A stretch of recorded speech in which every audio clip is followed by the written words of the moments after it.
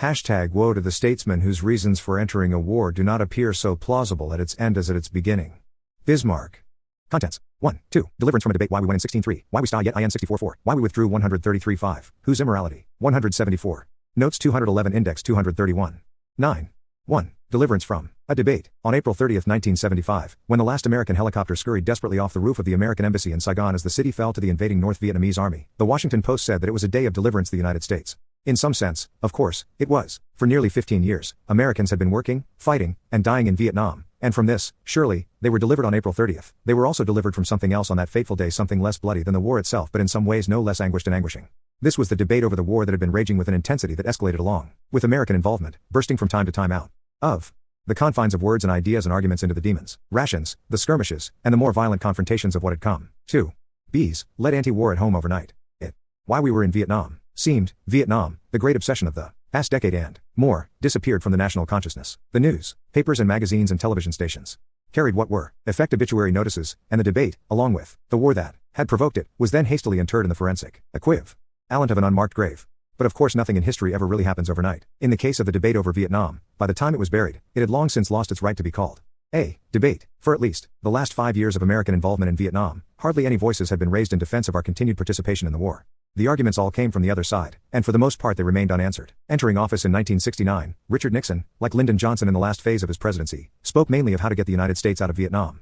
Rarely did he, or anyone else in those days, attempt to justify the intervention itself. Nixon had supported the decision of John F. Kennedy's administration to go into Vietnam. He had supported the deepening of American involvement under Johnson, and then, by resisting the temptation to withdraw immediately upon becoming president, he had taken the onus of Vietnam upon himself, turning it, in an act that many thought foolish from the point of view of his own political fortunes, into his war. Yet he never really made it his war in the sense of defending it politically and morally. There was no point, he and his people kept saying, in arguing over how and why we had got into Vietnam. The only question was how best to get out. Thus what Nixon mainly did was defend his strategy of gradual withdrawal against the demand for an immediate end to the American presence. The effect was to concede the moral and political arguments to the anti-war forces by now a coalition that included people who had led the country into Vietnam in the first place and were eager to atone by leading it out. Even before April 30, 1975, then, Vietnam had become perhaps the most negatively charged political symbol in American history, awaiting only the literal end of American involvement to achieve its full and final diabolization. From a narrowly political 11//deliverance from a debate point of view, it had become to the generation that had experienced it what Munich had been to an earlier generation, the self-evident symbol of a policy that must never be followed again. Indeed, for many people whose original support of American intervention in Vietnam had been based on memories of Munich, Vietnam not only replaced it but cancelled it out. To such people the lesson of Munich had been that an expansionist totalitarian power could not be stopped by giving in to its demands and that limited resistance at an early stage was the only way to avoid full-scale war later on.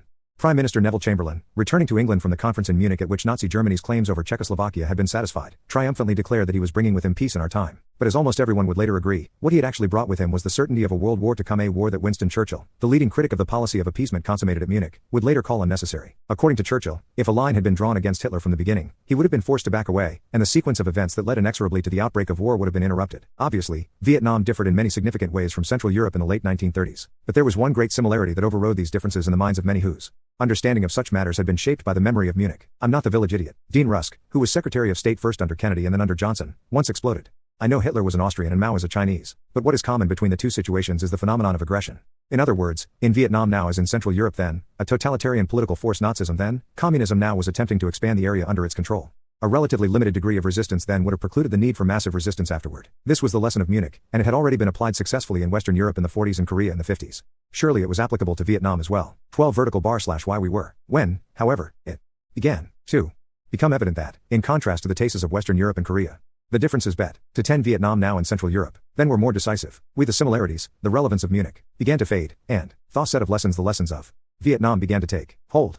The legacy of Munich had been a disposition, even a great readiness, to resist, by force, if necessary, the expansion of totalitarianism. The legacy of Vietnam would, obviously, be a reluctance, even a refusal, to resist, especially if resistance required the use of force. For some of the older generation who rejected the tutelage of Munich in favor of the tutelage of Vietnam, the new pedagogic dispensation was generally limited to lessons of a strictly political character.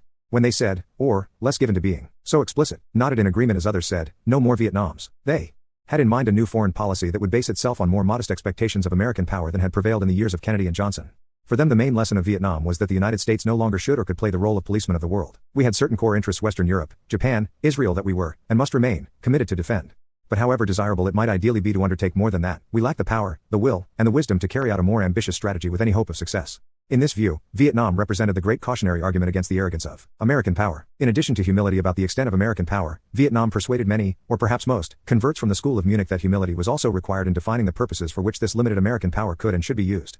Even assuming that it might be desirable to con the spread of communism, and many by now had lost their former conviction that it was desirable. Vietnam showed that the United States was unable, or indeed unqualified, to go on making the effort with any hope of success. On this issue Vietnam was taken to be an irrefutable piece of evidence showing the deliverance from a debate, folly of an ideologically based foreign policy in general and of an anti-communist crusade in particular. But these were only the blandest of the lessons of Vietnam. For, unlike Munich, Vietnam became the symbol of something much broader than a mistaken foreign policy. Especially for Vounger people who had no personal memory of the Second World War, Vietnam did not so much reverse the legacy of Munich as it succeeded to the legacy of Auschwitz. Only the most extreme elements within the anti-war movement took to spelling the name of the country as America, but many who shied away from so open an identification of the United States under Johnson with Germany under Hitler tacitly acquiesced in, if only by failing to object to, the idea that American involvement in Vietnam was an evil fully comparable to the evils done by Nazi Germany. Sometimes the evil was taken to be the American intervention itself, an act of aggression against a people fighting to liberate themselves from a corrupt and repressive regime. Far from resisting the spread of totalitarianism, we were propping it up. We were the counter-revolutionaries, we were the imperialists, we were the enemies of freedom and self-determination. As time went on, however, the emphasis shifted from the original American sin, the evil of the intervention, to the atrocities and crimes we were said to be committing in the fighting of the war itself. Within South Vietnam, the country we were allegedly trying to defend, we were uprooting villages, indiscriminately bombing and bombarding areas populated by civilians, defoliating forests and destroying crops, setting women and children on fire with napalm and other incendiary weapons, and committing random atrocities like the massacre of My Lai. And when, after 1965, we extended the war to North Vietnam, we became guilty of terror bombing aimed at harmless civilian targets. All this added up to the great crime of genocide. Some Americans agreed with Europeans like Jean-Paul Sartre and Bertrand Russell that the United States was deliberately wiping out whole people, and imposing the Pax Americana on an uninhabited Vietnam. Others thought that the policy was not deliberate but that, in the words of the American writer Francis Fitzgerald, it had no and that the results were in any case into other military logic distinguishable from genocide. 3 So well and widely established did this view become, and so, half-hearted and ineffective were the replies, that the word Vietnam became serviceable as a self-evident symbol of evil even outside the context of politics. Here, for example, was how it would later seem natural for a member of the Vietnam generation to speak of himself. Sometimes my life seems like my own personal Vietnam policy, a rap sheet so heinous that I wonder why those hooded judges of my conscience did not condemn me long ago. But within the context of politics, the idea that the American intervention into Vietnam had been a crime led, as we would expect, to sterner lessons than those that followed from the idea that the intervention had merely been a mistake. Instead of learning humility about the extent of their power, Americans were to learn renunciation. Until we could teach ourselves to intervene on the side of good, the side of revolutionary change, the best thing we could do both for ourselves and for the rest of the world was not to intervene at all. Oppressed peoples everywhere were rising and demanding their rights, and everywhere they encountered American opposition. The lesson of Vietnam was that the United States, not the Soviet Union and certainly not communism, represented the greatest threat to the security and well-being of the peoples of the world. Thus it was that by April 30, 1975, the debate over Vietnam had already been settled in favor of the moral and political position of the anti-war movement. At best Vietnam had been a blunder, at worst it had been a crime. At best it exposed the folly of trying to contain the spread of communism anywhere outside Western Europe. At worst it demonstrated that we were and always had been on the wrong side of a worldwide struggle. That the United States was defeated in Vietnam is certain. But did that defeat truly mean what the anti-war movement seems to have persuaded everyone it meant? Do the policies that led the United States into Vietnam deserve the discredit that has been 15/deliverance from a debate attached to them? Does the United States deserve the moral contumely that Vietnam has brought upon it, in the eyes of so many people both at home and abroad? Is it true, as the German novelist Günter Grass has said, that America lost in Vietnam no right to appeal to morals? The only way to answer these questions is to reopen the debate over Vietnam, from which the United States was prematurely delivered in the closing years of the war. But before the political and moral issues can be properly engaged, it will be necessary to retell the story of how and why the United States went into Vietnam and how and why it was driven out. 2. Why we went in. So much that has been written about Vietnam has come out of an anti-war perspective that reading through the literature leaves one with the impression that the men who made the decisions leading to an ever-deepening American involvement must all have been madmen and fools. The truth, however, is that if they were not exactly the best and the brightest, as David Halberstam half sarcastically and half seriously called them in the title of one of the most famous books published about the war while it was still going on, neither were they the worst and the most stupid. For Halberstam, the problem was to explain how so many of his own political heroes and friends should have taken so self-evidently wrong a turn. His answer was irresistible pressure from the right. The same problem presented itself to former members of the Kennedy administration Arthur Schlesinger Jr., Theodore Sorensen, and Richard N. Goodwin, for example, who later turned against the war. For such as these the problem was resolved in effect by 16/why we went in 17. Laming, on the one hand, before Mad and Eisenhower administrations, which had come before and left Kennedy. Legacy commitment he had no choice but to honor, and on the other land, the Johnson administration, which came after and Ascar hated the American commitment beyond anything Kennedy himself allegedly would have done had he lived. Yet as another critic of the war, Theodore Draper, asks, if President Kennedy's options were so limited in 1961 without American combat troops in South Vietnam, why did they, his former associates, think as many did when they turned against the war after 1965 that President Johnson's options were so much less limited with 400,000 American troops there? Kennedy, as Draper rightly says, emerges from the accounts of Schlesinger and Sorensen as a man who did what he did not want to do, what he knew or felt he should not do, and what he had little faith would come out right in the end. And he emerges in the same way from Halberstam's account. Kennedy had made the commitment without much enthusiasm and with a good deal of misgivings. He had made it not so much because he wanted to, but because he felt he could not do less, given the time and the circumstances. But he was never in any deep sense a believer. 99-2. This reading of Kennedy is based on a highly selective and even more highly tendentious use of the evidence bearing on his ideas about the world in general and Vietnam in particular. Both Schlesinger and Sorensen, for example, quote a speech Kennedy made as a senator on April 6, 1954, warning against American aid to the French in their losing struggle to maintain imperial control over Vietnam. In that speech Kennedy said, "I am frankly of the belief that no amount of American military assistance in Indochina can conquer an enemy of the people, which has the sympathy and covert support of the people. For the United States to intervene unilaterally and to send troops into the most difficult terrain in the world, with the Chinese able to pour in unlimited manpower, would mean that we would face a situation which would be far more difficult than even that we encountered in Korea."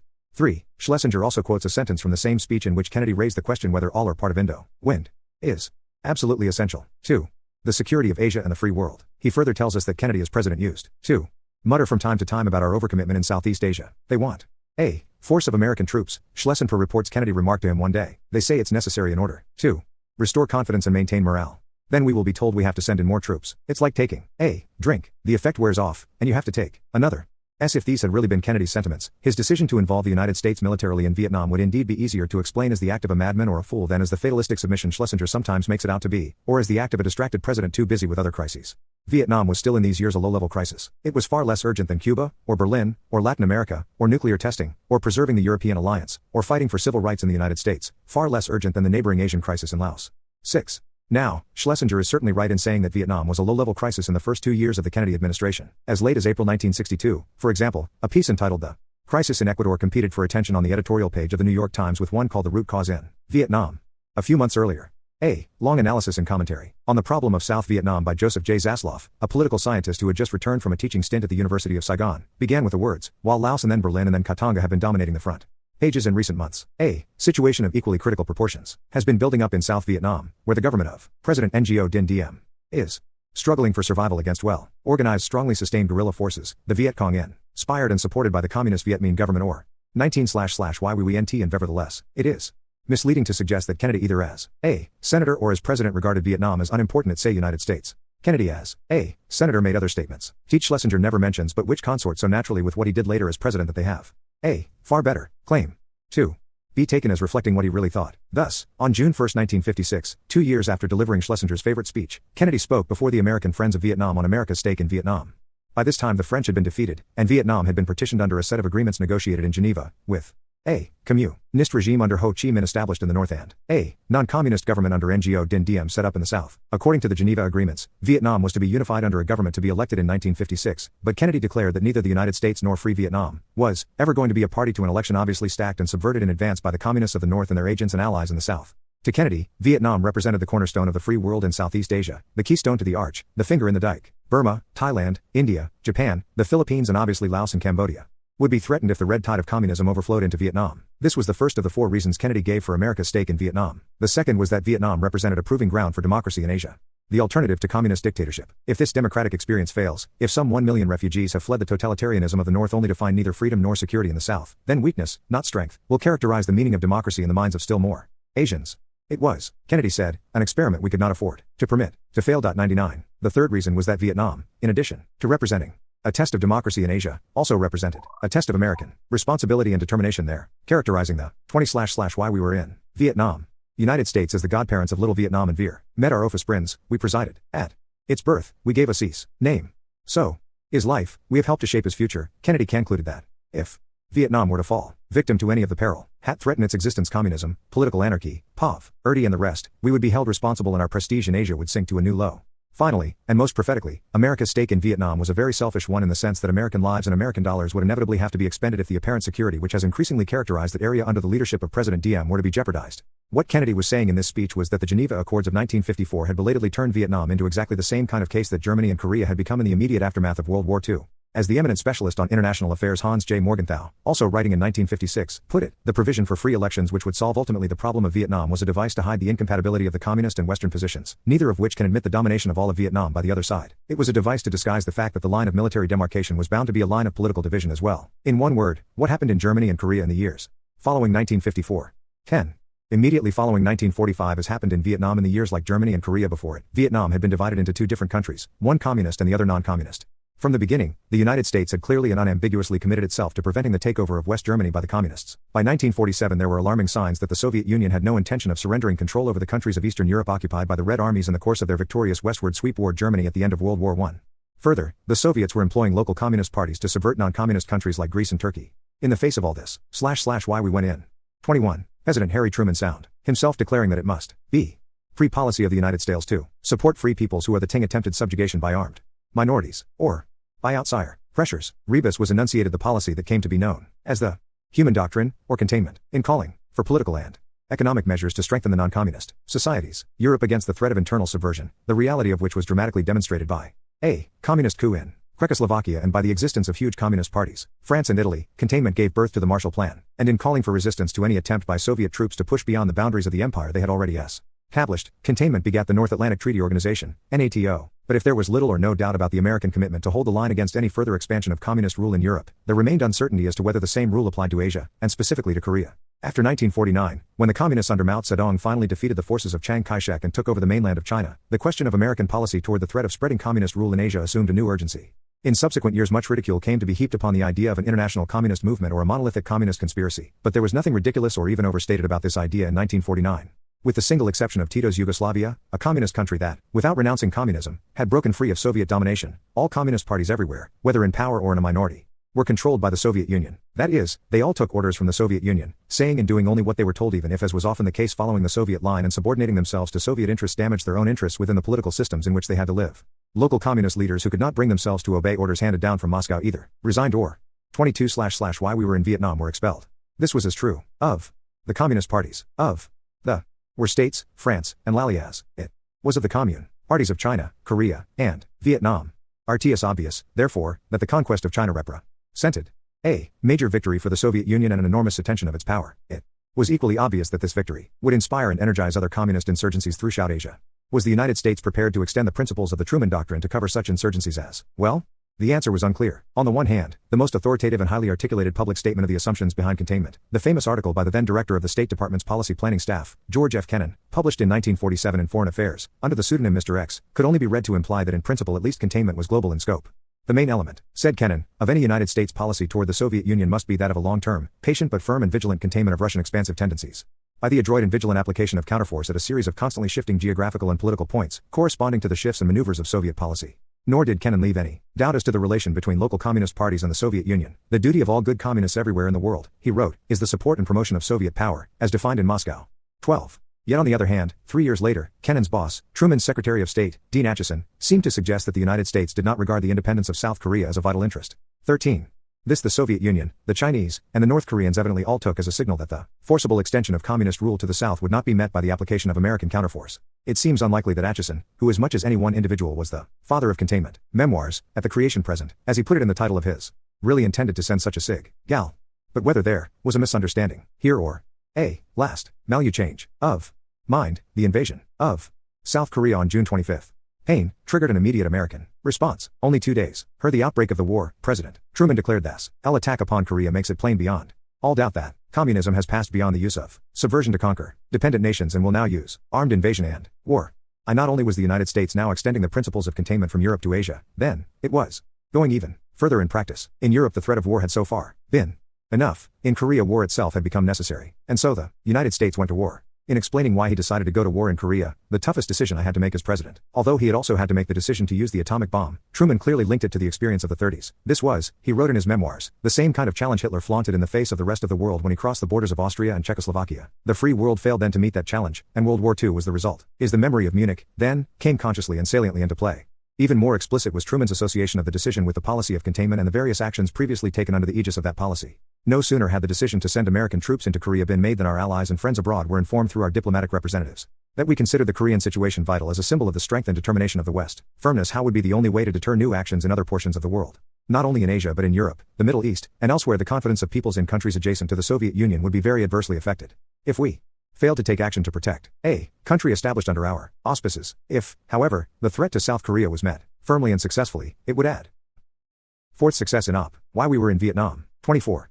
Position to the aggressive moves of the Communists to 3. Based such successes in Iran in 1946, when Soviet troops Hab-Barn forced out of Azerbaijan, in Berlin in 1947, when Soviet blockade had been defied through a massive American airlift, and then in Greece, where the threat of a communist takeover had been averted with the help of the military aid provided by the Truman Doctrine.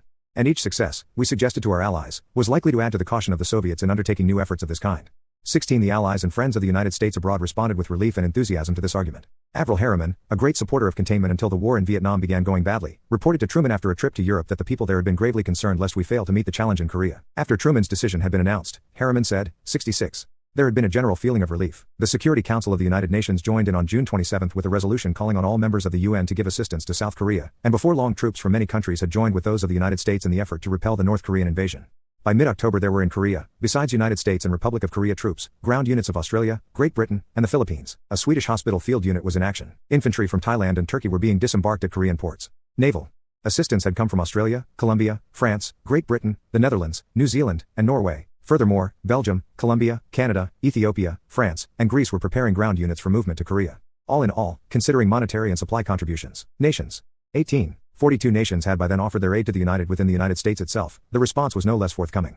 Indeed, looking back on Korea from a perspective shaped by the experience of Vietnam, what seems most remarkable is the absence of any serious opposition to what Truman, Del Br. So 19, SC 25 why we went in, decided to do. After all, the United States had only yesterday brought the boys back home from 4 long years of war, and so little was any future military action on the American mind. Number 594 is that, as Truman put it, the American people had chosen, in scute their military might, he himself as president, and Chero, Dwight D. Eisenhower as Army Chief of Staff had, both, warned against hasty and excessive demobilization, but, their voices had been drowned out by Congress and the press. 19. Now, only 5 years later, there was scarcely a protest against the remobilization required by the decision to go into Korea, the activation of several National Guard divisions and the reinstitution of the draft, by unanimous vote in the Senate.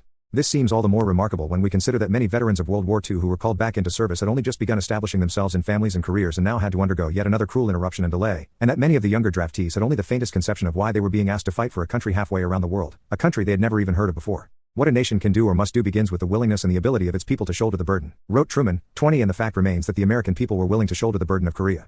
There were still isolationists in the United States who saw no reason to fight in any distant place, but their ideas had been dealt so stunning a blow by the events of the past decade that they were reduced to surly and ineffectual mutterings. There were also groups in the United States opposed to the policy of containment, not because they were isolationists, but because they were either sympathetic to the Soviet Union or convinced that the Soviets were more sinned against than sinning and had more cause to defend themselves against us than we had to defend ourselves against them.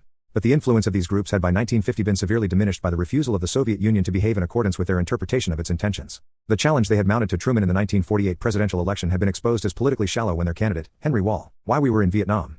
26. Lace, received not the 10 million votes he had expected but only Lace Lyon, and as if all this were not enough, they were further wakened by official harassment in the form of congressional investigations and all the other instrumentalities of what later came to be called McCarthyism. A Newman thus had next to no trouble with the isolationists or the Soviet apologists, and their ideas had next to no effect on the political culture that sanctioned his decision to intervene militarily in Korea and simultaneously shape the response of the American people, including those who had to do the actual fighting.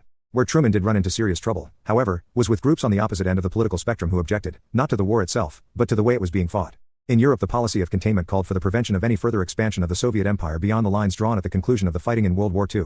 Given the fact that all communist parties everywhere were in those days subservient to the Soviet Union, this rule applied, in theory at least, to internal subversion or insurrection no less than to invasion by the Red Army. Thus the great theorist of containment, George F. Kennan, who would later protest that his ideas had been misinterpreted as calling for a greater emphasis on the military over the political component than he had intended, recommended outright military intervention should the communists win the elections in Italy in 1948.21. Nevertheless, the United States did not attempt to intervene when Czechoslovakia, which, in Truman's words, had so long been the stronghold of democracy in Central Europe, fell to a communist coup in 1948, foreshadowing in this the tacit agreement, which would be observed in Hungary in 1956 and again in Czechoslovakia in 1968, to allow the Soviet Union free hand within its own sphere of influence. Italy, in other words, came under our protection. Czechoslovakia did not, though it was a democratic country and therefore had claim on an American policy aimed at defending the free world against communist aggression. Czechoslovakia could not be saved without risking an 27/LYWENT and mall out war, but states was ad states and the Soviet Union us risk the united demo erratica record vo run, and so 2. Anton Truman again, a democratic Czechoslovakia, for the co and lime in less than 9 years, fell under the heel of totalistic unism, having first been sacrificed to Nazism out of the Tart a war. It was now sacrificed for the same reason to communist our land would be again 20 years later. But no such sacrifice was deemed necessary in the cases of Iran, Turkey, Greece, and of course Berlin, nor, it appeared, was it deemed necessary in the Far East. Every effort short or direct American military intervention had been made to save China from being conquered by the communists under Mao Zedong, but when the communists nevertheless won, the United States refused to accept the result as final.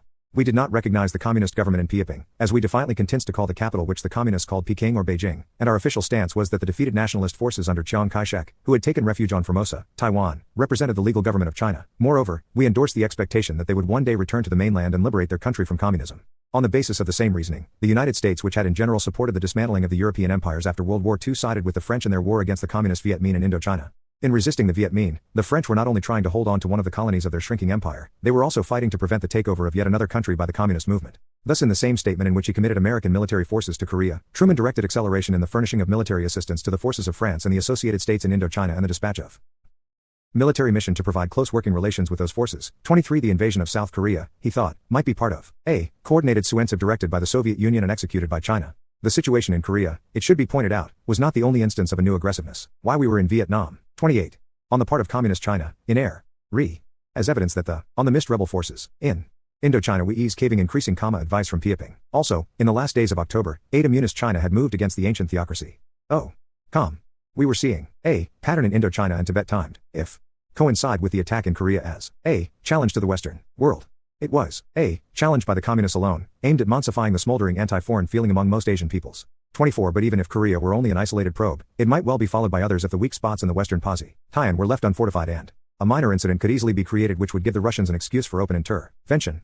25. If, however, the United States was prepared to pay a price in blood to save South Korea from communism, was it prepared to go further? Was it prepared to drive the communists out of North Korea and ultimately out of China? Was the policy to be containment or was it to be liberation? According to his own account, Truman's answer to this question left no room for ambiguity. His objective was to push the North Koreans back behind the 38th parallel. Military operations could be conducted above the 38th parallel in, that is, North Korean territory, but they should be designed only to destroy military supplies, for I wanted it clearly understood that our operations in Korea were designed to restore peace there and to restore the border. Truman also made it clear that such operations could only be conducted provided that at the time there had been no entry into North Korea by major Soviet or Chinese communist forces, no announcement of an intended entry, and no threat by Russian or Chinese communists to counter our operations militarily in North Korea. 26. When a few months later, and despite the confident predictions to the contrary of the commanding general, Douglas MacArthur, a massive Chinese force did enter the war, Truman's policy was to do everything possible to prevent it from spreading any far. There. MacArthur opposed this tolerant effort to contain the war. 2.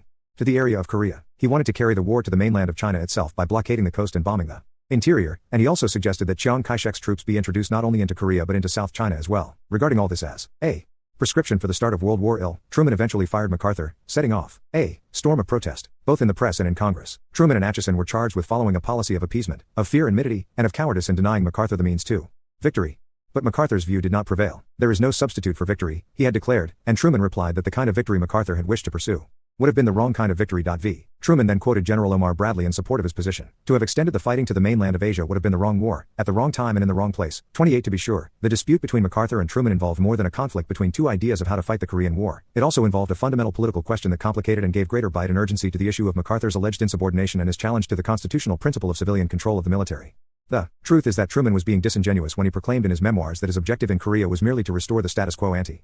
At one stage, and especially after the triumph of MacArthur's landing at Incheon had turned the tide in our favor, Truman and his advisors undoubtedly hoped to drive the communists out of the North as well as the South, thus achieving, in the words of a Security Council resolution which had been drafted in the U.S. State Department, the complete independence and unity of Korea. 29. This was precisely MacArthur's own understanding of his mission, which was, as he put it after he was fired, to clear out all North Korea, to unify it and liberalize it. 3. Very likely MacArthur would have been allowed to follow through if the Chinese had not intervened. Once, they did, however, and in great and Lorifin force. The issue Mbabe ride was would be Avo and Terrifinan whenever the probitsi, in Caver, or don't war 491, over 7 union, of the Chinese and of what containment, the is liberation. From that icy disappearia of ambigulas again had been, in American potion de widen tie and McCarthy's persistent demands for permission to widen the war were just persistently refused. 2. But was this American policy or was it only the policy of the Democratic Party? Running against Truman's hand-picked successor, Adlai Stevenson, in 1952, Eisenhower promised that elected he would go to Korea personally, thereby suggesting that he would bring the war to an end through a negotiated settlement. At the same time, his running mate, Richard Nixon, played to the pro-MacArthur sentiment by attacking Stevenson as a graduate of Acheson's cowardly College of Communist Containment whose ideas had lost us China, much of Eastern Europe, and had invited the communists to begin the Korean War. 3. Could an Eisenhower administration, then, be expected to continue on the course of containment set by Truman, or would it go further and dedicate itself to recouping the losses to international communism, for which Truman's policies had, according to Nixon, been responsible? In view of the fact that upon becoming president in 1953 Eisenhower appointed as his Secretary of State John Foster Dulles, a man clearly identified with the contemptuous Nixonian view of containment, the ambiguity of the campaign might have seemed On the way to a resolution in favor of liberation as against containment, but in the event no such change occurred, the Eisenhower administration accepted a settlement of the Korean War on exactly the terms originally outlined by Truman. The North Koreans were driven back behind the 38th parallel, and the original division of the country into a communist North and a non-communist South was preserved against an armed effort to unify the two under communist rule. Fromless, Pressy the I-State, Cher Nixie the Tem-san. The No Why La. 31// Why we went in. From the point of view of containment, this was a victory. From the point of view of liberation, it was a defeat. Nevertheless, Eisenhower sent Nixon himself to Korea with a letter to President Syngman Rhee, who no less than the Communists of the North and no less than the Party of Liberation in the United States refused to accept the division of his country and still cherished hopes of ruling a united nation. The purpose of Nixon's mission was to make certain that Rhee understood that the United States would not support any unilateral military attempt he might undertake to reunite his country. And on the same trip, Nixon, who in the past had spoken of unleashing Chiang Kai-shek against the mainland of China, gave the same message to Chiang on Formosa. I could not tell Chiang outright that his chances of reuniting China under his rule were virtually non-existent, but I made it clear that American military power would not be committed to support any invasion he might launch. 32 Thus did containment become the policy not only of the Democrats but of the Republicans as well, which is to say, of the United States. No sooner had this been established than the question of whether and how it applied to Indochina presented itself to the Eisenhower administration. Here, to judge by the statements of all the leading figures in that administration, the answer was entirely lacking in ambiguity. While in the spring of 1954 the French were making what would turn out for all practical purposes to be their last stand against the Viet Minh at the fortress of Dien Bien Phu, Dulles warned that if the Communists won control of Vietnam they would surely resume the same pattern of aggression against other free people in the area. 33 Nixon was convinced that unless the Communists knew that their so-called wars of liberation would be resisted by military means if necessary, they would not stop until they had taken over Southeast Asia, just as they had Eastern Europe. 34 Admiral Arthur W. Radford, chairman of the Joint Chiefs of Staff, said that the loss of Indochina would be the prelude to the loss of all South East Asia and a threat to a far wider area. 35 And Eisenhower, himself, in what was to become one of the most famous and then /Why we were in Vietnam, notorious images of the American, or Hemant, in Vietnam, said, "Notori necessary to prevent the fall of Indochina. To communist, it vas you have a row of dominoes set up, you knock over because one, and what will happen to the last? One is the certainty that it will go over, very quickly." 36 Naive. So high an estimate of the importance of preventing a communist victory in Indochina, it would be astonishing indeed inexplicable underscore if plans were not made by the United States to intervene militarily, and so they were, during the siege of Dien Bien Phu, which, according to Nixon, the press began to build up as the first test since Korea of the free world's ability to resist communist aggression. 37.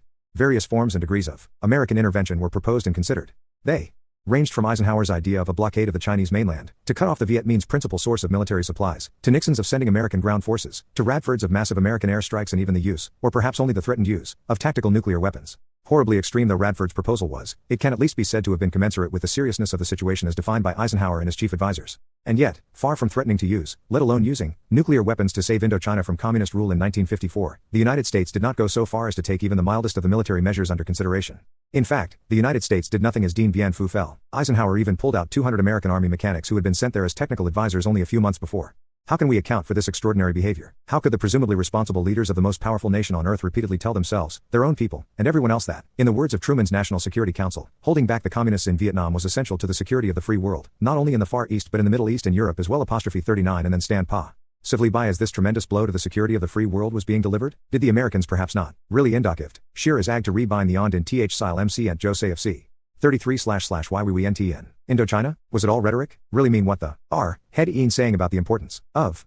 Even though this hypothesis is forced into consideration by the sheer weight that must think it constant for in this case an action, st against mere talk, I think it can be dismissed. It is impossible. For read the documents and the memoirs of the period Withhold Boeing struck by the strength of the convictions that lay behind the alarmist view of the consequences of communist victory in Indochina. 15 years later, at the height of the anti-war fevers in the United States, there would be a good deal of talk about the silencing of dissent within the State Department during the McCarthyite period. There would be talk, too, about how different everything might have been if Foreign Service officers like John Patton Davis, John Stuart Service, and John Carter Vinson, who disagreed with the strong anti-communist orthodoxy of the period in general and who advocated less hostile American policy toward the Chinese communists in particular, had not been forced out of the department by charges of disloyalty. Yet unjust though the charges might have been in such cases, the very fact that diplomats as well connected as these men, Vincent was defended by Dean Acheson, for example, and Davis by Avril Harriman, could be successfully attacked was not merely tribute to the effectiveness of McCarthyism in suppressing dissent. It also testified to the power of the consensus on the issue of international communism, on the nature of the danger it posed and on the kinds of measures that should be taken in order to cope with that danger.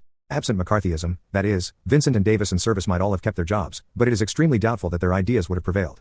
Thus when, during the Korean War, the British Prime Minister, Clement Attlee, suggested to Truman and Acheson that a more sympathetic policy toward communist China might encourage it to move in a Titoist direction, Truman held firm to the view that the Chinese were Soviet satellites. Acheson added that whether or not communist China was a Soviet satellite, the American people could not be expected to support and intervene.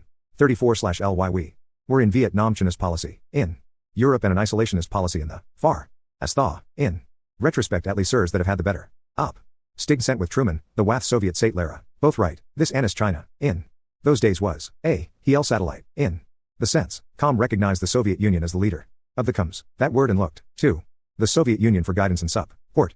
10 years later, of course, China would break with the Poirier Union for reasons of its own. American hostility had not he to do with this Titoist development one way or the other, und it may be doubted that American sympathy would have has it either. Be all that as it may, however, Dulles was if anything, a more devoted believer in the anti-communist consensus as applied to Asia than his predecessor Acheson.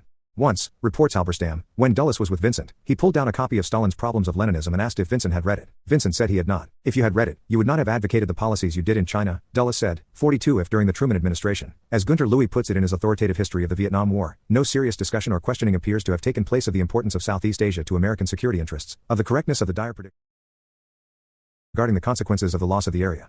43 The Eisenhower administration in its turn also took these judgments entirely for granted. Again the contrast between the British and the American positions highlights the point. As Truman and Acheson had differed with Attlee over China, Eisenhower and Dulles now differed with Winston Churchill, who had succeeded Attlee in 1951 as Prime Minister, and as Foreign Secretary, Anthony Eden, over Indochina. Explaining to Eisenhower's emissary, Admiral Radford, why the British would not join the United States in a military intervention during the siege of Dien Bien Phu, Churchill admitted that the rest of Indochina might fall if Vietnam were lost, but he did not foresee any threat to the rest of Southeast Asia, Japan, or Australia. Eden similarly told Dulles that he was not convinced by Dulles's assertion that the situation in Dokal 1931 Convihus, Wick Nix Girlnix, this ABR Onsu Th, Pulti.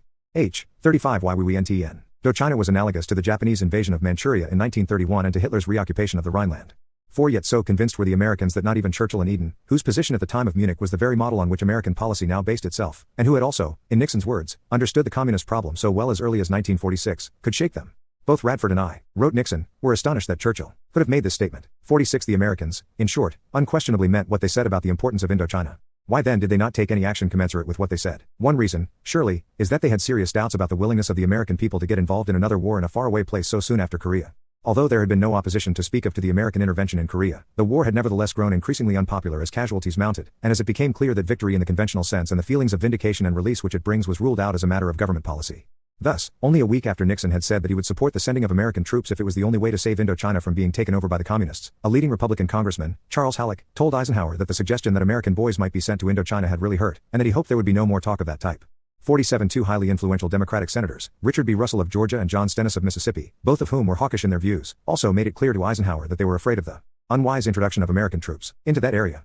48 A second related reason had to do with what might be called the impurity of the cause for which the United States would be intervening. The Viet Minh rebels were certainly communists and they were clearly tied into the international communist movement. Their leader, Ho Chi Minh, had actually founded the Communist Party of Vietnam. He had been trained in Moscow, and his forces were now being supplied by the mainland Chinese. At 36//why we were in Vietnam. The same time, however, Ho was fighting an anti-colonialist war. The French out of his country. Ho that in helping to den the United States found itself on the side of imperialism. Race was an uncomfortable and inconsistent position for the United States, which had, since the end of the Second World War, generally supported the breakup of the old European empires. Nixon and Dulles might sneer at so-called wars of Liber Pion like the one being waged by the Viet Minh against the French as a fraudulent cover for communist aggression directed and supplied from the outside by the Red Masters, or China, who were in turn directed by the Soviet Union, and they might wholeheartedly believe in this interpretation of what was going on. But they were also so uneasy about being, for the first time in American history, says Theodore Draper, so on the side of colonial power that as a condition for intervention they demanded an unequivocal declaration by the French government of independence for the Associated States, Vietnam, Laos, and Cambodia.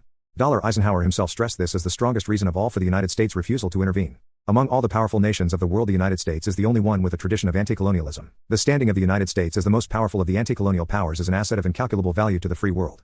Thus it is that the moral position of the United States was more to be guarded than the Tonkin Delta, indeed than all of Indochina.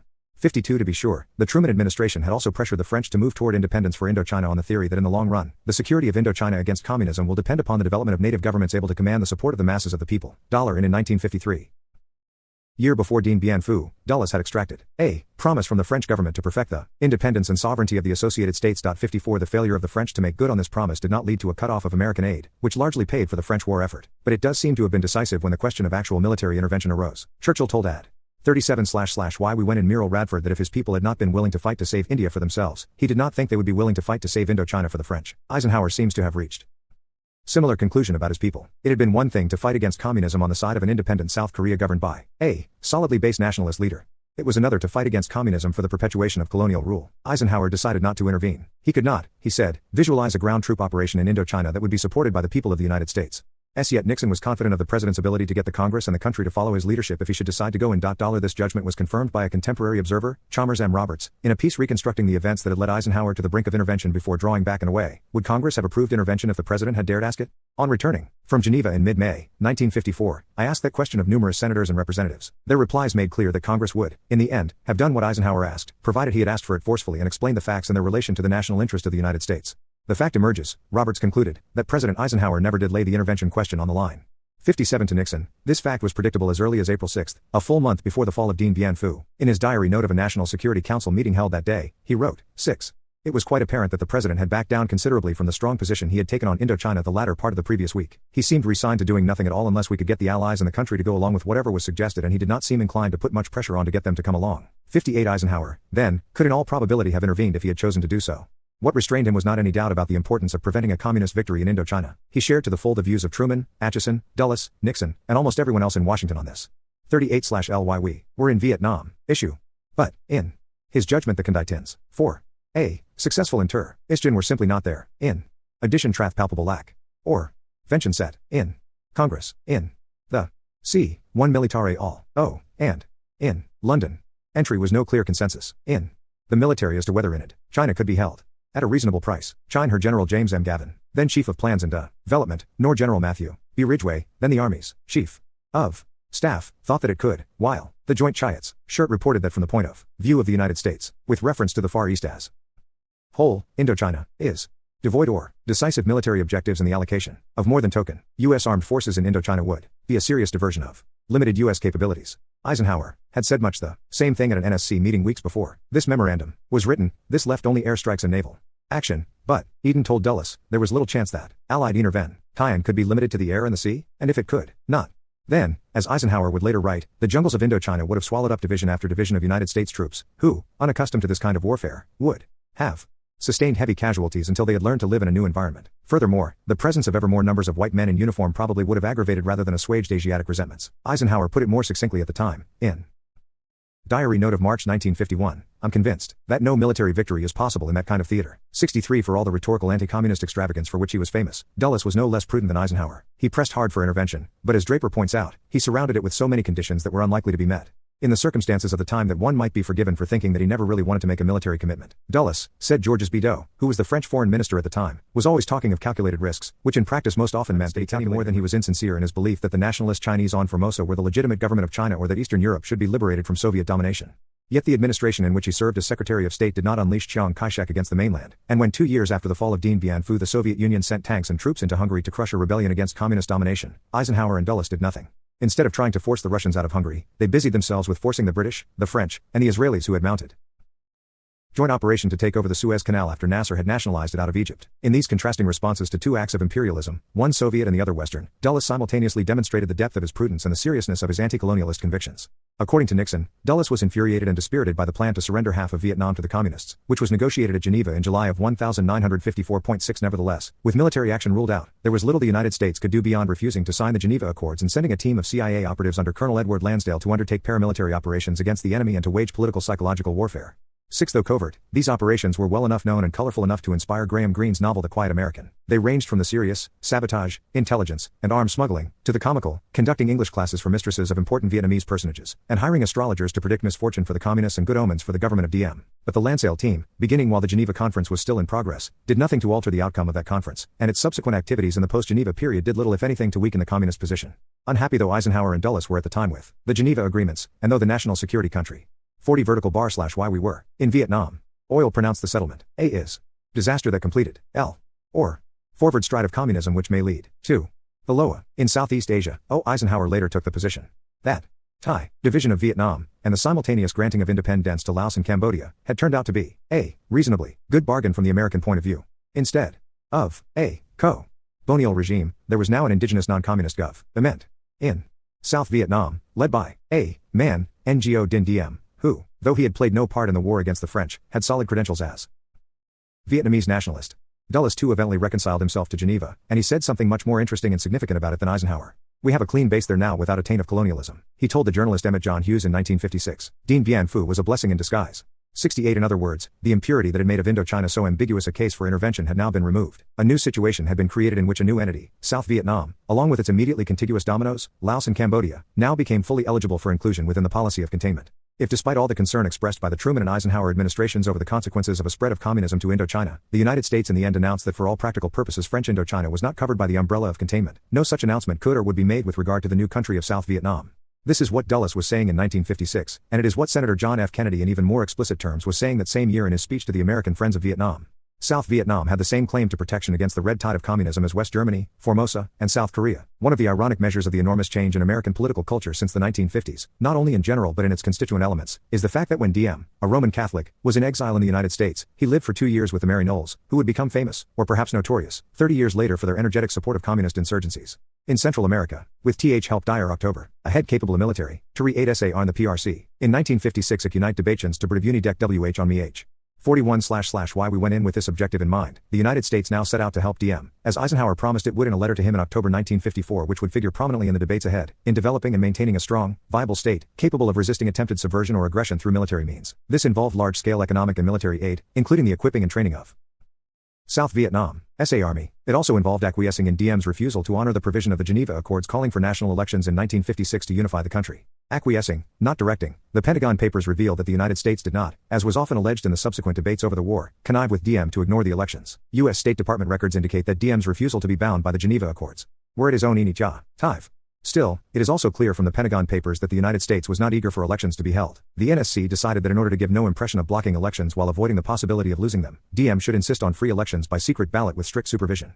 Communists in Korea and Germany had rejected these conditions. Hopefully the Viet Minh would follow suit. 70 Of course, since neither the United States nor South Vietnam had signed the Geneva Agreements, they were under no legal obligation to carry them out. Legalities aside, however, the main reason for opposing these elections was that they would in all probability have resulted in a victory for Ho Chi Minh. Some Americans, including Senator John F. Kennedy, professed to think, and perhaps really did think, that the elections would be stacked and subverted in advance. Others, including President Eisenhower himself, thought that had elections been held as of the time of the fighting, possibly 80% of the population would have voted for the communist Ho Chi Minh as their leader. 72 And presumably he thought that Ho was still popular enough 2 years later, in 1956, to defeat Diem in a free and fair election. In any case, the point was to prevent the communists from taking over the whole of Vietnam. If in the name of democracy, 42/ why we were in Vietnam elections had been forced on Diem and the communists had won, Che Risut would have been not the extension of democracy. 2. In truth but the destruction of any possibility of a development in she direction of democracy there. To quote Draper, no friend either of Diem or of American policy in Vietnam, Ho Chi Minh might have taken power democratically, but he would not have kept power democratically, which is far more important. In 1960 the elections in North Vietnam resulted in a 99.8% majority for the ruling Communist Party and its two small satellite groups, with no one permitted to run on an opposition platform. For this reason it is fatuous to imagine that Vietnam would have been more democratic if Ho Chi Minh had been permitted to get an 80% majority in a national election. 9973 There is no question, moreover, that the policy of the United States was to encourage Diem to establish South Vietnam as in Kennedy's words a proving ground for democracy in Asia. 74 For one thing, the United States believed in democracy with a quasi-religious fervor. Compromises might be necessary at a given moment or in a set of given circumstances, but few Americans in those days doubted that democracy was superior to any other form of government and that it was the goal toward which all peoples truly aspired. There was also general agreement that democracy, in addition to being morally superior to communism, provided the best protection against it. People living under a democratic government would not only fight to preserve it against external communist aggression, even more to the point, they would rally behind efforts to resist internal subversion as well. And finally, where an American commitment was made that would certainly cost American dollars and might well cost American lives, it was important that, in Dulles's significant image, the base be clean. In Vietnam the taint of colonialism had, authoritarianism, been removed, and now it was necessary to remove the taint of for all these reasons Eisenhower, in the same letter to Diem promising American aid, stipulated that the government of the United States expects that this aid will be met by performance on the part of the government of Vietnam in undertaking needed reforms. 75 In the next 2 years, to the surprise of many, App. 43/ why we NTN. Apparently including the communists, who had agreed to petition on the assumption that Diem would never be able to establish a solid regime in the South and that the prize would eventually fall into their hands without too much trouble. South Vietnam seemed well on its way to becoming a free and independent republic taking its first vital steps toward true democracy. 7 Senator John F. Kennedy was not the only American to speak in such terms. Senator Mike Mansfield, later to become a leading critic of American military involvement in Vietnam, declared after a visit to South Vietnam in 1956 that Diem had taken what was a lost cause of freedom and breathed new life into it. 77 And even David Halberstam later acknowledged that Diem acted forthrightly and courageously in the early years of his government. 78 The problem was that Diem's unquestionably positive and constructive achievements were offset by the wholesale suppression of political opposition. Newspapers were shut down and tens of thousands of people arrested. Such measures were justified as necessary to the fight against communist guerrillas who had remained in, or returned to, the South after partition, and to some extent this was true. After the Geneva Agreements, an exchange of populations had been effected, with approximately 1 million refugees from the north streaming into the south and perhaps 100,000 Viet Minh troops and supporters going north. The communists, writes Louis, also left behind several thousand of their best cadres as well as a large number of weapons caches. 79. One of the things these cadres did was to engage in a systematic program of terrorism, called the extermination of the traitors, whose aim was to assassinate the most effective local administrators, school teachers, medical personnel and social workers who tried to improve the lives of the peasants. 80. It was, says Schlesinger, warfare in the shadows, ambush and murder and torture, leaving behind a trail of burned villages, shattered families, and weeping women. C. But Diem's campaign against the communists also served as a means of consolidating his own dictatorial power. To make matters worse, he followed policies in the countryside that alienated the peasantry. This opened the way to greater communist influence. 44 vertical bar ly we were in Vietnam. Hence, while Diem's political authoritarianism was simultaneously increasing the range of his non-communist opposition in the cities, some elements of this non-communist opposition would join the National Liberation Front, NLF, founded in 1969, as so many were fooled into believing by indigenous South Vietnamese opponents of Diem but at the instigation of the party. In Hanoi. 82 The reason for the pretense was that the communists needed to represent the insurgency against Diem as an internal South Vietnamese rebellion, a civil war rather than an invasion from the north, just as they needed front organization like the NLF to conceal the fact that they were in control. Diem's policies certainly fueled non-communist opposition to his regime within South Vietnam itself. It is also true that the communists within South Vietnam wanted to move more actively to armed struggle by 1959. But it is no less certain that the insurgency was, in the words used in 1976 by the French journalist Jean Lacouture, who had done so much to spread the impression that the NLF had been autonomous, piloted, directed and inspired by North Vietnam. What was portrayed from the beginning as a civil war fought by an independent South Vietnamese guerrilla army, now called the Viet Cong, would end 15 years later with a massive invasion by the North Vietnamese army, and no Southerners, that is to say, no Southern communists let alone non-communists would be given any important positions in the new government of a united Vietnam set up in the wake of those triumphant divisions from the North. 3. This view of the situation as an attempt by North Vietnam to take over South Vietnam by force, ridiculed as it came to be by critics of the war and then vindicated by the eventual outcome of the war, was precisely the one held by official Washington when John F. Kennedy assumed office in 1961. As Kennedy himself put it later that year in a letter to Diem, the communist, Al. 45//Why we went in. Authorities in North Vietnam were resorting to force and subversion in their campaign to destroy the Republic of Vietnam. 84 It was clear, moreover, that this campaign was making progress. What still seemed unclear was whether the remedy was internal political changes, up to and including the replacement of Diem by another leader. While no one can promise a safe transition, John Kenneth Galbraith, then ambassador to India, told Kennedy, "We are now married to failure. It is a better rule that nothing succeeds like successors, and or increased military aid, up to and including the introduction of American combat troops." Those who saw the problem as primarily political later contrived to suggest that their view had been tantamount to opposing American intervention. But an emphasis on the political aspect of the problem would have required a greater degree of intervention than even the military emphasis required. It would have meant forcing Diem to run his country in accordance with American ideas rather than his own, and getting rid of him if he remained recalcitrant. And this in turn would have led to an increase in American involvement and in the concomitant American responsibility for carrying on the war. Indeed, it was precisely this reluctance to get involved in another land war in Asia, a reluctance expressed in what was called in the Pentagon the Never Again Club, that had weakened the effect of American pressure on the French to grant independence to Indochina, and that now made the pressure on Diem for reform so ineffective. In 1954, the overriding fear, writes Louis, seemed to be that in the event of too much American pressure the French would pull out of Indochina and put before the U.S. the extremely undesirable choice of either abandoning Indochina or dispatching American ground forces. 86 The same problem arose with Diem. First Eisenhower and then Kennedy were inhibited in exerting pressure on him, for fear that this would lead to the same impossible dilemma. Here another historical lesson, the lesson of China, came into play. In January 1949 a young Democratic congressman, named John F. Kennedy, speaking on the floor of the House, did 46 vertical bar / why we were an extraordinary thing. He denounced an administration run by his own party for its responsibility in the disaster that has befallen China and the United States. So concerned were our diplomats and their advisors, the Lattimores and the Fairbanks, with the imperfection of the democratic system in China after 20 years of war and the tales of corruption in high places, that they lost sight of our tremendous stake in a non-communist China.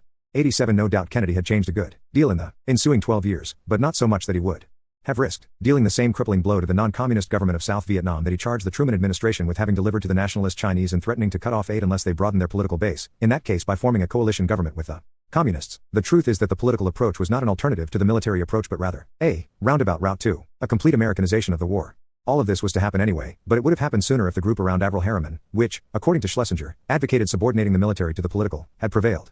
Nor was the political emphasis more modest or wiser than the military. It was, in fact, much more arrogant in assuming that Washington understood how to solve the political, social, and economic problems of South Vietnam, a faraway country of which Americans knew far less than Neville Chamberlain notoriously said the British knew about Czechoslovakia in 1939. The journalist Theodore H. White recognized this. In a letter to the White House from Saigon, he wrote, "If a defeat in South Vietnam is to be considered our defeat, if we are responsible for holding that area, then we must have authority to act, and that means intervention in Vietnam politics." But White wondered whether we had the proper personnel, the proper instruments, the proper clarity of objectives to intervene successfully.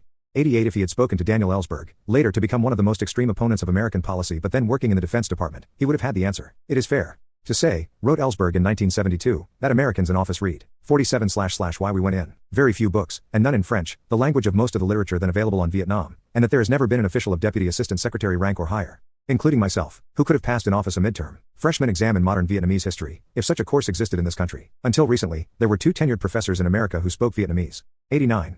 Even in saying that they understood how to win the war, the Americans turned out to be presuming too much, and yet this was at least a more limited claim and one to which experience and the historical record entitled them. For the war in Vietnam was a guerrilla war, and, in the words of the pseudonymous Simpson Pattis, a military analyst who is severely critical of the Army's performance in Vietnam, it can fairly be said that the United States Army at the beginning of the Vietnamese involvement had and should have learned by as much experience in the tactics of guerrilla warfare and counterinsurgency as the soldiery of any other modern nation.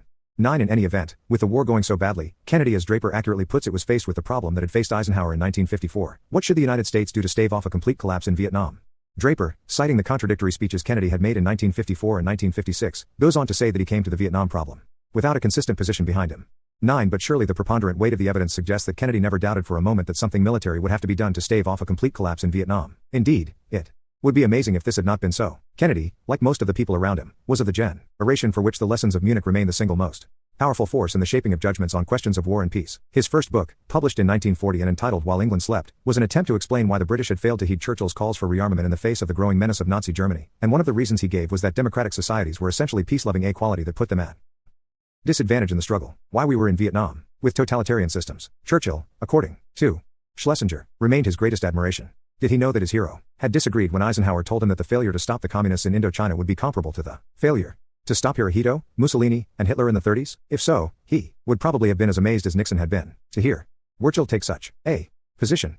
Kennedy's Secretary of State, Dean Rusk, was equally influenced by the lessons of the 30s, as he would make clear in invoking the analogy on innumerable occasions in the years ahead. His national security advisor, McGeorge Bundy, had as a Harvard professor given a yearly lecture on Munich that had become legendary. When it was on the day's schedule, writes Halberstam, himself a Harvard graduate, Bundy played to standing room only. 94. Nor is there any doubt that Kennedy and his people took it as virtually self-evident that the lesson of Munich was as applicable to the war in Vietnam as it had been to the war in Korea. No actual armies were crossing the border, as had been the case in Korea, but even if the means were different, the object was the same. North Vietnam was just as surely trying to conquer South Vietnam as North Korea had tried to conquer South Korea. Moreover, just as China had stood behind North Korea in this act of aggression, so China was standing behind North Vietnam now, and behind China, then as now, stood the Soviet Union. Thus the war in Vietnam was a variant, or a mutation, of the pattern of totalitarian aggression, and it called under the tutelage of Munich for the same response as its more conventional predecessor in Korea. As it happens, the depth of the split between the Soviet Union and China was already becoming visible to such observers as Richard Lowenthal in 1961,9, but it seems to have played little or no part in the calculations of Kennedy and his people where Vietnam was concerned. In fact, Kennedy expressed doubts to de Gaulle in June 1961 that the split would become acute until the West was forced out of Southeast Asia, and Schlesinger complains that the State Department refused to give up using the term Sino-Soviet bloc even as late as 1963. Yet when after Kennedy's death the seriousness of the split became apparent to everyone, this only served to make Munich seem even more relevant, for the Chinese in those days were more militant about spreading communism than the Soviet Union. Indeed, the doctrinal dispute between them turned precisely on the issue of the duty of communist nations to foment and support revolutionary uprisings against the imperialist bloc led by the United States. While the Russians under Khrushchev were beginning to speak of peaceful coexistence, the Chinese were stressing the need for an intensification of the revolutionary struggle. Consequently, the Chinese acting on their own seemed more dangerous than when under the presumably restraining influence of the Russians, whose own relative moderation on the issue of revolutionary violence was thought to stem from the fear that great power involvement in wars of national liberation could escalate and ultimately lead to a nuclear exchange. The Chinese, as they often proclaimed, did not share the Russians' cowardly fear of nuclear war, a fear that served only to inhibit revolutionary zeal and to retard the victory of communism throughout the world. Thus in 1965, Averell Harriman, the leader of those who in the Kennedy days were urging a political rather than a military emphasis in American policy, would compare an article by Lin Piao, the Chinese defense minister, urging the underdeveloped nations to launch wars of national liberation, to Hitler's Mein Kampf as a blueprint for world revolution. Thus, too, Lyndon Johnson had seen a special danger in the fact that Red China's leaders preached the doctrine of violence and wars of national liberation. 9. There is no reason to suppose that Kennedy and his people, many of whom, including Rusk, Bundy, and Harriman, became Johnson's people after Kennedy's death, would have disagreed with this analysis. If Munich supplied the broadest context for the decision to do something that might stave off a complete collapse in Vietnam, containment provided the more immediately relevant premises. Adlai Stevenson, ambassador to the UN under Kennedy and then Johnson, brought the two themes of Munich and containment together in perhaps the most lucid and succinct statement of the case. The period from 1947 to 1962 was largely 50//why we were in Vietnam. Occupied in fixing the post-war line with the Soviet Union. We have no such line with the Chinese, since they are in an earlier, more radical stage in their revolution. It may be more difficult to establish. 1.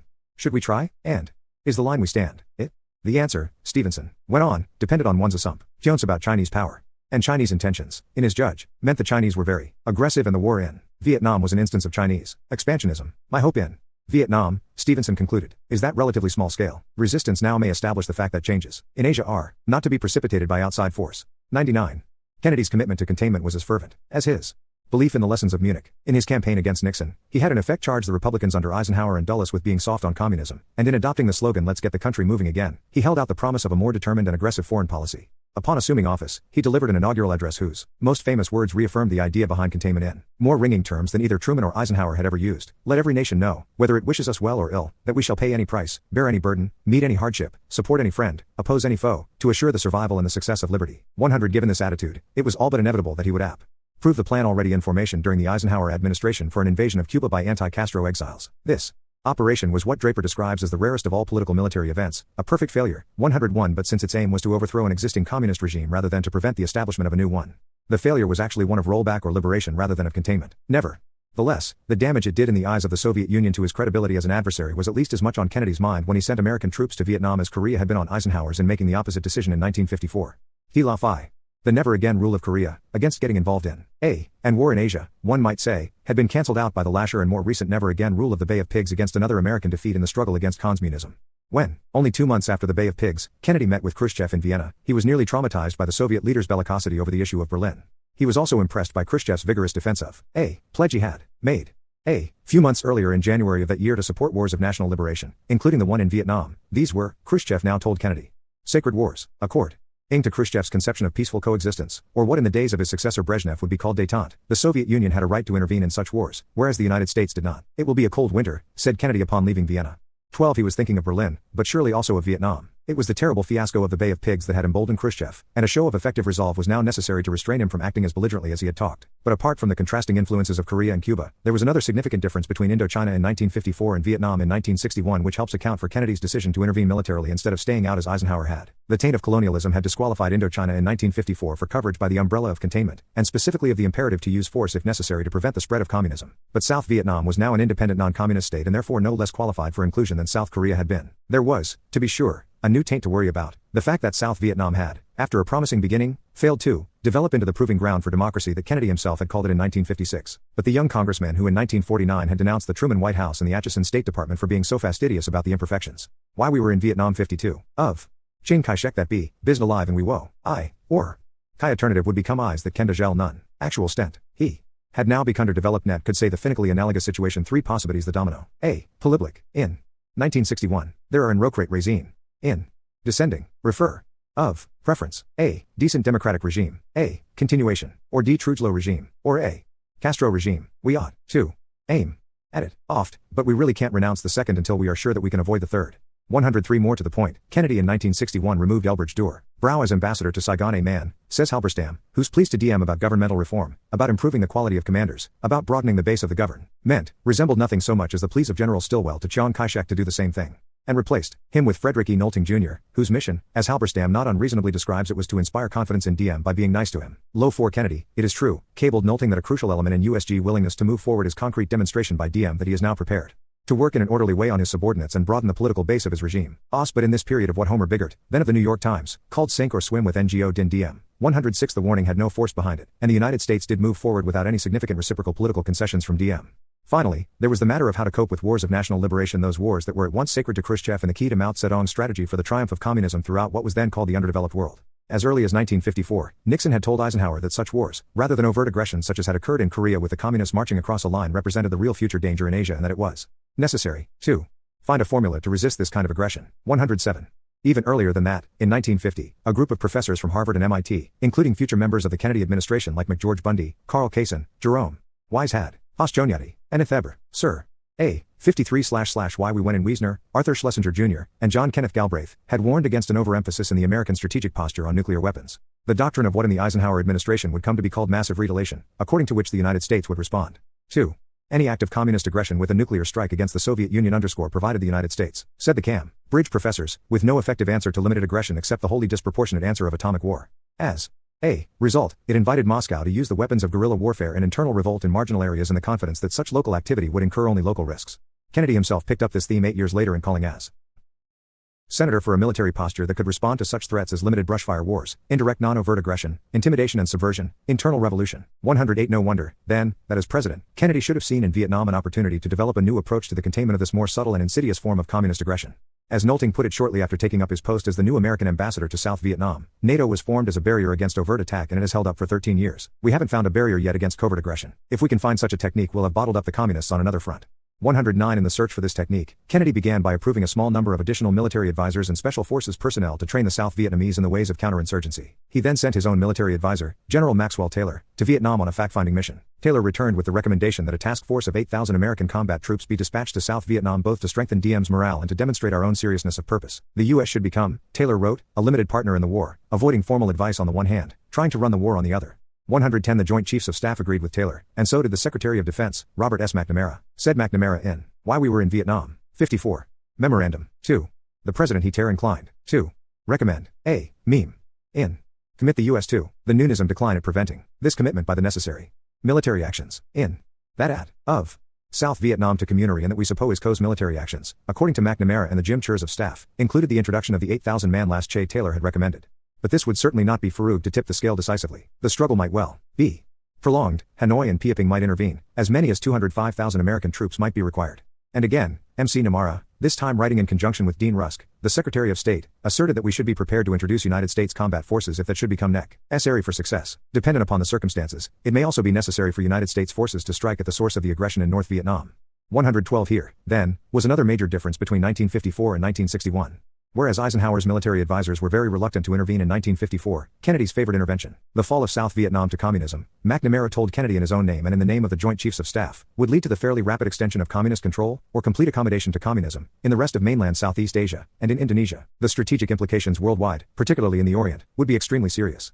Since the chances were against, probably sharply against, preventing that fall by any measures short of the introduction of U.S. forces on a substantial scale, those measures simply had to be taken, moreover, with the clear understanding that they would in all probability be only the first steps toward fulfilling our commitment to the clear objective of preventing the fall of South Vietnam to communism. I3 The situation, in Taylor's judgment, was serious but not hopeless, and everyone else agreed that with the right mix of military and political measures, victory could be achieved. Finally, there was the factor of public opinion. The challenge we faced in 1954, wrote Nixon in his memoirs, was to convince the American people of the importance of Dien Bien Phu. 55//Why We NTN. That much more was at stake than the defense of some French troops besieged at a colonial outpost. In 1961 the challenge was much easier. Though no one in America seemed eager to get involved militarily in Vietnam, neither did there seem to be any serious opposition. So far as the commitment to saving South Vietnam from communism was concerned, the view, in such institutions as the Council on Foreign Relations, and in periodicals like the New York Times, the Washington Post, Time, and Newsweek, was consistent with the position expressed by officials of the government. The general tone was nicely caught in a Times editorial entitled Prospects in Vietnam. It began by speaking of communist aggression against South Vietnam that had been launched as a calculated and deliberate operation by the communist leaders of the North, and ended as follows: the outlook in South Vietnam certainly gives no basis for optimism. Free world forces, however, still have a chance in South Vietnam, and every effort should be made to save the situation. President Diem's call for additional financial help to build up his military forces, which has the support in Senator Mike Mansfield of one of the best informed individuals in Congress on Vietnam affairs, should not go unheeded.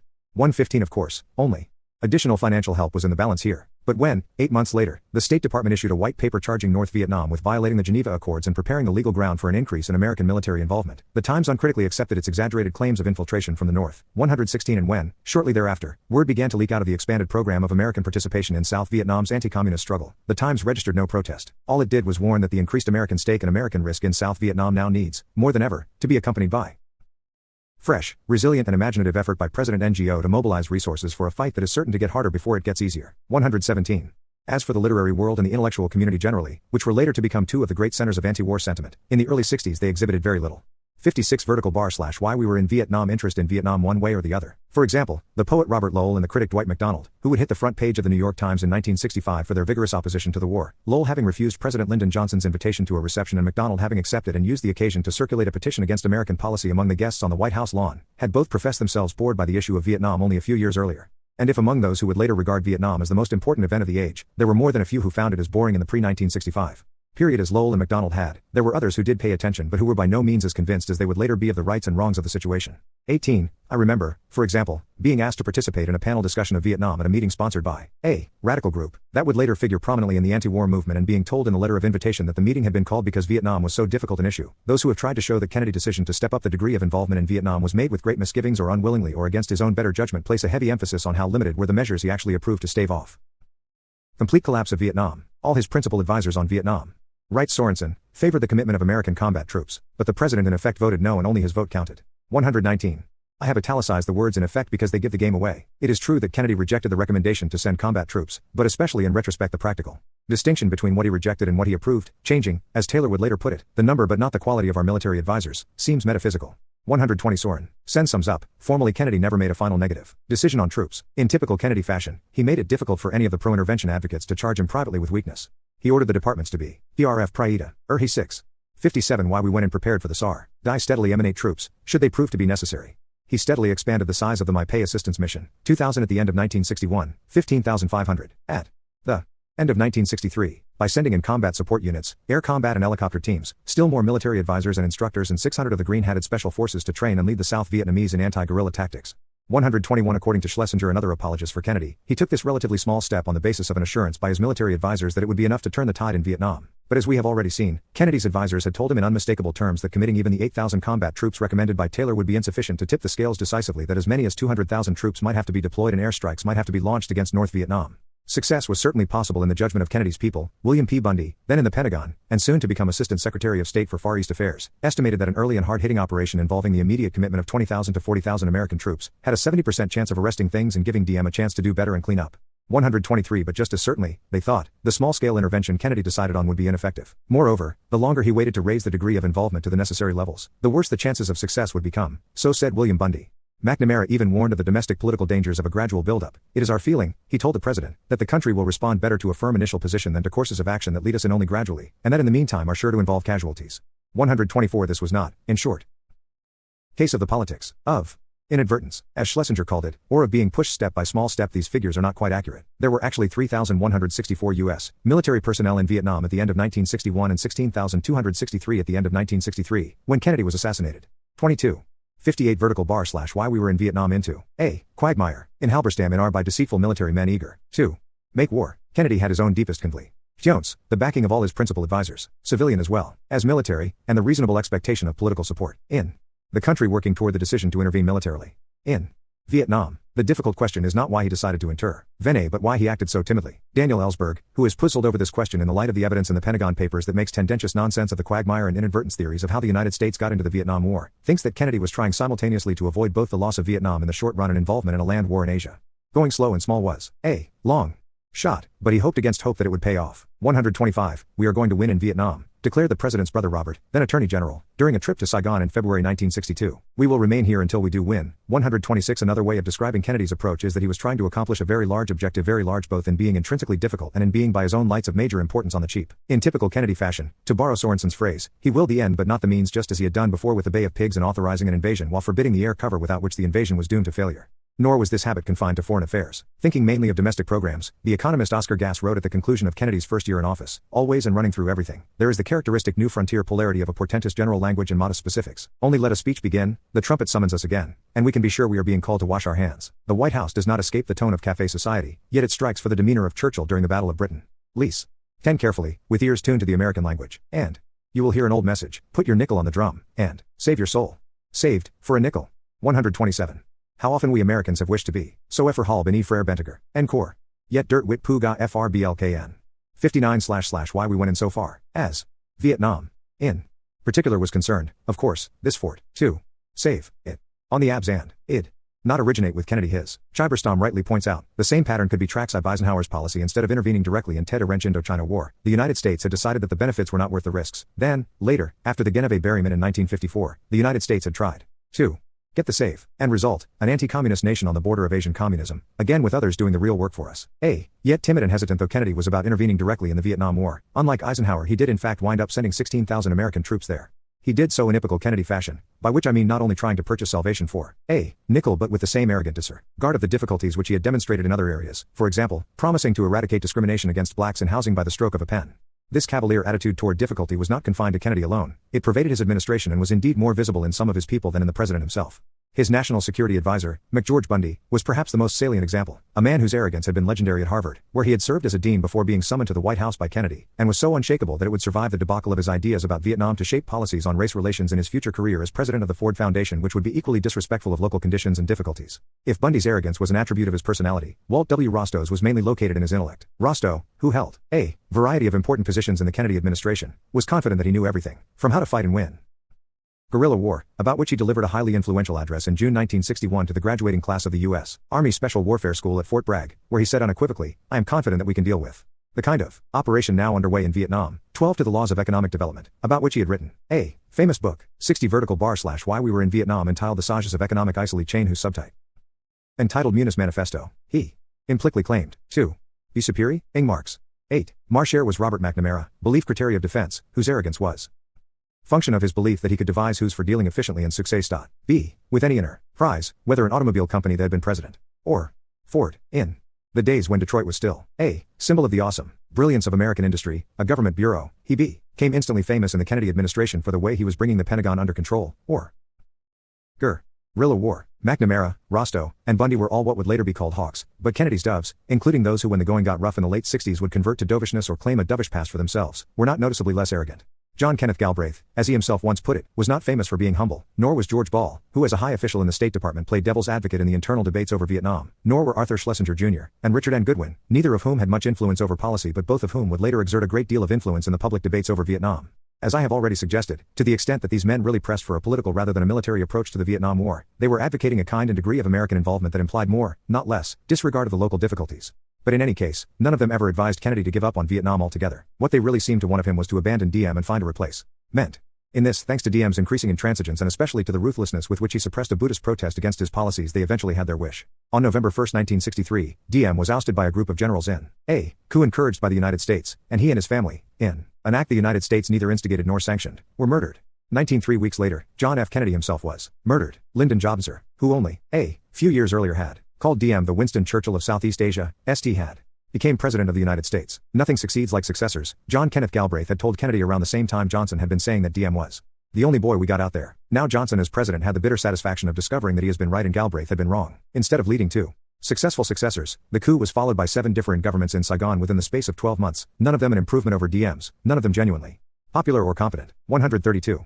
Thus in getting what they had for so long wanted, the politicals around Kennedy found themselves faced, not for the last time in the 1960s nor only in the realm of foreign affairs, with unintended consequences, less rather than more political stability in South Vietnam, and more rather than less American responsibility for a war that Kennedy and everyone around him had always made a point of saying was their war and not ours to win or lose. From that point on, wrote a British scholar, the question was not going to be how to encourage a regime in South Vietnam that America could support but of finding one that would support her in keeping up the struggle against the jubilant communists. 133. In retrospect, it is hard to disagree with those, like Louis, who believe that the United States would in all probability have lost in Vietnam with Diem just as surely as it lost with his successors. But would it have made any difference if Kennedy had taken McNamara's advice and gone in fast and big instead of slow and small? Judging from what was to happen later, the answer is almost certainly no. In 1961, McNamara and the Joint Chiefs estimated that the maximum U.S. forces required on the ground in Southeast Asia will not exceed 6 divisions, or about 205,000 men provided that both Hanoi and Peiping intervened overtly. 134. 7 years later, writes Ellsberg, without facing any Chinese, General Westmoreland was requesting almost that identical force minus 206,000 troops as an addition to the 520,000 already under 62 / Why We Were in Vietnam bombed steadily for the past 4 years. 135 is command, and despite the far steers North Vietnam had been use these numbers repressed D-Spire as big and slow, not big and fast. They were achieved by precisely the kind for cool escalation McNamara and the Joint Chiefs had Warner Grainston 1961. Yet even if Kennedy had taken their advice and bone in fast as well as big, the chances are that the result vought been futility.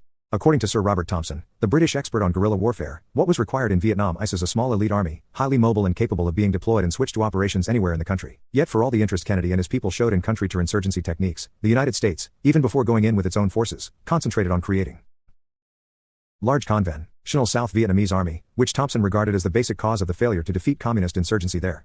136. Faced with a guerrilla war, the United States responded by preparing the South Vietnamese, in the words of the well-known strategic analyst Albert Wohlstetter, for another conventional invasion across a parallel separating a communist North from a non-communist South, such as had occurred in Korea. 37. Then, when American troops were introduced into the picture, the Army, as Cincinnatus says, chose not to adapt to the unique environment of Vietnam, instead conducting big unit operations against bands of guerrillas, and relying too heavily on technology and the lavish use of firepower. 138. In short, it seems reasonable to conclude that the only way the United States could have avoided defeat in Vietnam was by staying out of the war altogether. Kennedy, facing as Eisenhower had before him the possibility of Complete collapse in Vietnam would have had to follow Eisenhower's example and do nothing. To have made that decision would not have implied that his repeated assertions of the importance of preventing takeover of South Vietnam by the communists had been insincere or unserious. As we have seen, no such inference could legitimately have been drawn from Eisenhower's decision in 1954. Eisenhower had been serious, but he had also concluded that the possibilities of 63 YWENTN success were too small and the risks of failure too high. His decision to stay out had been a prudential decision against getting involved in the wrong war at the wrong time in the wrong place.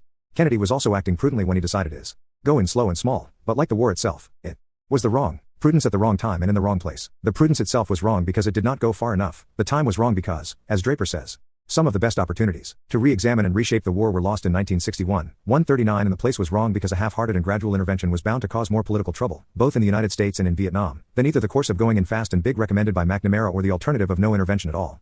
To have stayed out obviously would have meant conceding South Vietnam to the communists, and it would obviously have been a defeat for the United States, although just as obviously lesser defeat than we eventually suffered. But what Dean Acheson had said in his white paper of 1949 on the loss of China would have been equally applicable to Vietnam in 1961. The unfortunate but inescapable fact is that the ominous result of the Civil War in China was beyond the control of the government of the United States. Nothing that this country did or could have done within the reasonable limits of its capabilities could have changed that result. Nothing that was left undone by this country has contributed to it. 140 It seems doubtful that Kennedy, who himself had attacked Acheson for the loss of China, and who was the kind of man he was and not the kind of man Eisenhower was, would have been willing or able to say such a thing about the loss of Vietnam. In any event, he did not. And so, failing to take the measure of the local obstacles both political and military, refusing to face up squarely to the dimensions of the commitment that would inevitably be required, and ignoring the reasonable limits of its capabilities, the United States under Kennedy, for all practical purposes and in all but name, went to war in Vietnam. 3. Why we stayed in peacem, as a yest vi, to me will. My, given th. 19. Anio. C. Minutes after Lyndon Johnson was sworn in as President of the United States, he made a solemn private vow he would devote himself to seeing things through in Vietnam. He made this promise not out of blind loyalty to Kennedy but rather because he was convinced that the broad lines of his, Kennedy's, policy in Southeast Asia had been right. Accordingly, 4 days later, in what he described as his first important decision on Vietnam, Johnson signed National Security Action Memorandum 273, affirming that it remains the central objective of the United States in South Vietnam to assist the people and government of that country to win their contest against the externally directed and supported communist conspiracy. There is nothing surprising in Johnson's unhesitating and even enthusiastic assumption of the burden of the American commitment in Vietnam. Like Kennedy, he minor of the generation whose first formative experience were issues of war and 65 why we stayed in peace were concerning, had been the politics associated with and symbolized by Mad East End Steed, even more than Kennedy and A. Yun's man had be efficiently influenced by the isolato views of Himpler for a Murdoch ambassador in London, to mute the implicit call for American intervention in his Don. While England slept, Johnson felt strongly that World War might have been avoided if the United States in the 19,305 had not given such an uncertain signal of its likely response to aggression in Europe and Asia. Could not forget, Johnson would write in his memoirs, he long and difficult fight over the Selective Service Act in 1940, when major wars were already being fought in both Europe and China, and anyone who had ever heard him talk about how a bill extending the draft passed the House by only one vote, cast to break a tie by Speaker Sam Rayburn of Texas, his own political mentor, only 4 months before Pearl Harbor, could testify to his obsession with the dangers of American isolationism and the follies of appeasement in general. These dangers continued to preoccupy him after the end of World War II. When he was a young congressman in 1947, it became clear to him during the legislative battle over the Truman Doctrine that the voices of isolationism and appeasement had not been completely stilled, despite the painful lessons of the past, and in his own contribution to the debate on the floor of the House he made a scornful reference to the words of one great appeaser. Peace in our time. Another milestone was the day President Truman decided that American military force would be used to resist aggression in Korea. 3. Johnson, by then a United States Senator, supported this decision with characteristic exuberance as an inspired act of leadership, which will be remembered as the finest moment of American maturity. 4. If Johnson, like Kennedy before him, saw containment as flowing by negative example out of Munich, and Korea as an expression of the seriousness of containment, he also shared with Kennedy the view that containment applied no less clearly to Vietnam than to Korea. The leaders of North Korea had demonstrated that they were willing to use force to get what they, why we were in Vietnam 66, wanted. We had defeated them in other leads, boo they were wan dangerous. Ho Chi Minh was honest trader willing to us style and realize his dreams, communist control over all, or via Nan, as well as Laos and Cambodia. Ho King had helped now Korea and was helping Ho Chi Minh. Grinson also placed much greater emphasis than Kennedy had on the Southeast Asia Treaty Organization, SEATO, which Dulles had hastily put together shortly after the Geneva Confer. Ends of 1954 on the rough model of NATO, the spirit that motivated us to give our support to the defense of Western Europe in the 1940s. He said, let us in the 1950s to make similar promise to Southeast Asia.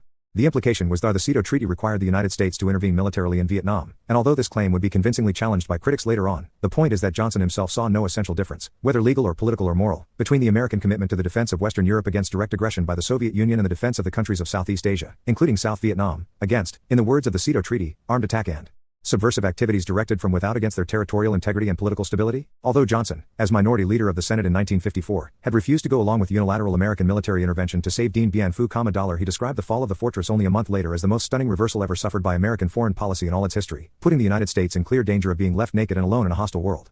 No doubt Draper is right in seeing this as partisan hyperbole, a turning of the tables on the Republicans, who had so often attacked the Democrats for losing China to communism, and one of whose most prominent spokesmen, Senator Joseph McCarthy, had only recently denounced the Democrats as the party of treason. But hyperbolic or not, such language leaves no doubt that Johnson took the American interest in Vietnam very seriously from very early on. Thus, when 7 years later as vice president he was sent to Southeast Asia, Dat Weidela at S.E. 67// we stayed in by Kennedy to report on the situation and 2.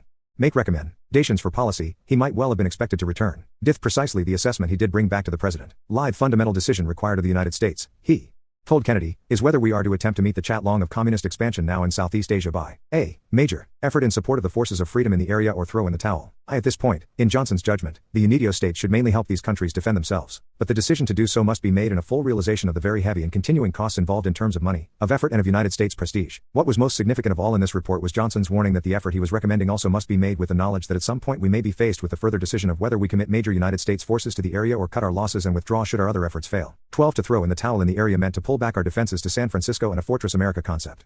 More important, we would say to the world in this case that we don't live up to our treaties and don't stand by our friends. This, said Johnson, is not my concept. 13. Not much time passed before Johnson, as president, was put to the test of his own concept. Although McNamara had been optimistic only 6 weeks earlier, predicting in October 1963 that American forces could be withdrawn from Vietnam within 2 years by December 21, within a month of Johnson's accession to the presidency, McNamara was very disturbed by the deterioration, both political and military, of the situation. In fact, as McNamara himself acknowledged, it had not really deteriorated but had been worse all along than he had realized because of our undue dependence on distorted Vietnamese reporting. But as Johnson himself would admit in his memoirs, it was not only the Vietnamese who had been issuing overly optimistic assessments. The Americans too had been guilty of what Johnson would euphemistically call an excess of wishful thinking and of telling Washington what they thought it wanted to hear. 68// Why we were in Vietnam. I was on this issue that the famous no redial at A had first developed when reporters in Vietnam, who were being there in increasing numbers as the American involvement grew, their egun questioning the validity of official statistics in Prague, had reports and were finding their doubts vindicated. Despite Johnson's avowed intent, the practice, initiated under Kennedy in the period of sink or swim with NGO Dinh Diem, of reporting only progress and minimizing failure, continued into Johnson's own administration, evoking criticism even from a hawkish correspondent like Hanson Baldwin of the New York Times, who attacked the administration for giving misleading and sometimes distorted picture of conditions in South Vietnam. 16. Thanks to Johnson's flamboyant personality and the rhetorically hyperbolic style so evident in his 1954 speech about Indochina and still there 10 years later in private interviews and conversations about Vietnam, the credibility gap would widen to the point where charges of outright lying would replace the more delicate allegations of self-deception and subtle misrepresentation. Thus did the language in which the war was discussed escalate in violence along with the war itself. The first and most serious episode in the history of the widening credibility gap was the Gulf of Tonkin resolution passed by Congress on August 7, 1964. This resolution, the closest the United States ever came to an actual declaration of war in what would prove to be the longest and costliest war in its history, spoke of a deliberate and systematic campaign of aggression that the communist regime in North Vietnam has been waging against its neighbors, and the nations joined with them in the collective defense of their freedom and authorized the president to take all necessary measures to repel any armed attack against the forces of the United States and to prevent further aggressors. Sion. 17. Underscore one of Johnson's most fervent future opponents, Senator J. William Fulbright, chairman of the Foreign Relations Committee, steered this resolution through the Senate. He did so, moreover, with open eyes, in answer to anxious questions from other senators. For example, he pointed out that the resolution would, indeed Major L, the use Sion were a resolu the row be row. Latter unify you, who is not with declat vo, oct. 69 Why we saint yet and indeed empower the president to involve the United States in a major land war in Asia, although he also expressed the hope that the use of American air and sea power would make such dech Sion unnecessary. Other future opponents of Johnson's policies were not only clear about what they were doing in voting for the resolution, they were enthusiastic. There is a time to question the route of the flag, and there is a time to rally around it, lest it be routed, said Senator Frank Church. This is the time for the latter course, and in our pursuit of it, a time for all of us to unify. 18 When, several years later, Fulbright, Church, and many others who had voted for the resolution changed their minds about the wisdom of the course they had originally supported, they did so, not with expressions of repentance over having been wrong, but with angry denunciations of Johnson and his people for having deceived them into going along with a previously planned escalation of the war. Johnson was charged with having either provoked or fabricated the incident which had served as the occasion for the resolution, an attack by North Vietnamese torpedo boats on 2 American destroyers followed by a one-shot American reprisal in the form of air strikes against North Vietnamese naval bases. As was so often the case with criticism of the war in the post-1965 period, these charges were themselves instances of an obvious credibility gap. For the evidence, including material turned up in the Pentagon Papers, is that the attack did take place and that it was not deliberately provoked by the United States. This does not mean that the attack was not seized upon by Johnson as a good excuse for doing what he had already been thinking of doing. It was. For just as there is little doubt that the attack took place, so there is no question that by the time it did Johnson was seriously considering an expansion of the war through military action against North Vietnam. Indeed, it would have been incomprehensible if this had not been the case. The idea of taking such action had been in the air for a very long time. As we have already seen, the possibility was raised by almost everyone: Taylor, McNamara, Rusk, and the Joint Chiefs of Staff in the Sun is, in the months Betar Kent, commit America Tonkin, Johnson Vassarance before High, Khan, in the Outh of Tonkin, in Hander, in Vietnam, being preside. Denton Hanu American Commander M. Kennard, General Wynne, C. Westmoreland, he many short-lived Swasiter, Henry Clan, Code. By one of the many shorter or successors. 2. D.M. Bott, Lot Cath, and by the Joint Chiefs of Staff, in Washington, Bine bombing the North and the communist sanctuaries in Lost Bin, which men and supplies were infiltrated into South Vics. Nam.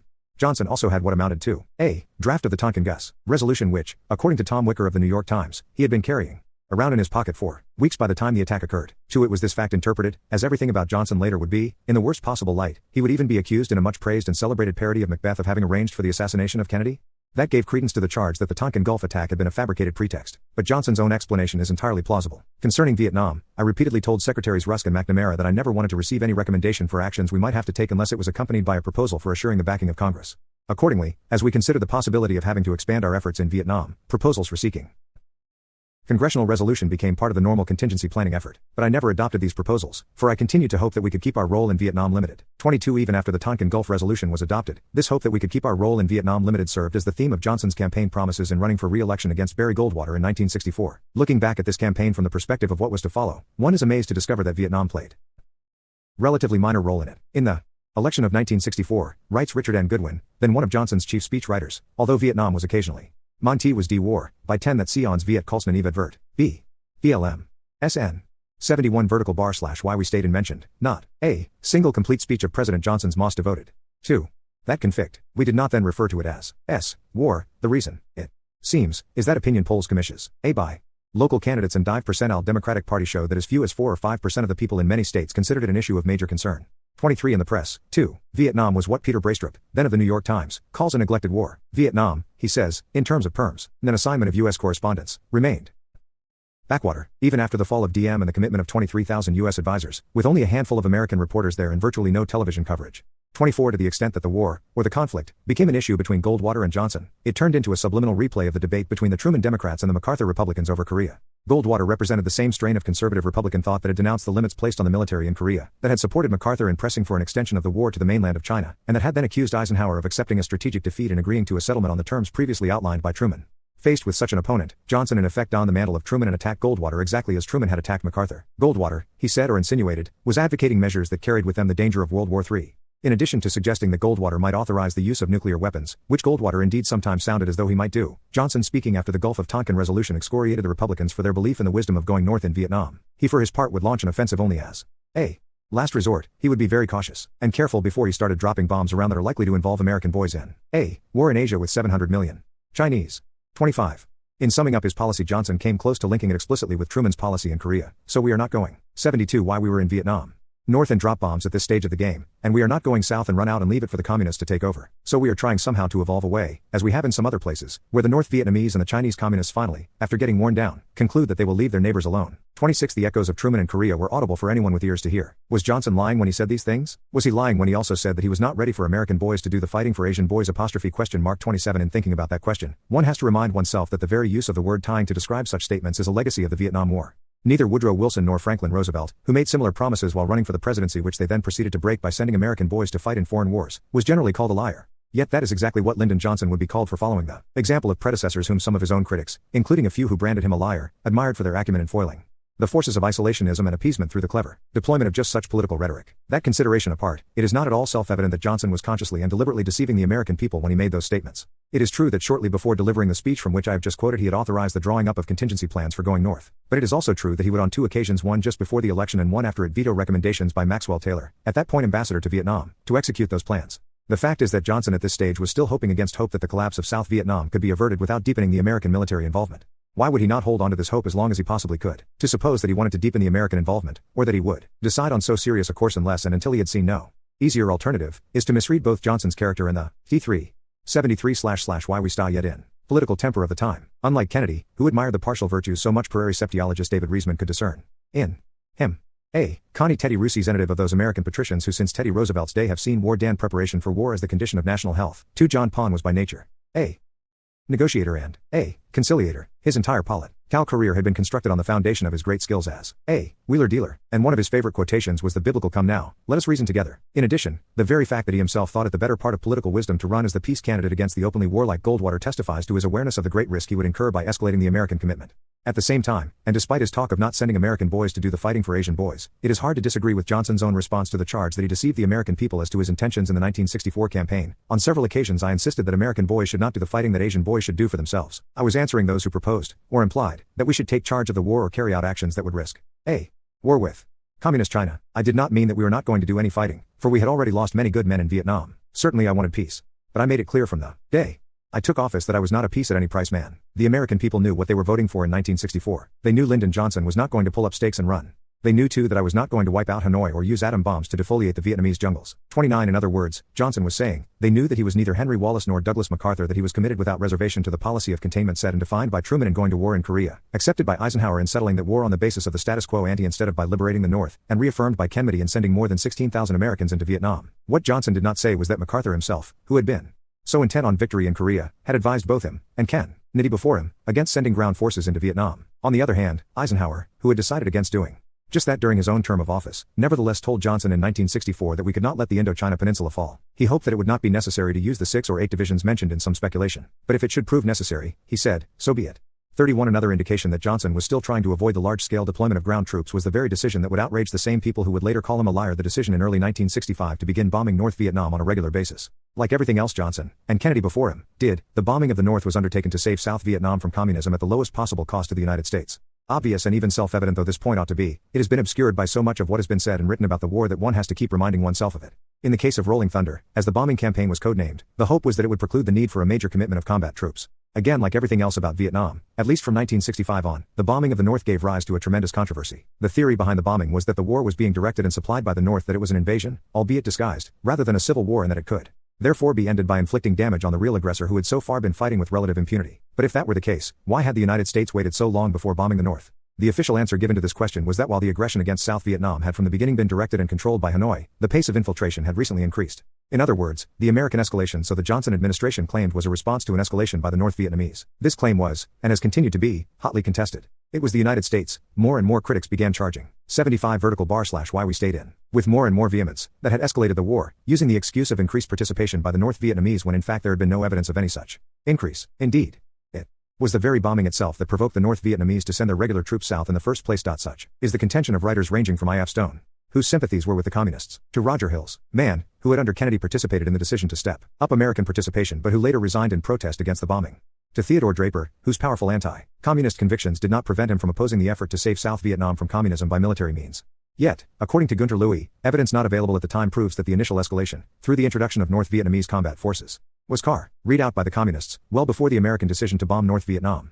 36 Although this evidence has failed to convince Draper. 37 It is hard to see how anyone can still maintain that a civil war was going on in Vietnam and that it was only the United States that provoked the North into intervening. Whether there were 400 North Vietnamese regulars in the South at the time the bombing began, as Draper maintained, or 5,800, Lou's estimate, the fact remains that Hanoi had been directing and supplying the insurgency in the South from the very beginning. Not only had the North Vietnamese been sending help in the form of weapons, between 1958 and 1964 they also infiltrated at least 28,000 regrouped Southerners who had been trained in the North and who, as Louis says, replaced battlefield casualties and often assumed command positions in the NLF. Louis does concede that for the years 1965-67 it is possible to maintain that the North Vietnamese merely matched the massive American buildup. 38 Or, as Draper scathingly puts it, the northern troops began to come down, and the more we bombed, the more they came. As of early 1967, when North Vietnamese regulars had jumped to about 20% of the total enemy force in the South, Draper, 76//why we were in Vietnam, wondered how much more the enemy forces would have increased if we had bombed even more to reduce them. Only a year later, he had his answer. The figure had skyrocketed to 7%. 40. These figures certainly tell us that if the purpose of the bombing had been to prevent the North Vietnamese from going south, it was a complete failure. But the figures are irrelevant to the issue of whether the war in the South was a case of foreign aggression. To the communists and those who accepted their view of the situation, Vietnam was a single country and therefore no degree of northern involvement in the South could be seen as a foreign aggression. Nevertheless, because it suited the purposes of their propaganda, the North Vietnamese continued to deny that they had any forces in the South and encouraged the world to believe that the war was a popular revolutionary uprising against the oppressions of an imperialist puppet government. This was not true in the beginning, and as for the end, this civil war conducted, according to the Committee of Concerned Asian Scholars, by the largely peasant forces of South Vietnam was one when North Vietnam, finally dropping all pretense, sent a huge regular army into the South and then proceeded to impose its rule without so much as a nod in the direction, let alone the participation, of the Southerners, whose struggle it had presumably been all along and to which Hanoi had supposedly started giving meaningful support. Only when the American assault intensified beyond where they could resist by their own means. 41 But to return to Johnson's decision to begin bombing the North in early 1965, the hope that it would make the dispatch of very large numbers of American ground forces unnecessary turned out to be short-lived. Within a few months, it had become clear that inflicting damage on the North was not resulting in a diminution of Viet Cong activity in the South. In July, McNamara, returning from a trip to Saigon, told Johnson that the situation was worse than it had been a year earlier when it was worse than a year before that. He continued, after a few months of stalemate, the tempo of the war has quickened. A hard VC push, 77// we start yet in, is now on to dismember the nation and to maul the army. The communists, he concluded, seem to believe that South Vietnam is on the run and near collapse. 42 And the bombing was not succeeding in its military objective, neither was it achieving the political objective of bolstering the morale of the South by showing the people there, in Johnson's words, that the North was paying a price in its own territory for his aggression. 4 Only a few months after the bombing began, there was yet another political crisis in Saigon which resulted in the overthrow of a civilian government and the coming to power of two military men, Marshal KY and General Thieu, who immediately requested additional American combat troops up to an estimated total of 200,000. By this point, what with one thing and another, the number of American forces in Vietnam had risen to about 75,000, but thus far they had been restricted mainly to a limited combat role. Large as this number was, moreover, it still did not represent not in the eyes of Johnson an answer to the crucial question of whether the United States was prepared to use substantial U.S. forces on the ground to prevent the loss of that region to aggressive forces moving illegally across international frontiers. In the opinion of McNamara, the only way to stave off defeat in the short run and offer a good chance of producing a favorable settlement in the longer run was to send another 100,000 troops to Vietnam immediately, with the understanding that the deployment of more men, perhaps 100,000, may be necessary early in 1966, and that the deployment of additional forces thereafter is possible. 9944 Here, then, the moment of truth that Kennedy and then Johnson had been trying to postpone had finally arrived. Determined to save South Vietnam from communism, they had tried desperately to do it on the cheap. Kennedy had gone in slow and small, and when it became clear that this would not suffice, Johnson had resorted to bombing, again in the hope that the dreaded prospect of a land war in Asia could be avoided. When it became apparent, as it almost immediately did, that bombing the North could not prevent the communists from winning the why we were in Vietnam 78/ war in the South, Johnson found himself with no alternative to scleed and withdrawal other than the commitment of very large numbers of American combat troops. Johnson consulted and pondered, but he did not hesitate for long. The consequences of an American withdrawal and the fall of South Vietnam to Hanoi would, he told himself, be catastrophic. All of Southeast Asia would pass under communist control, slowly or quickly, but inevitably. In addition, those who had counted so long for their security on American commitments would be deeply shaken and vulnerable. Then, into the power vacuum the United States would leave behind it, Moscow and Peking, whether independently or together, and whether through nuclear blackmail, through subversion, with regular armed forces, or in some other manner, would move.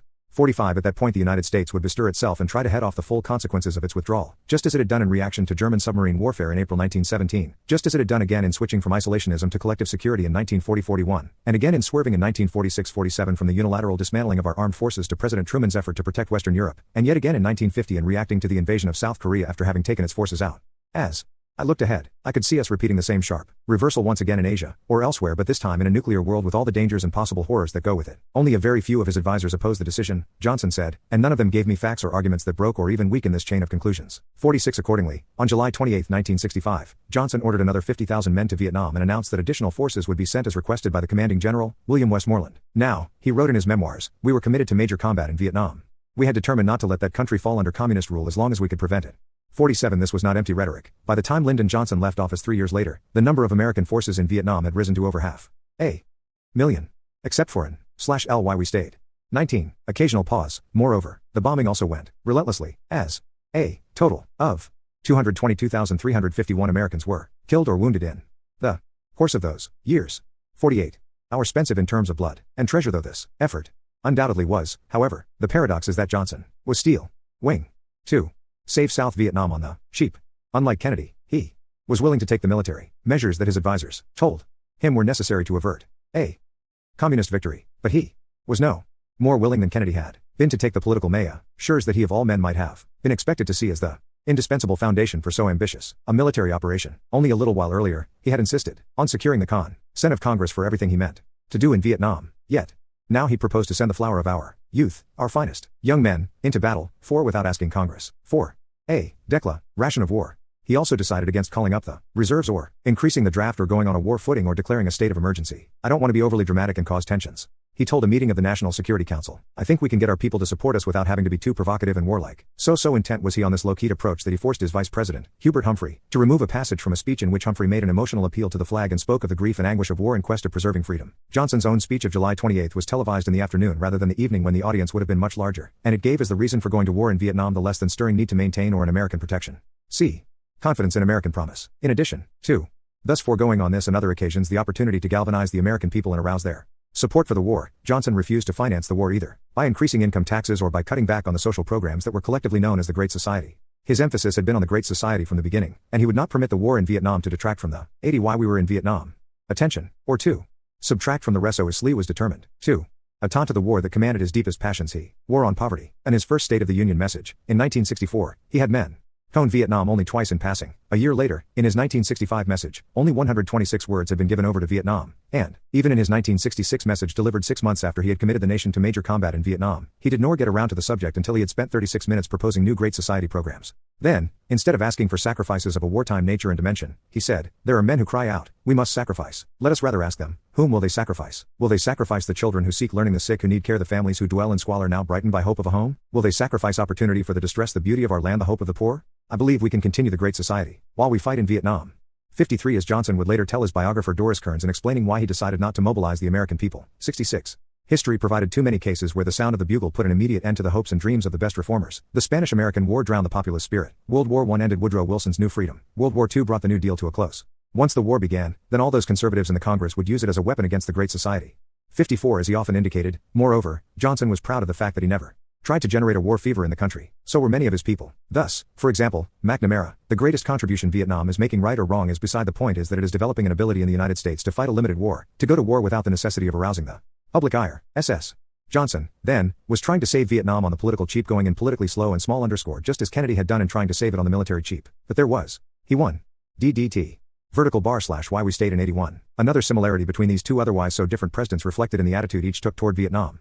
For Johnson in his own way was no less cavalier about the difficulties of this war than Kennedy had been. The difference was that whereas Kennedy had mainly failed to take the measure of the obstacles within Vietnam to a successful intervention, Johnson failed to see that the conditions for a successful prosecution of the war were lacking in the United States. The first and most important such condition was the one he himself might have created if he had gone in politically big and fast, enthusiastic popular support. I say might have created because there was very little opposition to the war in 1965, and indeed, as measured by the polls that Johnson obsessively studied and that he carried around with him to show to visitors, public opinion continued to back his conduct of the war even when his popularity began to plummet. This attitude was echoed and reflected in the positions taken by most politicians, very few of whom were yet willing to risk going public with whatever doubts they might have had about the wisdom of Johnson's policies. Congress continued to vote the appropriations without which the war could not have been fought, and when Senator Wayne Morse, who had said, "If American boys are killed in an undeclared war, it is murder," introduced an amendment in March 1966 to repeal the Tonkin Gulf Resolution, it was defeated by a vote of 92 to 5. In the major newspapers and magazines too, the New York Times, the Washington Post, Time, and Newsweek, the importance of preventing the fall of South Vietnam to communism was still taken almost entirely for granted, even when doubts were expressed about the escalation of the war and the relation of the military tactics being employed to the political objectives being sought. Thus, for example, a New York Times editorial of April 1965 entitled "Vietnam's Wider War" declared flatly that no one except a few pacifists here and the North Vietnamese and Chinese communists are asking for a precipitate withdrawal. Virtually all Americans understand that we must stay in South Vietnam at least for the near future. 57 As late as 1965. 82 / why we were in Vietnam. David Halberstam, who had been the Times correspondent in Darnham in the days of DM and would subsequently write, in derisive and contemptuous terms about the American involvement there, still believed that Vietnam is a legitimate part of U.S. global commitment, perhaps one of only 5 or 6 nations in the world that is truly vital to U.S. interests.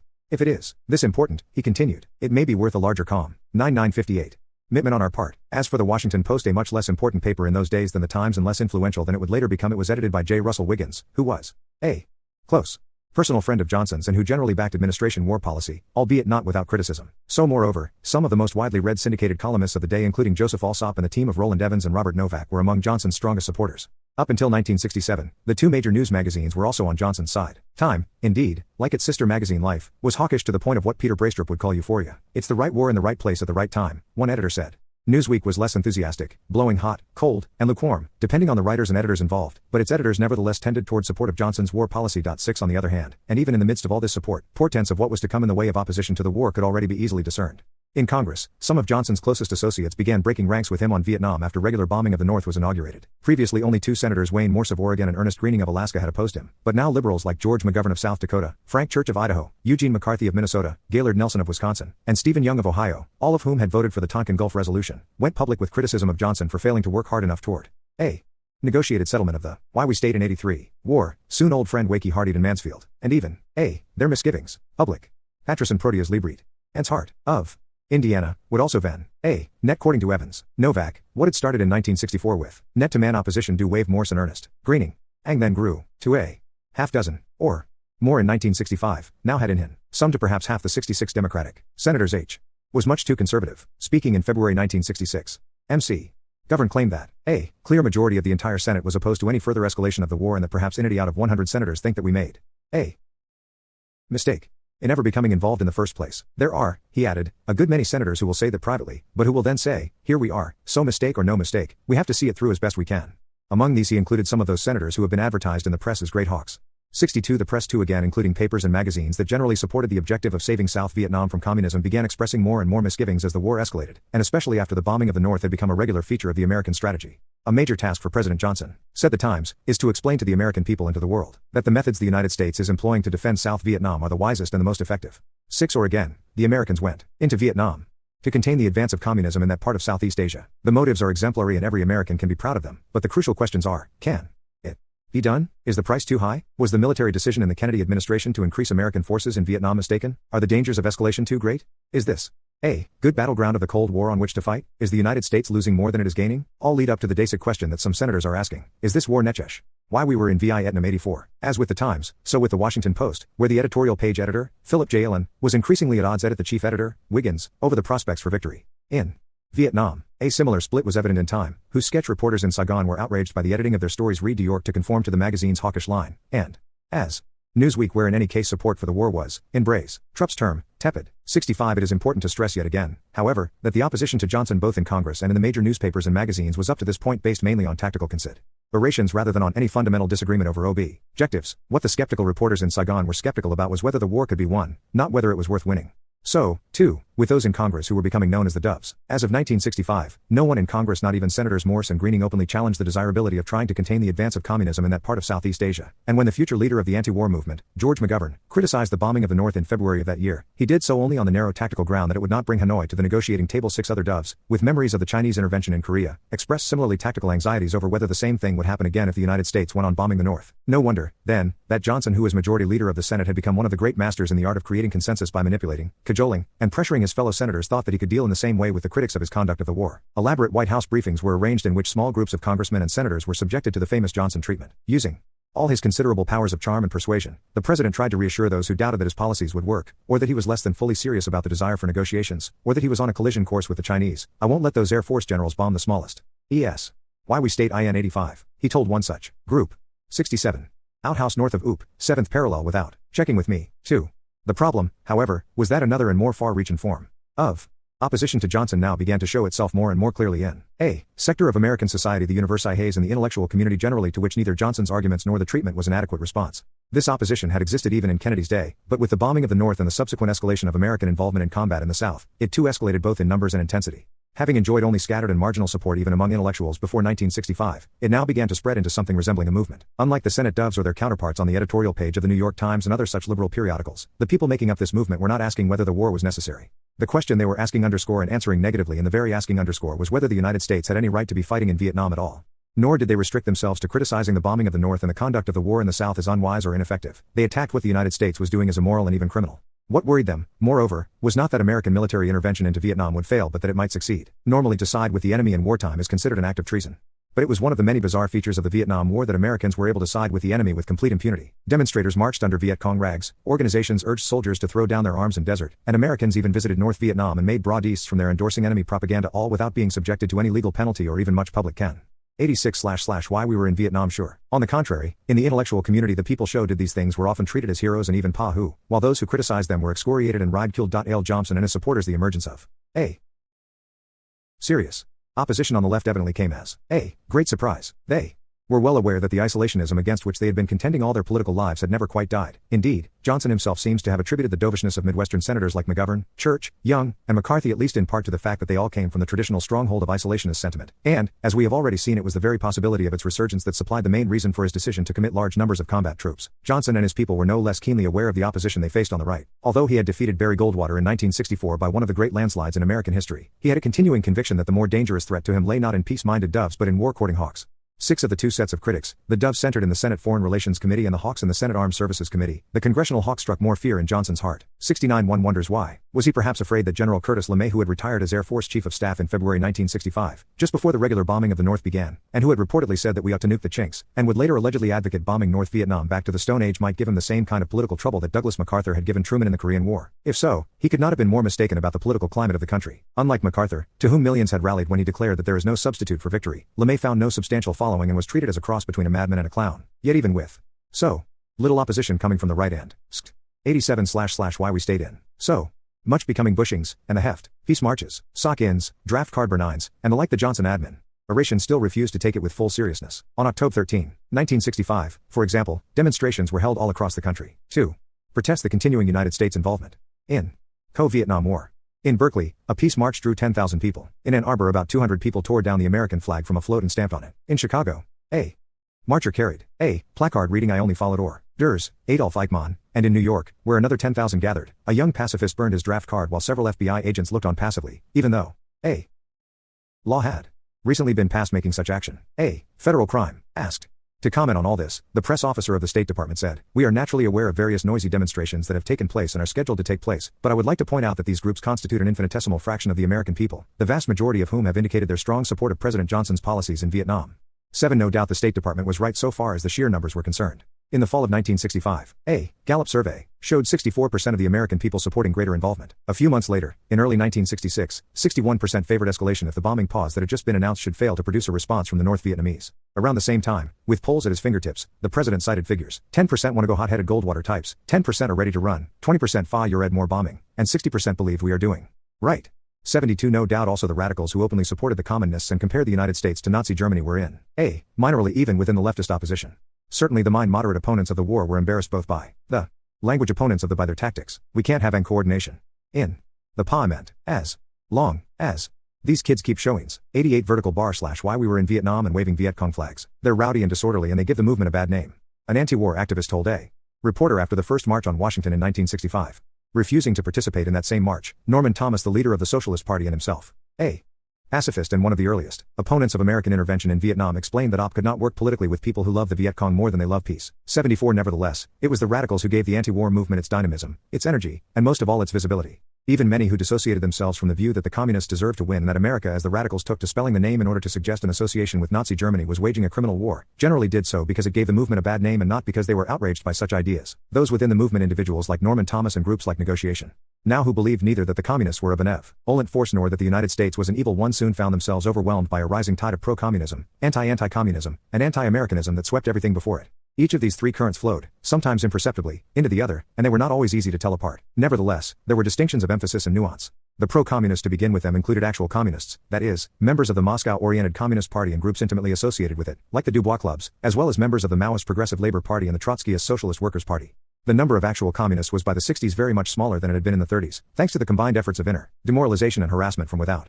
Moreover, the fact that the communists were now split into a party loyal to the Soviet Union, a party loyal to China, and a party loyal to the memory of Leon Trotsky obviously meant that they could not command the kind of influence they had enjoyed in the 1930s, when almost all communists had been concentrated into a single, holy and subject to strict political discipline. Yet, where Vietnamese has concerned, these splits counted for very little. All American communists, and indeed communists, everywhere in the world, holding the Soviet Union and China, were united in supporting Viet Cong and the North Vietnamese against the South Vietnamese and the Americans. Main addition, all the communist groups worked on increasingly close terms with the non-communist radicals who made up the ever-swelling constituency of what had only recently become known as the New Left or the Movement. The New Left prided itself on its freedom from the ideological rigidity of the old, or Marxist, left, but on the issue of Vietnam such differences as divided new from old were no more visible to the naked eye than they were in the case of various communist factions. They all worked together in what was called the anti-war movement, but their participation turned it more and more into a movement, opposing not the war but only the side fighting the communists.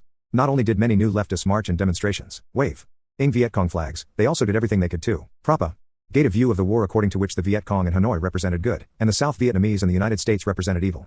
Thus when a leaflet circulated by a typical New Left group, the Berkeley Vietnam Day Committee, VDC, declared, "We believe that the entire war in Vietnam is criminal and immoral," it was immediately made clear that this condemnation extended not to the entire war but only to the American role. We are supposed to be fighting to protect democracy in Vietnam, but as far as the Vietnamese are concerned, we are fighting on the side of Hitlerism. We were also supposed to be fighting to save the Vietnamese people from communism. Yet, most Vietnamese think of the NLF lead ers as their country's outstanding patriots. 75 Similarly, the predominantly black Student Nonviolent Coordinating Committee, SNCC, which had up to this point been devoting all its energies to the fight for desegregation in the South, justified an extension of its concerns to Vietnam by draw. 90 Why we were in Vietnam. A parallel between the civil rights workers in the American South and the peasants in the South of Vietnam, both of whom were struggling for liberation and self-determination against the United States government. Just as we ourselves have often been victims of violence and confinement executed by United States government officials, so Vietnamese are murdered because the United States is pursuing an aggressive policy in violation of international laws. In short, our country's cry of preserve freedom in the world is a hypocritical mask behind which it squashes liberation movements which are not bound, and refuse to be bound, by the expediencies of United States Cold War policies. 76 If the pro-communists, whether of old or new left vintage, had been entirely on their own, the chances are that they would have made very little impact. Their numbers were relatively small, and the brazenness of their position probably put off more people than their clarity and forcefulness influenced. But their open support for the Viet Cong in Hanoi was given a great push toward respectability by another group with greater intellectual credibility. This group was made up of writers not previously known for their sympathy with communism, and some even with a history of highly visible opposition to communism, who began in the mid and late 60s traveling to Hanoi and writing articles and books about North Vietnam, the like of which had not been seen since the rosy accounts of sympathetic Western travelers to the Soviet Union in the 1930s. One of these, Susan Sontag, then at the height of her fame and influence as a critic of the arts, was even conscious of the comparison, but insisted that it did not discredit her own picture of North Vietnam. If some of what I've written evokes the very cliché of the Western left-wing intellectual idealizing an agrarian revolution, I must reply that a cliché is a cliché, truth is truth, and direct experience is well something one repudiates at one's peril. In the end I can only avow that, armed with these very self-suspicions, I found, through direct experience, North Vietnam to be a place which, in many respects, deserves to be idealized. The italics are hers. Vertical / why we sta yet in 91. p. 2. Her want, list world, as an I nidal snow Stalinist, re. Fat, n. The tremendously overextended ethical society, Alanist, re.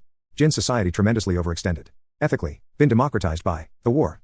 One that had, poetry would ergov emit, the lives of most people untie incorporation into such a would. As for the government, it loves the people, and the pots. Had not Ho Chi Minh himself said this?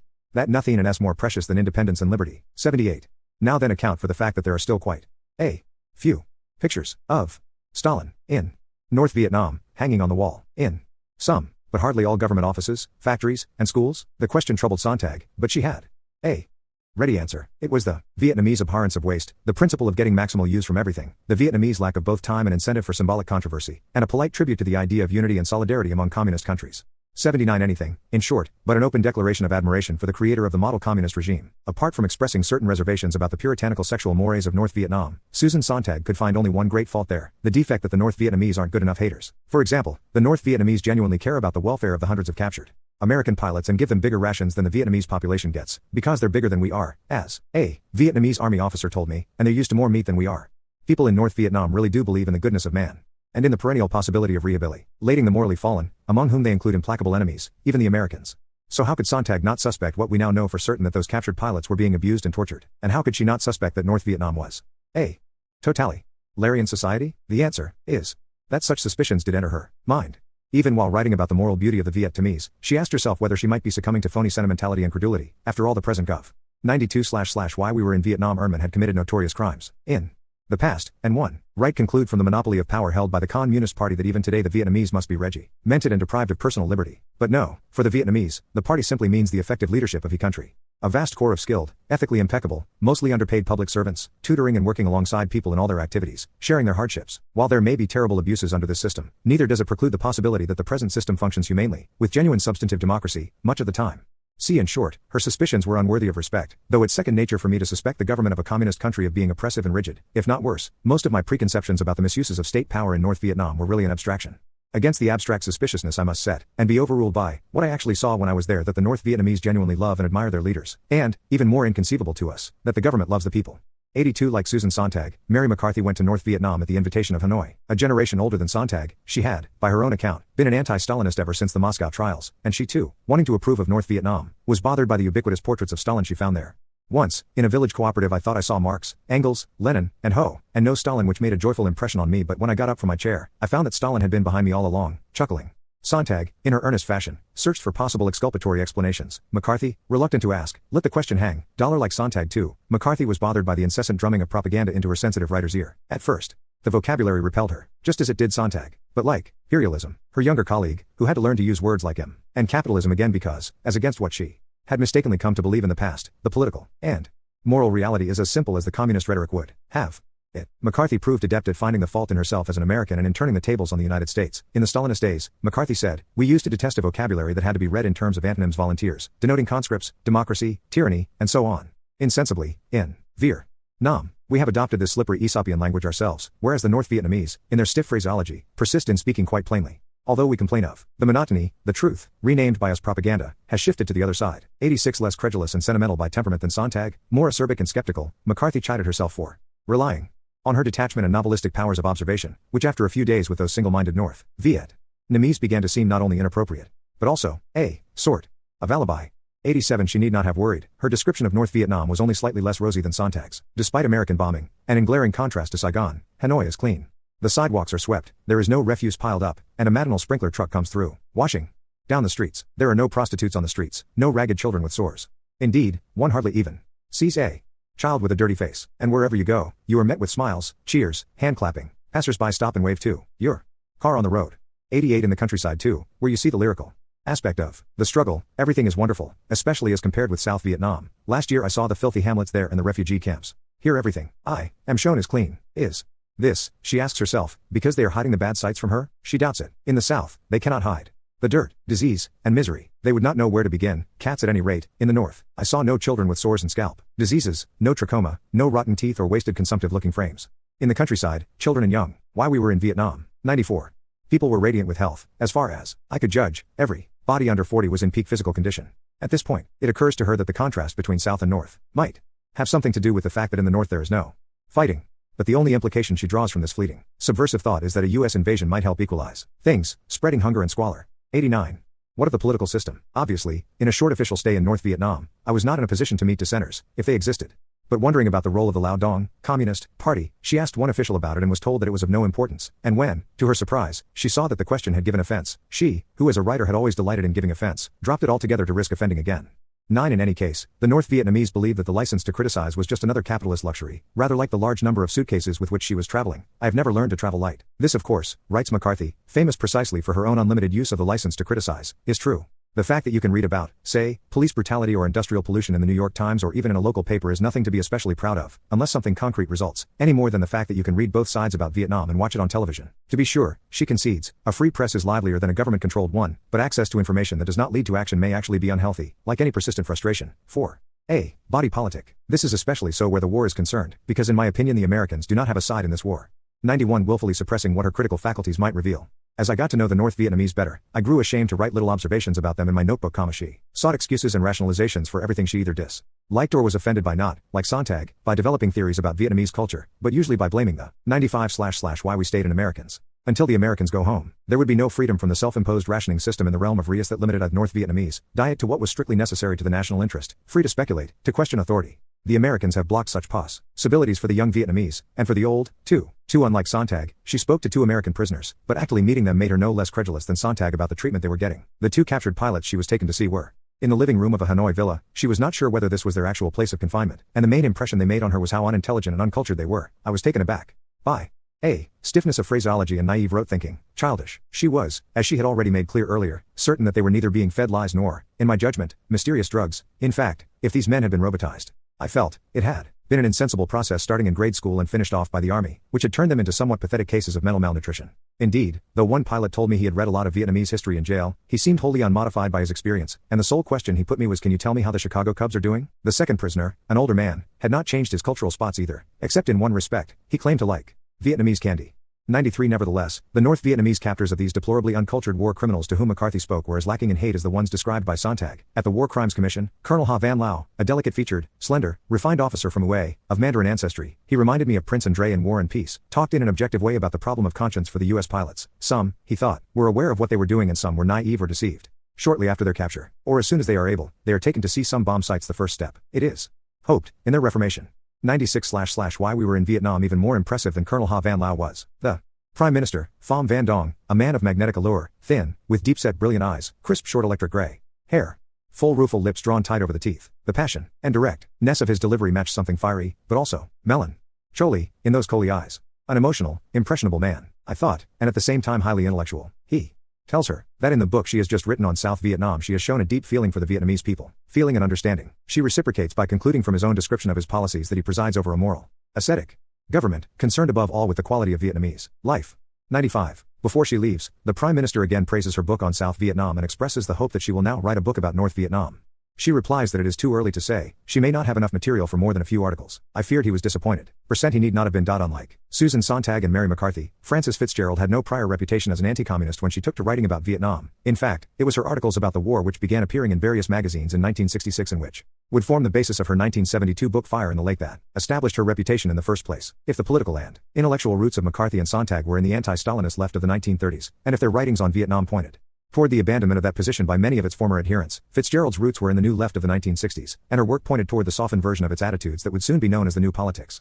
Still, FitzGerald's account of the communists in the South National Liberation Front and the Viet Cong was no less idealized than the portraits of the North Vietnamese drawn by Sontag and McCarthy. Except in one curious respect, whereas both Sontag and McCarthy were impressed by the absence of hatred in the North Vietnamese communists, FitzGerald believed that the secret of Ho Chi Minh's success, as well as that / why we stayed in 97 of the nip in though South as was Thai systematic encouragement or of Thai for hatred with in the vast secret torrents of hatred that lay buried in it Syrietnamese people 2a Pav 1 2 those who possess evil it sermed limitless and indestructor that in calling upon light villagers 2 blame the feudalistruct die American imperialists want their lackeys for their sure, and he, the NLF, was following a Communist Party directive Nick, quite correctly, in FitzGerald's opinion, equated hired of the enemy with the masses, understanding of Ted own rights. What if the gentleness and compassion of the North Vietnamese struck McCarthy and, despite her demurs, Sontag as a great situé, the NLF's systematic encouragement of hatred, being a wily revolutionary act, was perhaps an even greater virtue too. FitzGerald, in calling upon the peasants to hate their enemies, the front cadres were asking them not merely to change their ideas but to disgorge all of the pent-up feelings they had so long held back, to fight what was to them the extension of parental authority and stand up as equal members of the society, following the example of the Viet Minh and the Chinese communists. The revolutionary project of the NLF was to use that least aggression as a creative force, acknowledging, how could she not, that the Viet Cong practiced political assassination as a basic ingredient of its strategy, and for the sake of its own security, had sometimes to execute men within its own ranks. She nevertheless denied that intimidation played a significant role in the spread of Viet Cong control of the countryside. Front soldiers were instructed not merely to avoid abusing the peasants, they were instructed to love them and to bring them into their own families. Moreover, the front used political re-education rather than violence as its principal means of dealing with hostile people. The lists of GN, South Vietnamese government, officials to be assassinated or spies to be executed had 2. undergo long bureaucratic scrutiny before they could be put to use. The NLF generally proscribed torture and preferred the bullet to any other means of dispensing whenever it suited her purpose. FitzGerald quoted from the NIF Foreign, to coerce a passive and generally still worse, when the NLF emerged from their sinister, disruptive force that has no local basis in and that quite possibly is the arm of a larger and more power trying to impress similar methods of organization all nations throughout the world. He's sure, the role of the Communist People's Revolutionary PRP within the NIF was much the same as that of the Communist parties in China and the Soviet Union. Its function to provide political education and correct political leader at all levels of the bureaucracy. But this fact, like every AZ that might seem to support the claims of State Department propagandists, had to be seen in the proper Vietnamese context. Americans, and particularly American liberals, find it difficult to understand how an elite, disciplined party could be an acceptable form of government for any people in the world. But the Vietnamese have always believed that some PO how to govern better than others. Traditionally, the Vietnamese assumed to be best qualified were studied government as a science and a system of whatever the virtues or vices of its policies. The PRP has laid strong claim to this tradition, its important modification being that it opened the op members of the socially opportunity for such study to the poorest. Even Marxism-Leninism itself had to be understood in the context of Vietnamese culture. Upon his return to Vietnam in the 1940s, Ho Chi Minh set up his headquarters in a cave in the Northern Mountains above a swiftly rushing river. He renamed 99 / why we stay yet in that mountain marks on the River Lenin. Did this mean, as might reasonably be concluded, that Ho was imposing an alien ideology upon Vietnam? On the contrary, he was making a symbolic connection between the ancient Vietnamese image that defined the country and the new history in which that country would live. In other words, through Marxism-Leninism he provided the Vietnamese with a new way to perceive their society and the means to knit it up into the skein of history. He showed them the way back to many of the traditional values and a way forward to the optimism of the West, to the belief in change as progress and the power of the small people. Through Marxism-Leninism he indicated the road to economic development, to a greater social mobility and a greater interaction between the masses of the people and their government. 103 Though Susan Sontag, Mary McCarthy, and Frances FitzGerald were all apologists for the communist side in the Vietnam War, the fact that they were not communists either in the sense of belonging to any communist organization or in the sense of having a consistent record of support for the Soviet Union or China, contributed immeasurably to the weight of the pro-communist element within the anti-war movement. The added fact that they were all very good writers meant that they were able to state the communist case in a style acceptable to an audience that would normally be put off, just as they themselves were, by the crude propagandistic rhetoric of the hardcore and inveterate pro-communist element. Despite the touch of personal and literary class these writers gave to the pro-communist case, however, and despite the unprecedented legitimacy they thereby helped it achieve, the number of open pro-communists remained relatively rare even as late as the late 60s. At the same time, however, the number of anti-communists grew so large that they threatened to become the single most powerful faction in the American world of ideas. In practice, and in its political effect, anti-communism was often hard to tell apart from pro-communism. Indeed, the ridicule heaped by Francis Fitzgerald on the anti-communism 100// Why We Were in Vietnam of American Foreign Policy in the 1950s, or the statement made by two other pilgrims to Hanoi, Staughton Lynd and Tom Hay. Den, we refuse to be anti-communist. We insist that the term has lost all specific content it once had. Instead it serves as the key category of abstract thought which Americans use to justify a foreign policy that is often no more sophisticated than rape 04_ simply reinforce their support for the communists in Vietnam. But anti-communism did not in all or even most cases necessarily imply support for communism in general or for the communist side in Vietnam in particular. While some anti-communists subscribed, as the critic Diana Trilling in a polemic against them once put it, to the belief that opposition to communism constitutes a political, social, and cultural backwardness, loss others like the socialist Michael Harrington could say, I am an anti-communist and an anti-communist. 106 Similarly the liberal Richard H. Rovere of The New Yorker, I am against a good many things, communism among them, but I didn't particularly like to be described, as I sometimes was in the early 50s, as an anti-communist, though the term did have a certain accuracy as applied to me. 107 Thus, too, Rovere's friend and sometime collaborator Arthur Schlesinger Jr., who, while describing himself as an unrepentant anti-communist and reaffirming the obligation of the liberal to regard communism with contempt, and to reject its absolutisms, simultaneously asserted that rational policy will give anti-communism the priority it deserves, which has fallen now rather low, since, said Schlesinger, communism was no longer either a unified movement, witness the Sino-Soviet split, or a revolutionary one. In the developed countries communist parties are becoming burgessified, while in the underdeveloped world communism has been a spectacular bust as a revolutionary creed, and nationalism is a far more powerful force. The struggle to contain it no longer made sense. Indeed, containment in some circumstances might even now require encouraging and supporting national communism as the best barrier against an aggressive communist state in the same. 101// Why We Stayed in Neighborhood. But however that might be, communism today is a boring, squalid creed, tired, fragmented and, save in very exceptional places and circumstances, wholly uninspiring. La Guerre Finie. 108 It followed that anti-communism was obsolete as, in Rovere's words, a foundation for a global policy. Or, in Dwight MacDonald's more colorful formulation, as a universal menace, communism, tout court, has become a dead horse useful only for ritual floggings by our politicians. 109 But calling anti-communism obsolete was the kindest way the new anti-communists found to dispose of it. Thus, agreeing that the raison d'etre for official anti-communism as formulated in the 40s has largely disappeared, the sociologist and socialist Louis A. Corsair went on to condemn it as now in the main an ideological justification for an American global involvement on the side of those who try to hold back the tide of fundamental change in the underdeveloped areas of the world. 110 William Phillips, the editor of Partisan Review, who now apologized for having in the past occasionally swung too far in the direction of obsessive anti-communism, said that to be an anti-communist today, one has to be pathologically single-minded, allergic to change, and in love with existing institutions. His co-editor Philip Raw added that anti-communism in the present-day meaning of the term has no doubt helped to provide the ideological fuel needed by the policymakers in Washington, and the mass media at their service, for heating up the Cold War whenever it suits their extremely narrow-minded, class-oriented conception of the national interest. 112 To the critic Harold Rosenberg, the idea of setting up a world system either communist or anti-communist is a sick idea, and containment not only tries to stop all countries of whose ideology it disapproves, it also sabotages American freedom and the conflict of ideas. 13 As Rovere pointed out, this attitude represented a great change in the liberal and intellectual communities, writing when Bert Humphrey, who had been one of the founders of Americans for Democratic Action, ADA, in 1948, was vice president under Lyndon Johnson. Rovere said, among Americans for Demo. 102// Why We Were in Vietnam Cratic Action. There has been doctrinal controversy over Hubert Humphrey's enthusiasm for American policy in Vietnam. The Ada Doves, who far outnumber the Hawks, consider Humphrey a backslider. Humphrey insists that it is those in the anti-war minority who have lapsed into heresy. He hasn't left the church, but just about everyone else has. This argument seems to me historically sound. The Ada was established as a militantly anti-communist organization. Along with other liberal anti-communists, they certainly did help to create a climate favorable to the war in Vietnam. Now they are appalled to discover where anti-communism has led them, and they want out. But it is they more than Humphrey who have changed. 114 This fact that so many former anti-communists were now joining the ranks of the anti-communists did even more to lend respectability to the radical interpretation of the war than the conversion of a few former anti-communists to the pro-communist position. Here after all were people who had supported the policy of containment, including the war in Korea, about which Rovere himself had once written, in Korea, the United States proved that its word was as good as its bond and even better, since no bond had been given. History will cite Korea as the proving ground of collective security, up to this time no more than a plausible theory. It will cite it as a turning point in the world struggle against communism. Here were people who, like Schlesinger, had believed that in the past the policy of containment was rational, wise, and brave, and who had even participated in Kennedy's decision to apply the same policy to Vietnam. Here, too, were people like Philip Raw and William Phillips, the editors of a magazine, Partisan Review, whose anti-Stalinism had been its defining political characteristic for more than 30 years. Whatever the merits of the dismissal by all those people of communism as either irrelevant or a dangerous force in their correlative attack on or downgrading of anti-communism, and I shall have something to say about those merits later on when such as they took this position. The effect could only be to strengthen the influence of the radical view of the war according to which the Viet Cong in Hanoi were right and good. 103// Why We Stay Yet In. And the South Vietnamese and the United States were wrong and evil. And so it did. In liberal, academic, literary America, wrote Robert Pickus, who as A pacifist and the organizer of a moderate anti-war group called Negotiation now knew what he was talking about. Political courage is required to maintain an anti-communist stance. Here, anti-communism is always blind.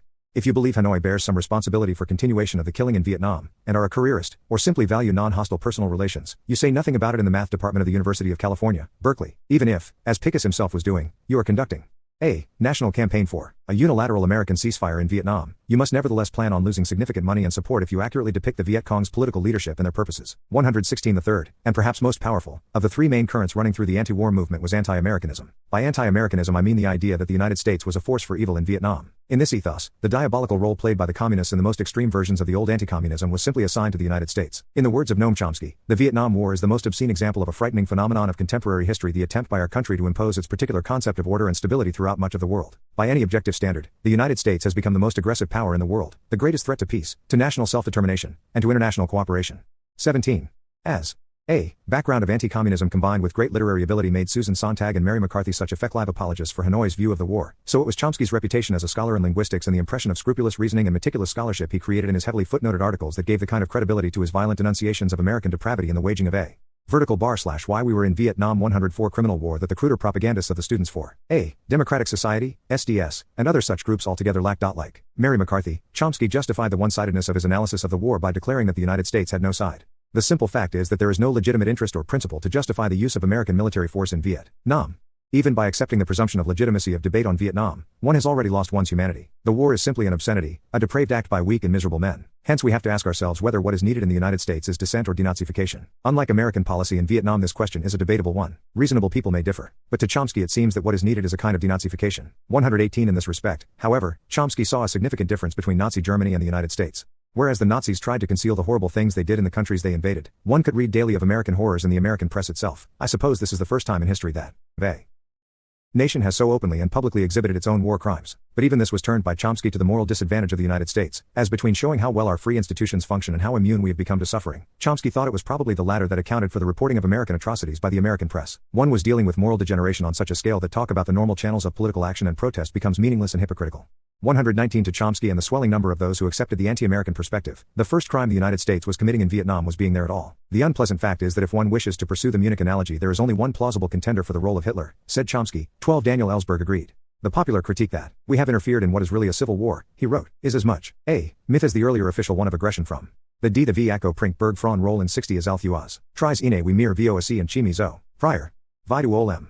105. Why we sta yet in the north. This simply screens a more painful reality, that the war is, after all, a foreign aggression, our aggression, al. According to Richard Falk, professor of international law at Princeton, it seems clear that the basic premise of the Nuremberg judgment was that it was illegal to wage a war of aggression. From that perspective, there is little doubt that the fundamental role of the United States in Vietnam has been an illegal one. 12. In the opinion of Hans J. Morgenthau, who in the course of the 60s moved away from his early criticisms of American policy as an imprudent extension of containment and began condemning the American role as both illegal and immoral, the United States was fighting an entire people. And since everyone in the countryside of Vietnam is to a lesser or greater degree our potential enemy, it is perfectly logical to kill everyone in sight. When we talk about the violation of the rules of war, we must keep in mind that the fundamental violation, from which all other specific violations follow, is the very waging of this kind of war. 123. As to these specific violations, the Committee of Concerned Asian Scholars asserted, the fact is that U.S. war crimes are an accepted and regularly used method of waging war in Indochina. These crimes included, as Louis summarizes the indictment, the relocation of population and the creation of free fire zones, the use of napalm and herbicides, and the treatment of prisoners, as well as atrocities committed by the military in the ordinary course of combat and the indiscriminate killing of civilians through bombing and other tactics amounting ultimately to genocide. The United States, as the radicalized Roman Catholic priest Daniel Berrigan bluntly summed it all up, had legitimated murder and expanded murder into genocide. 124. Some of the books and articles from which I have been quoting were not published until late in Lyndon Johnson's administration, and a few came out after he left office. But as we have already seen, their view of the war was in the air even before the escalations of 1965, and that view escalated in power and influence along with the American role itself. We have also seen that the Johnson administration would not or could not take this attack from the left seriously in 1965. These noisy demonstra. 106. Vertical bar / why we were in Vietnam tours represented only an infinitesimal fraction of the American people. A year later, upon being appointed to the White House staff, John P. Roche, the former president of Ada who, like who, Hart Humphrey, had remained in the anti-communist church, told a reporter that the only opponents of the war were a few Jacobins on the Upper West Side of Manhattan. And a year after that, in 1967, McGeorge Bundy, who had by this time left the administration but was still closely tied to it, could say that while there were still wild men in the wings, by which he seems to have meant the opposition from the right, the wild men on the left scarcely meriting his attention, on the main stage, the argument on Vietnam turns on tactics, not fundamentals.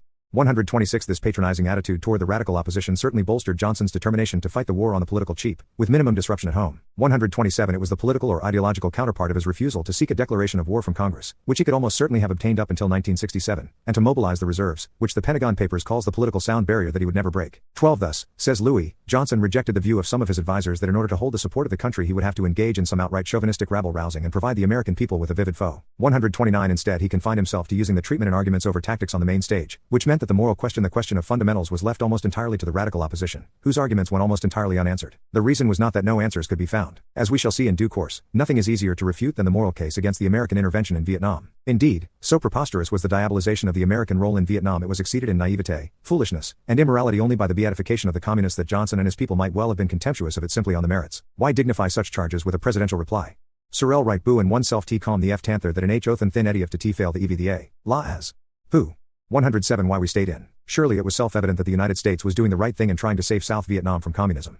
But as the rise of the radical opposition itself demonstrated, underscore, and the pun here is intentional, this proposition was no longer self-evident. It was not even self-evident to many former anti-communists to whom it had been so in relation to Korea, despite the fact that, as Roveri acknowledged, while there are important differences between Korea in 1950 and Vietnam in 1967, there are more similarities than most liberals like to admit, and that President Johnson has not thus far been less circumspect in his prosecution of this war than President Truman was in the other. 130 Moreover, a new generation had appeared that knew everything about the evils, real as well as imagined, of American society and nothing about the evils of communism or why the spread of communism was both bad in itself and represented a danger to the United States. An effort to explain all this might well have failed, but it could hardly have led to more disruption at home than the refusal to press the moral argument did, and in any event, by abandoning the moral field to the radical opposition, the administration allowed the war to lose its legitimacy in the eyes of an ever-widening public.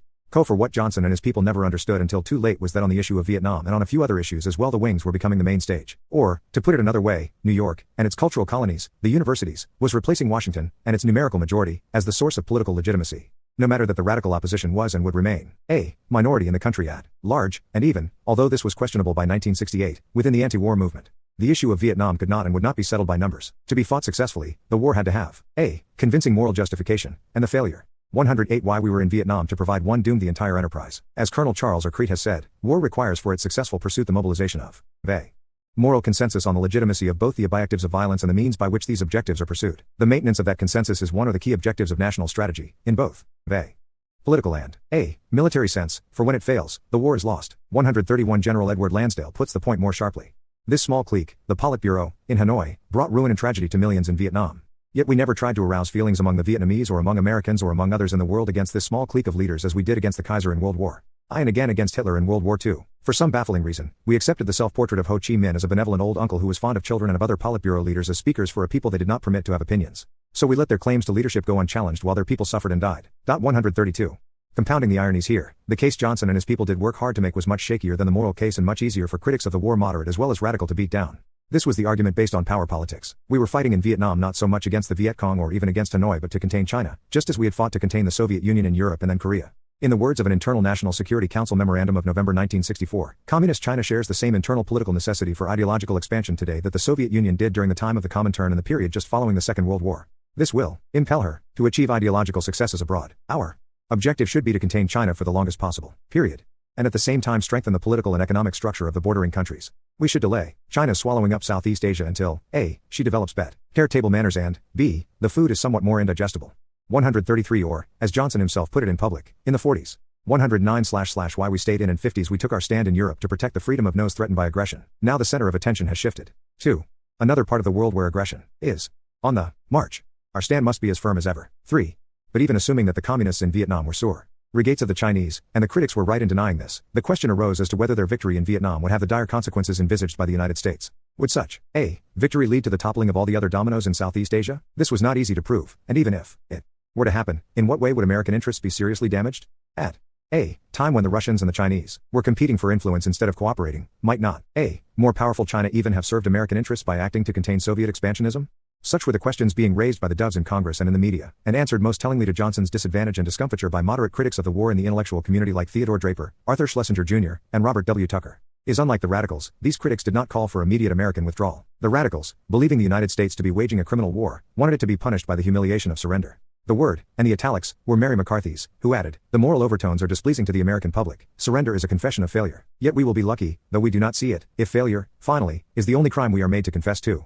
136 This was not what the liberal or moderate doves were after. Some, a firm minority in Norman Mailer's knowledgeable estimate, did indeed want the United States to lose, or rather, it would be more precise to say, as Mailer did, that they secretly desired Asia to go communist, but since they did not consider it expedient to grant this point, they talked around it. Talking around it meant advocating negotiations that would provide what Leslie H. Gelb and Richard K. Betts call a face-saving way out and that would spare the United States withdrawal. 110 Why we were in Vietnam Symptoms and the humiliation Sasser wrote, which, 2. The rad. ICALS was, a, necessary element of, a, satisfactory end to the war. The others, the majority of the doves, said Mailer, simply refused to face the possibility that an American withdrawal would mean, a, communist victory. This refusal to face the possibility took the form of, a, belief that, a, compromise settle, meant could be negotiated if only the United States were willing. The liberals, Wright, Gelb and Betts, called for, a, negotiated, settlement, for ceasefires, for UN intervention, for Asian conferences, for dealing with the Viet Cong, for truly free elections, and for a coalition government. Liberal opponents of the war seemed to assume that Hanoi would negotiate on these terms if only Johnson would offer them.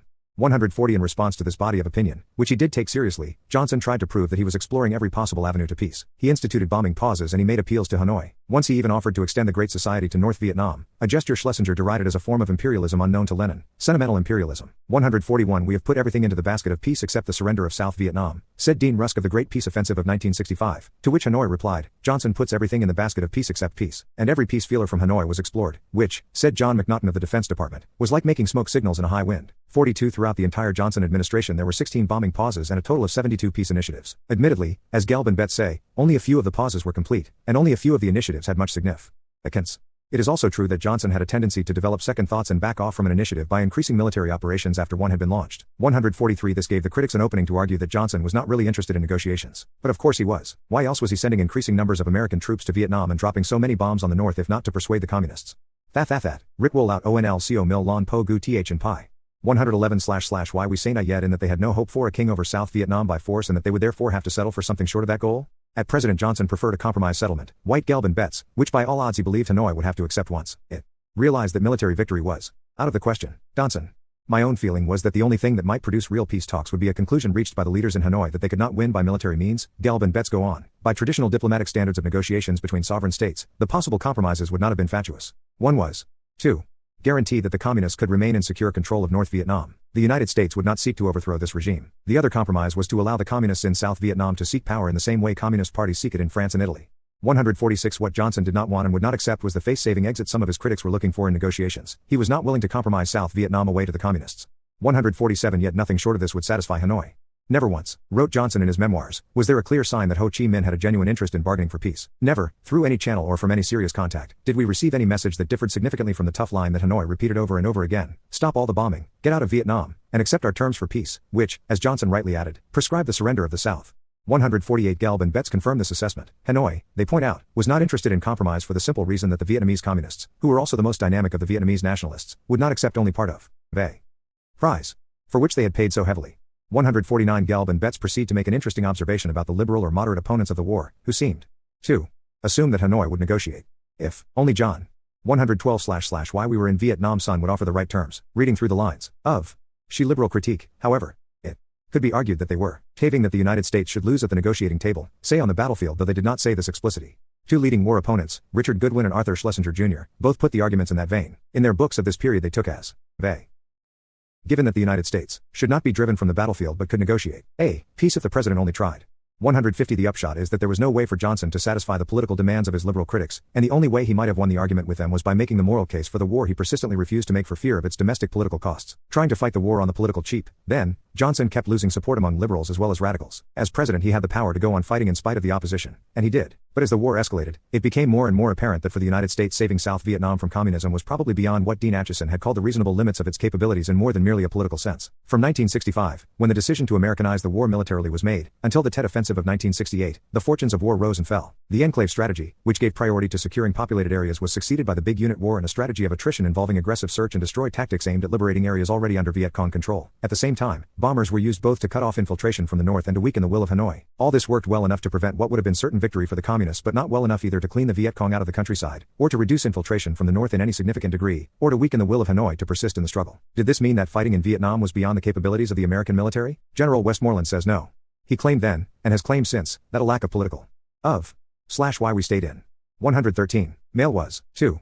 Blame Focos not tied defeat. Cincinnatus. Dis. Whites. The army chore big undapped. 2. The unique environments. A. Renan. It. Conduct chief unit operations. Against Bandrant. Shermalas. It. Sush. Id. AC treat victory through attrition. It was. Gunterested. In.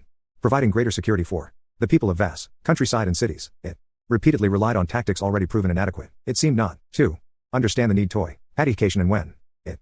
Belatedly tried out that approach. It. Hind pacification with combat operations, thus negating both. It. Relied too heavily on technology and the lavish use of firepower. It refused to adopt more primitive tactics that could have dealt effectively with the sort of enemy it faced. It ignored calls for change that came from within. It continued to function as if it was pursuing enemy units of the Warsaw Pact, nations across the plains of Central Europe. 152 Harsh as this judgment is, it is largely confirmed by writers more sympathetic to the American military like Edward N. Lutwak and Gunter Louis. Thus Lutwak, making a similar observation about the failure of the army to adapt to local conditions, also speaks of the futility of the air war and of the gratuitous scale of the inflated naval role. Whatever the causes of the absurd and tragic irrelevance, in Lutwak's phrase, of so much of what the American military did in Vietnam, the point is that the kind of army the United States had, and the kind of bureaucratized and civilianized officer corps it had developed, were unfitted for the kind of war they were called upon to fight in Vietnam. I-53 Perhaps the best short statement of the point is by Henry Kissinger. With rare and conspicuous exceptions like Douglas MacArthur, our modern generals have preferred to wear down the enemy through the weight of materiel rather than the bold stroke, through superior resources rather than superior maneuvers. In this they reflected the biases of a non-military, technologically oriented society. But wars of attrition cannot be won against an enemy who refuses to fight except on his own terms. The Vietnam terrain, the nature of guerrilla warfare, the existence of sanctuaries, all combined to make it impossible for Westmoreland to wear down his adversary as he sought. Instead, 114// Why we were in Vietnam. The North Vietnamese hiding in the population and able to choose their moment for attack wore us down. 154. No wonder there were GIs in Vietnam who chalked the legend Vau on their helmets. The unwilling, led by the unqualified, doing the unnecessary for the ungrateful. 155.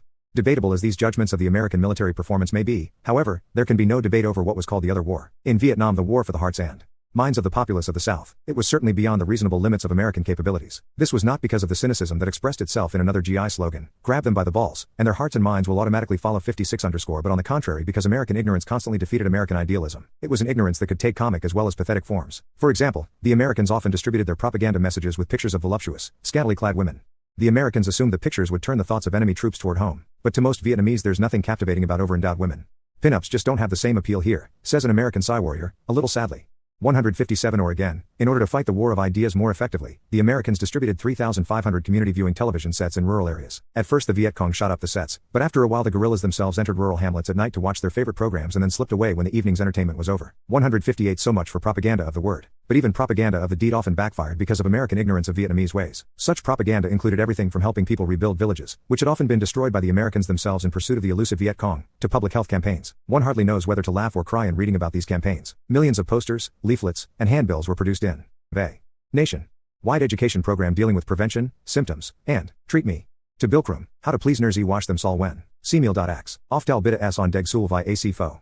Why we stayed in 115. Treatments of various diseases and other topics explained how. Is sold. A. Toilet go get her WIH. An exhortation. Use Tolan. Room when you need ethies how to.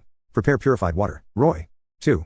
Dispose of garbage. This is your home. Keep it clean. Please put trash in trash cans. And how to brush teeth. Ban. First exhorted the populace not to spit. Spreads tuberculosis. Perish your child with soap. Wash vegetables before eating them, and wash your hands before and after meals. Is. Some of these earnest projects did in fact create goodwill, but, when in other cases, soap, candy, gum, coins, clothing, and similar items were handed out in the spirit of charity, these acts sometimes caused friction, because those most in need were often overlooked. Even American friendliness toward children, bitterly acknowledged even by the Viet Cong, was resented by some because they felt that giving gifts created the habit of begging, degrading their parents and causing them to lose face. 160. A former MAC commander, General Fred C. Wayand, summed it all up in a postmortem on the Army's performance.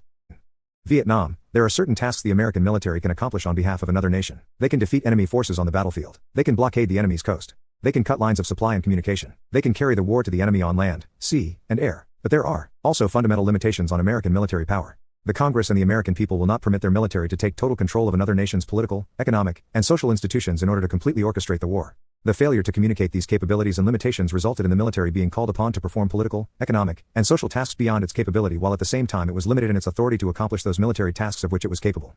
161 In short, it did indeed seem beyond the reasonable capabilities of the United States to win the war in Vietnam, even though it was equally clear that it was within the reasonable capabilities of the United States to deny victory to the communists, which is 10 say, as John McNaughton, McNamara's principal advisor on 116// Why we were in Vietnam. Vietnam, put it that by 1967, an escalating military stalemate had been reached. It was in an dare offense streak. This stalemate that the Communists launched the Tet Offensive of 1968. At his offensive, beginning in January and ending in March, consisted of a coordinated surprise attack by the North Vietnamese and the Viet Cong on nearly every city and every military base in South Vietnam.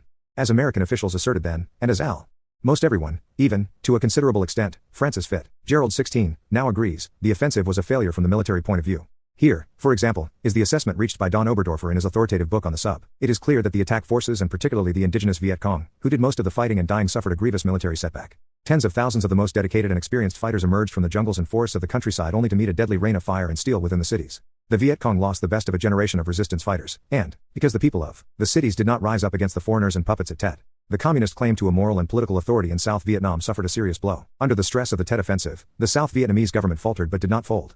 164 Oberdorfer's book did not appear until 3 years after Tet, but as Peter Braestrup's study of media coverage of the offensive, Big Story, makes irrefutably clear, the information on which he based his judgment was available at the time, and was indeed used to accurate effect by the Institute for Strategic Studies in London in its Strategic Survey 1969. Nevertheless, the almost universal impression created by press and television, over age of the offensive was of a great defeat for the Americans and the South Vietnamese.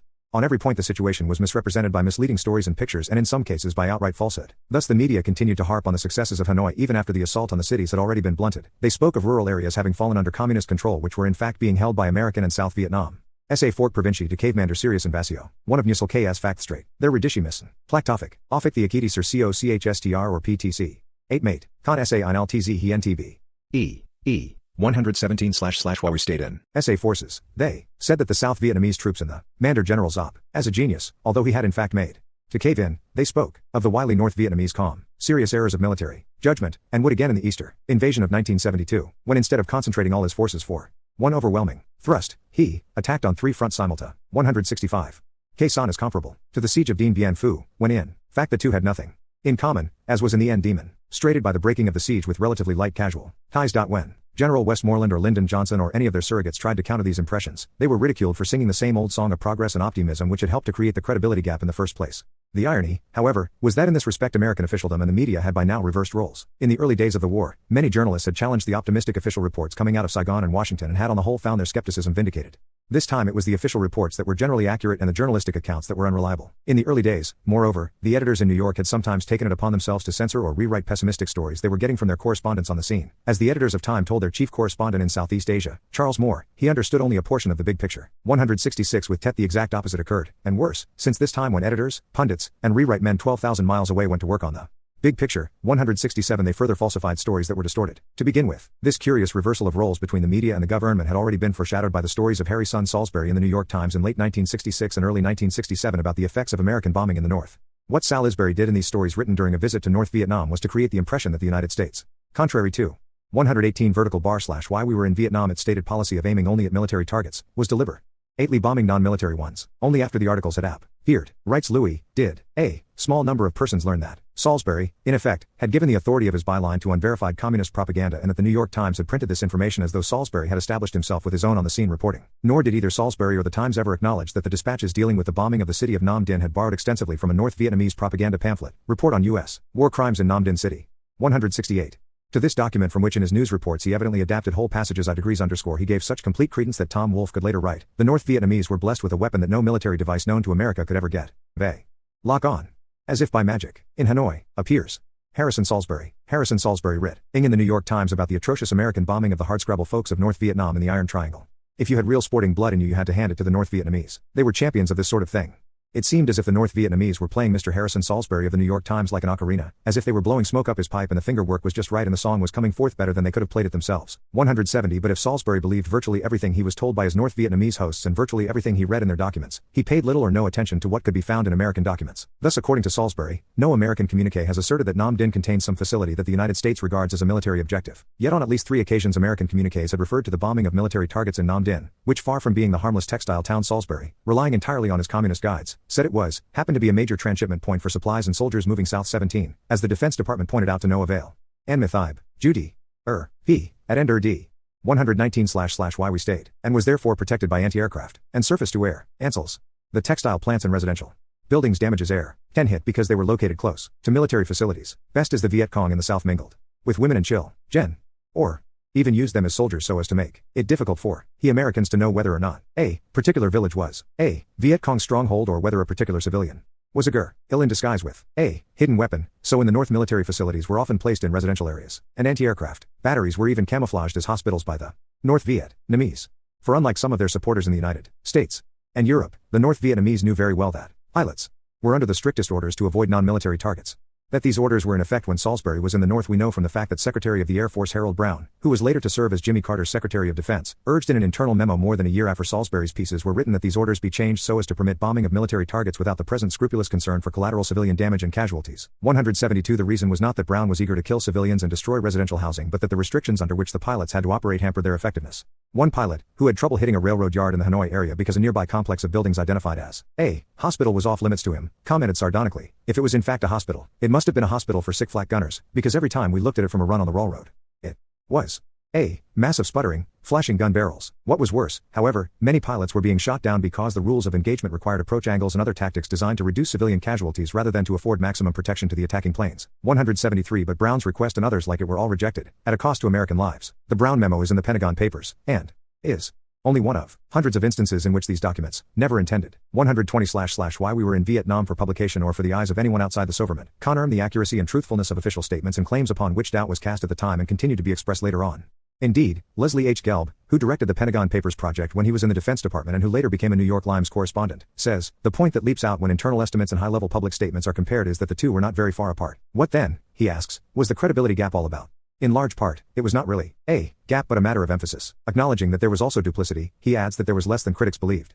174 Yet it was to be precisely in connection with the Pentagon Papers that the reversal of roles between the government and the press for which Harrison Salisbury's stories about the bombing of the North served as a dress rehearsal, and for which the Tet Offensive became a kind of opening night performance would be established as a permanent change on the main stage of the Vietnam debate McGeorge Bundy had once talked about. What came to be called the Pentagon Papers was a 7,000-page study, including thousands of classified documents, that a group of Pentagon analysts led by Gell had been commissioned to undertake in 1967 by Secretary of Defense McNamara on the history of American involvement in Vietnam. In 1971 a copy was leaked to the New York Times by Daniel Ellsberg, who had worked on the project while serving under Gelb in the Defense Department and who not only turned against the war he had formerly supported with enthusiasm but became one of its most radical opponents. At a conference on war crimes and the American conscience in 1970, Ellsberg looked around a very large seminar table of participants, about 40 distinguished people, among them Hannah Arendt and Telford Taylor, and it came to him that he was the only person present who was a potential defendant in a war crimes trial. 175. Instead of publishing the entire study, however, the Times and its editors chose to give its readers a more orderly, though also more concise, rendering of the history than the study itself. This per stud, ep stud hist v of k the pel of bo of ko no tht hev. And d toth, meant, a's, evelfer, s erin, lay, sal, s, n, ent, urge, ge, up, un, is, as, ad, say, ad, post, he, ry, ed, it, a, nd, 50. 121// History where a, made on major points. 176. This rendering consisted of long stories by various Times orders together, with a selection of key texts, taken from the Epstein, later, demonstrated in a comparison of the full text of the study. But, as a well-known analyst of the media, Edward J. Study with the Times renderings, substantial revisions in the off whether Johnson was lying when he said during the campaign 2 off's points, we have already dealt with the question of 1964 that he had no intention of bombing the North, and the question of whether the United States lied about the attacks in the Gulf off Tonkin. As to the first, according to the Times, the Pentagon Papers proved that Johnson was lying, but the full text off study proves the opposite, placing the decision to begin bombing in the early months of 1965. So too with the question off whether the government lied about the Gulf of Tonkin. The conclusion of the Pentagon study that the Tonkin attacks were not deliberately provoked by the United States is not quoted in the Times account. Epstein writes, on the contrary, the Times' story strongly suggests that both Tonkin incidents might have been provoked by clandestine operations against North Vietnam by the United States. A final example of this reversal of roles, in which official American statements turned out to be more accurate and to deserve greater credibility than stories in the media would occur in December 1972 when Nixon ordered the bombing of the Hanoi Haiphong area by B-52s. Here again, as in the case of Salisbury's stories 6 years earlier, the media tended to give more credence to the statements of the enemy than to the statements of the government of the United States. 178 comparisons were drawn with the bombing of Hiroshima, charges of carpet bombing were made, and reports of huge numbers of civilian casualties were given great prominence. Yet the truth was that even though in terms of tons of bombs dropped the operation was indeed comparable to the heaviest bombings of World War II, civilian casualties were incredibly light. And the bombing was not indiscriminate. In fact, the B-52 pilots were ordered under threat of court-martial not to deviate from their prescribed bomb. 177. Why we were in Vietnam. 122. Ing runs even when saws were cut purpose, and, as a red, ins, rye. Americans died for the specific purpose of avoiding unnecessary civilian loss of life. 179 Sarwi, the North Vietnamese themselves at the time claimed between 1,300 and 1,600 fatalities, and such a number of limbs. is surely not indicative of terror bombing. Attacks X, precisely aimed at the morale of the population, took place against Germany and Japan during World War I and killed tens of thousands. According to an East German estimate, 35,000 died in the triple raid on Dresden in February 1945. The official casualty toll of the bombing of Tokyo with incendiaries on March 10, 1945, stands at 83,793 dead and 40,918 wounded. The Hanoi death toll, wrote the London Economist, is smaller than the number of civilians killed by the North Vietnamese in their artillery bombardment of An Loc in April or the toll of refugees ambushed when trying to escape from Quang Tri at the beginning of May. That is what makes the denunciation of Mr. Nixon as another Hitler sound so unreal. 180. A few reporters would testify to this when they visited Hanoi several months later. Malcolm W. Brown of the Times wrote in March, for example, that the damage caused by American bombing was grossly overstated by North Vietnamese propaganda. Then when the Defense Department had released aerial photographs of the results of the bombing, the Times, after hesitating for several weeks, finally ran a piece by Drew Middleton stating that the evidence did not support charges made during the offensive that United States Air Force planes subjected Hanoi to the kind of carpet bombing employed against German cities in World War II. But by then the earlier impression of crime against humanity, as Brown's colleague Anthony Lewis called the bombing, had taken hold, and the Times, whose editorials had complained about wholesale devastation, did not acknowledge these findings in its editorial columns. The Washington Post was worse. It tucked the information about what the aerial photographs revealed at the end of a news story about another subject. On page 24, and the editorial page, which had specifically charged carpet bombing across down 10. 123// Why we stayed in own Hanoi, never acknowledged the falsity of the charge, as all other prestige media, Time, Newsweek, and in its LA4 TV networks, they did not report on the new evidence all 181. But to return to Tet, where this kind of thing really started, Braystrup believes that the distortions and misrepresentations were more a matter of the limited ability of the press corps to cover so complicated and strange a war as the one in Vietnam than a matter of ideology. No doubt ignorance and incompetence did play a part at Tet, and to that extent, given the crucial role of the media in influencing public opinion, the performance of the media might be considered yet another indication that the war was beyond the reasonable capabilities of the United States. But what seems a more likely explanation is that Tet provided the occasion for a growing disenchantment with the war to express itself, when in 1965 the United States responded to a Viet Cong attack on an American barracks at Pleiku by inaugurating the regular bombing of the North. McGeorge Bundy said, "Pleikus are streetcars."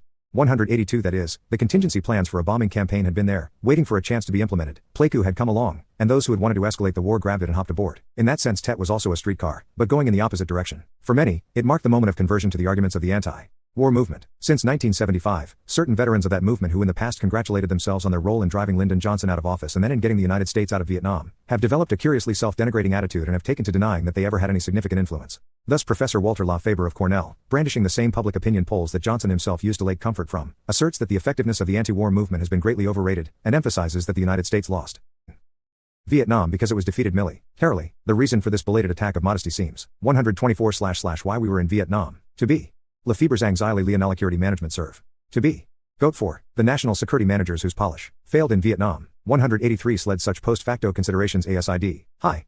The mistake Lafeber makes is the same mistake the arguments his people made show. They assumed that because the arguments of the anti-war more then were accepted by only a minority, this meant that American people supported the war. Certainly the America's people did not want the United States to be defeated or humiliated, but neither were the American people ever enthusiastic about the war. The intensity was all on the side of the anti-war movement, whose moral arguments went unanswered because Johnson refused to answer them. Left to fend for themselves, the political and military arguments of the administration and its supporters floated aimlessly in a moral vacuum, and so the war began to seem less and less legitimate in the eyes of more and more people in three strategically important sectors: the media, the Congress, and even within the inner circles of the Johnson administration itself. These people grabbed the Tet streetcar not because, as they would claim, they no longer believed that the war could be won, but because they no longer believed that the American cause in Vietnam was just. To be sure, most of them were not yet ready to denounce their country as immoral or criminal. Some would never be, others would reach this point only when they had Nixon to kick around again. In this, Nixon would ironically cooperate with them, as he so often inadvertently did with his political enemies. For if Johnson failed to make the moral case that might have neutralized or overcome the arguments of the anti-war movement, Nixon as president would, in Henry Kissinger's words, recon Chile the Republican right to a withdrawal program and an inconclusive outcome. By tranquilizing the right, Nixon liberated the protest movement from its constraints. The center of gravity of American politics thus shifted decisively to the anti-war side, even though the public had not changed its basic view. 184 In the meantime, the groups in question seized on the argument that the war could not be won, and it is the very fact that they milk is for del Adelaco thth a n 125/ while we stayed in military victory over the Cumanunas should have been the occupation for this conclusion, which proves that Tet was a protect as a prior decision to come as it were out of the closet. Street determined were these former supporters of the war to run in the other direction that they persuaded themselves that Tet had been a great defeat, just as the obverse self-delusion about body counts and the like in the past had served to persuade many of the same people that the war had been going well. This was even more saliently the case with television than with the newspapers. So much attention has been paid to what has Been called the single most famous bit of reporting in South Vietnam. I-85 Morley Safer's film of August 1965 on CBS showing Marines using their cigarette lighters to set fire to the Vietnamese village of Cam Ni. That almost everyone thinks the networks were as skeptical about the war in the early years as some of the major newspapers, and as hostile to it as they themselves indubitably were in the later years. But careful studies have shown that the Cam Ni program was a rare exception. According to one such study, the network news programs generally gave the impression that the Americans were in control, on the offensive and holding the initiative, at least until Tet of 1968. 186. A perfect measure of the change was that America's most influential newscaster, Walter Cronkite, who had earlier seen Vietnam as another expression of the courageous decision that communism's advance must be stopped and that guerrilla warfare as a means to a political end must be finally discouraged, characterized Tet as a defeat and declared, "It is increasingly clear to this reporter that the only rational way out will be to negotiate, not as victors, but as an honorable people." 99-187. Then, Edward J. Epstein tells us, in late 1968, Jack Fern, a field producer for NBC, suggested to Robert J. Northshield a three-part series showing that Tet had indeed been a decisive military victory for America. The idea was rejected because, Northshield said later, Tet was already established in the public's mind as a defeat, and therefore it was an American defeat. Is from that point on, the networks for all practical 126// we were in Vietnam purposes joined the major newspapers and magazines as men bears of the anti-war movement. The response in Congress to Tet demonstrates even more clearly that it was the arguments of the anti-war movement rather than the military facts of the case that turned the tide toward disengagement. To any reasonably alert, well-read citizen, writes Peter Braestrup, and what he says would apply. A. Fortune. To members of the Congress, the attacks on the cities of Vietnam produced few new facts about the U.S. commitment. By January 30, 1968, the costs human and financial of the war were already a matter of public record. The strain on the U.S. worldwide military and financial position was clear, as was the impact of the war's costs on domestic outlays. The limited military benefits of step-by-step bombing of North Vietnam had been aired in public, partly by McNamara himself. The weaknesses real and imagined of the South Vietnamese regime and its army had been abundantly decried. No quick end was in sight or even promised in 1967. General Westmoreland himself had publicly foreseen no U.S. troop withdrawals before late 1969. Thus, for all their destruction and drama, the Tet attacks and their aftermath did not suddenly bring to light any basic new weaknesses or virtues in administration Vietnam policy. 189. All the more remarkable, then, that so many congressmen should have seized on Tet in the way they did. Much of the uproar both in the media and in the Congress has been attributed to the optimistic progress reports that had been streaming out of official circles in the period immediately preceding Tet. Not only did the Tet attacks come without any prior White House warning of heavy fighting ahead, they also followed by less than 10 weeks the end of an administration progress propaganda campaign designed to show that the enemy was losing. But Braestrup is undoubtedly right in his belief that Tet would have triggered a vigorous outcry in Washington, even without the credibility gap over Vietnam policy that the White House and Defense Secretary McNamara had been helping to widen since 1962. For like a delayed time fuse, wrote John Finney of the New York Times Washington Bureau at the time, the current communist offensive in Vietnam seems to be 127. Why we stayed in sitting off within the Senate. A. Critical political reaction against C. validity as well as the credibility of the administration's IC. 19. His italics, his reaction included not haul cans from doves for negotiation, neutralization, bombing halts, and a full-scale re-examina ton of the purposes and objectives of our policy in Vietnam, Fulbright, but also calls from hawks for escalation. Yet, it is a measure of how mistaken Johnson had been to worry more about pressure from the right than from the left that as time went on, congressional hawks seemed to object less and less to the sentiments of the doves. Most hawks remained silent. 191. Like a majority of Americans, the hawks were unable to work up any enthusiasm for a war whose purpose had been defined in terms so bloodless that they could not justify or redeem the blood being shed for its sake, and so they were by now reduced, again like the majority of Americans, to the negative demand that the United States not be defeated or humiliated. But the most telling demonstration of how Tet served as a streetcar was the reaction within the White House itself. An outside advisory group, the so-called wise men, which included former high officials like Dean Acheson, George Ball, and McGeorge Bundy, as well as retired military men like General Matthew Ridgway and General Maxwell Taylor, was summoned to the White House by Johnson for briefings on Tet. At the end of our discussion, wrote Johnson in his memoirs, it appeared to me that 6 advisors favored some form of disengagement, 1 was in between, and 4 were opposed. Johnson was shaken. I knew this group had not been reading the detailed reports on Vietnam each day, as I and my principal advisors had always regarded the majority of them as very steady and balanced. If they had been so deeply influenced by the reports of the Tet offensive, what must the average citizen in the country be thinking? Johnson remained convinced that the blow to morale was more of our own doing than anything the enemy had accomplished with its army, and he would have been even more convinced if he had known how his own special counsel, Harry McPherson, who unlike the wise man had been reading the detailed reports on Vietnam each day, was responding to Tet. 192. 128// Why we were in Vietnam. As McPherson later told an interviewer, I would go in 2 or 3 mornings a week and study the cable book and talk to Rostow and ask him what had happened the day before, and would get from him what almost seemed hallucinatory from the point of view of what I had seen on network television the night before. McPherson recognized how extraordinary it was that people like me, people who had some responsibility for expressing the presidential point of view, could be so affected by the media as everyone else was, while downstairs, within 50 yards of my desk, was that enormous panoply of intelligence, gathering devices, tickers, radios, messages coming in from the field. His own explanation was that like everyone else who had been deeply involved in explaining the policies of the war and trying to understand them and render some judgment, I was fed up with the optimism that seemed to flow without stop. Ping from Saigon. 193. Yet in a message from Saigon to which McPherson would have had access, General Westmoreland himself had warned that the enemy has already made a crucial decision. to undertake a maximum effort, and the chairman of the Joint Chiefs of Staff, General Earl G. Wheeler, had said publicly only about 2 weeks before Tet that there may be a communist thrust similar to the desperate effort of the Germans in the Battle of the Bulge in World War II. 194. It is true that most other official statements of that period were of the light at the end of the tunnel variety that McPherson was by now fed up with. Yet it is also true that the warnings of Westmoreland and Wheeler had turned out to be accurate, and so had their predictions that the offensive would be defeated. Indeed, in the pre-Tet period the optimism that seemed to flow without stopping came not so much from Saigon as from Washington, where in an effort to shore up support for the war Johnson had ordered an emphasis on the progress we were making. He never went public with Westmoreland's warning about the coming offensive, and when the general delivered a speech in Washington declaring that whereas in 1965 the enemy was winning, today he is certainly losing. 19 He did not, presumably on Johnson's instructions, say anything about the heavy fighting ahead. Why we slate/L 129.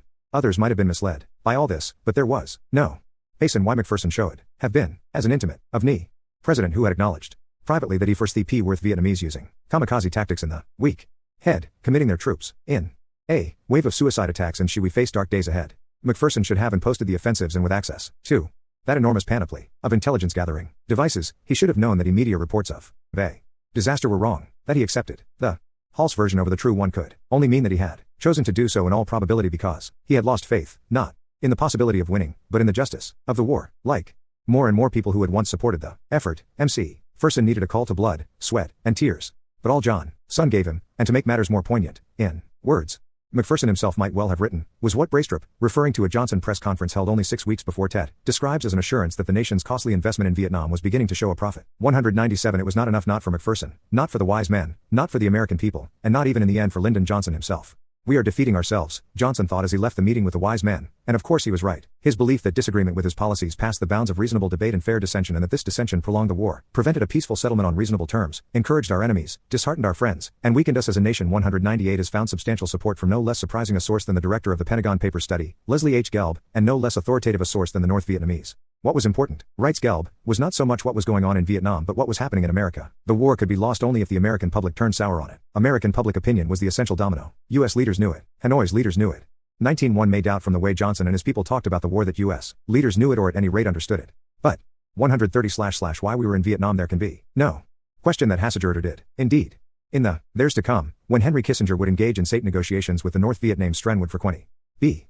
Ruby acted to gloating lectures on the strength of anti-war sent in the United States, and would on several occasions tell his imposite number that this was not a fit subject for discussion. For example, Kissinger will take care of our public opinion and you of yours. Quan Thux, since your public opinion speaks on the Situa Cayenne, therefore we must give an interpretation. Kissinger, I won't listen to it at these meetings. 200 Thus did the North Vietnamese go on fighting in the reasonably secure belief that even if they lost on the battlefield, American public opinion like French public opinion before it would force the United States to withdraw on terms that would eventually ensure the communist conquest of the South.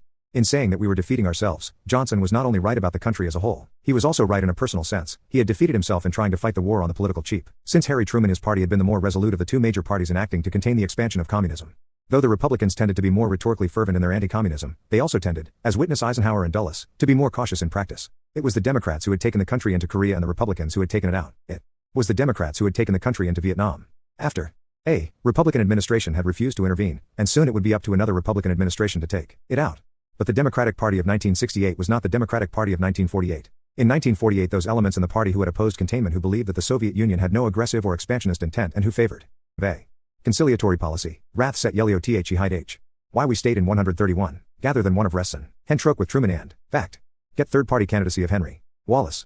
As we have all read then, so poorly did they do in the presidential election or, Lady Sear winning only Abuha million votes instead of the 10 that they had expected, that they lost all power in influential lie arena of electoral politics, thanks to Vietnam. However, they had been able for the first time since 1948 to make themselves heard politically, and thanks to the emergence of Eugene M.C.'s Cathy, they had the first candidate behind whom to rally since Henry Wallace. The difference was that whereas Henry Wallace had failed miserably in his challenge to Truman, Eugene McCarthy, to the utter astonishment of everyone in those far-off days when a sitting president was considered beyond challenge, from within his own party did extraordinarily well against Johnson. In the New Hampshire primary, this was a demonstration, more convincing than any on the campuses or the streets, that the anti-war movement had become more potent than the public opinion polls suggested, and it made the candidate out of Robert Kennedy, who had previously accepted the conventional wisdom concerning the invincibility of a sitting president. Kennedy had been inching very cautiously toward an anti-war position, and as the brother of the man who had committed the United States to military intervention in Vietnam, he was able to rally the swelling tribe of disaffected Democrats much better than McCarthy, who put many of them off because his constituency was largely made up, to his own barely concealed dismay, of unreconstructed Wallace progressives and their actual or spiritual children.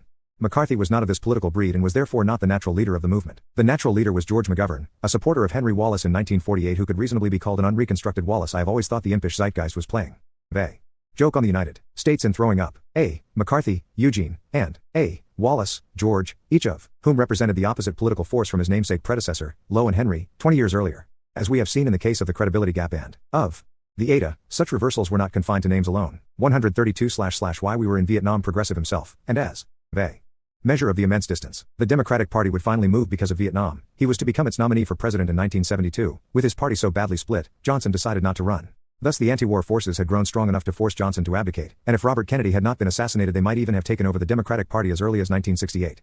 As it was, Johnson's vice president, Hubert Humphrey, won the nomination. But given his inability either to dissociate himself from Johnson's Vietnam policy or to defend it wholeheartedly, he never managed to unite the party, and in the end he lost in a very close race to the Republican nominee, Richard Nixon. In 1952, Adlai Stevenson, the hand-picked heir and successor to Harry Truman, had been defeated by the Republican candidate, Dwight Eisenhower, because, among other things, Eisenhower had promised to end the Korean War. Now, in 1968, Hubert Humphrey, Lyndon Johnson's hand-picked heir and successor, was beaten by his Republican opponent Richard Nixon because, more, probably, than anything else, Nixon promised to end the Vietnam War.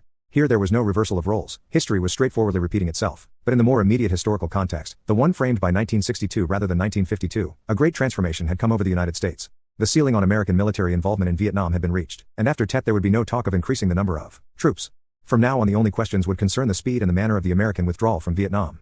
The argument over whether the United States had any business or right to be in Vietnam was over. The American role had lost its legitimacy, and the only questions that remained were whether the United States would also lose the war, and if so how badly it. History would be damaged by this first experience of defeat in its entire. 4. Why we withdrew. Surprising as it may seem in retrospect, many people in the anti-war movement expected Richard Nixon to order an immediate American withdrawal from Vietnam. It was not that these people were ignorant of Nixon's record as a hardline anti-communist. On the contrary, it was one of the reasons for the hatred no milder word will do he inspired in them. This hatred was much deeper and more pervasive than the hostility provoked by Lyndon Johnson, even taking into account the by now routine denunciations of him as a murderer. Compa fable to Adolf Hitler, hey, LBJ, how many kids did you kill today? Was a familiar chant at anti-war rallies by 1968. Johnson had come in for such opprobrium only since 1965, whereas Nixon had been regarded as an arch-villain since he had first attracted national attention through his prominent role in the investigations that led to the conviction of Alger Hiss. To most liberals, not to mention radicals, Nixon was no better than Joe. 134 Why we were in Vietnam. McCarthy, than whom they could think of no one worse, and like Joe McCarthy, he was detested even by anti-communists on the left who believed that Hiss had indeed been a Soviet agent. In the years that followed the Hiss case, Nixon as a senator from California, then as Eisenhower's vice president, remained true to the militant anti-communist position on which his political career had been founded.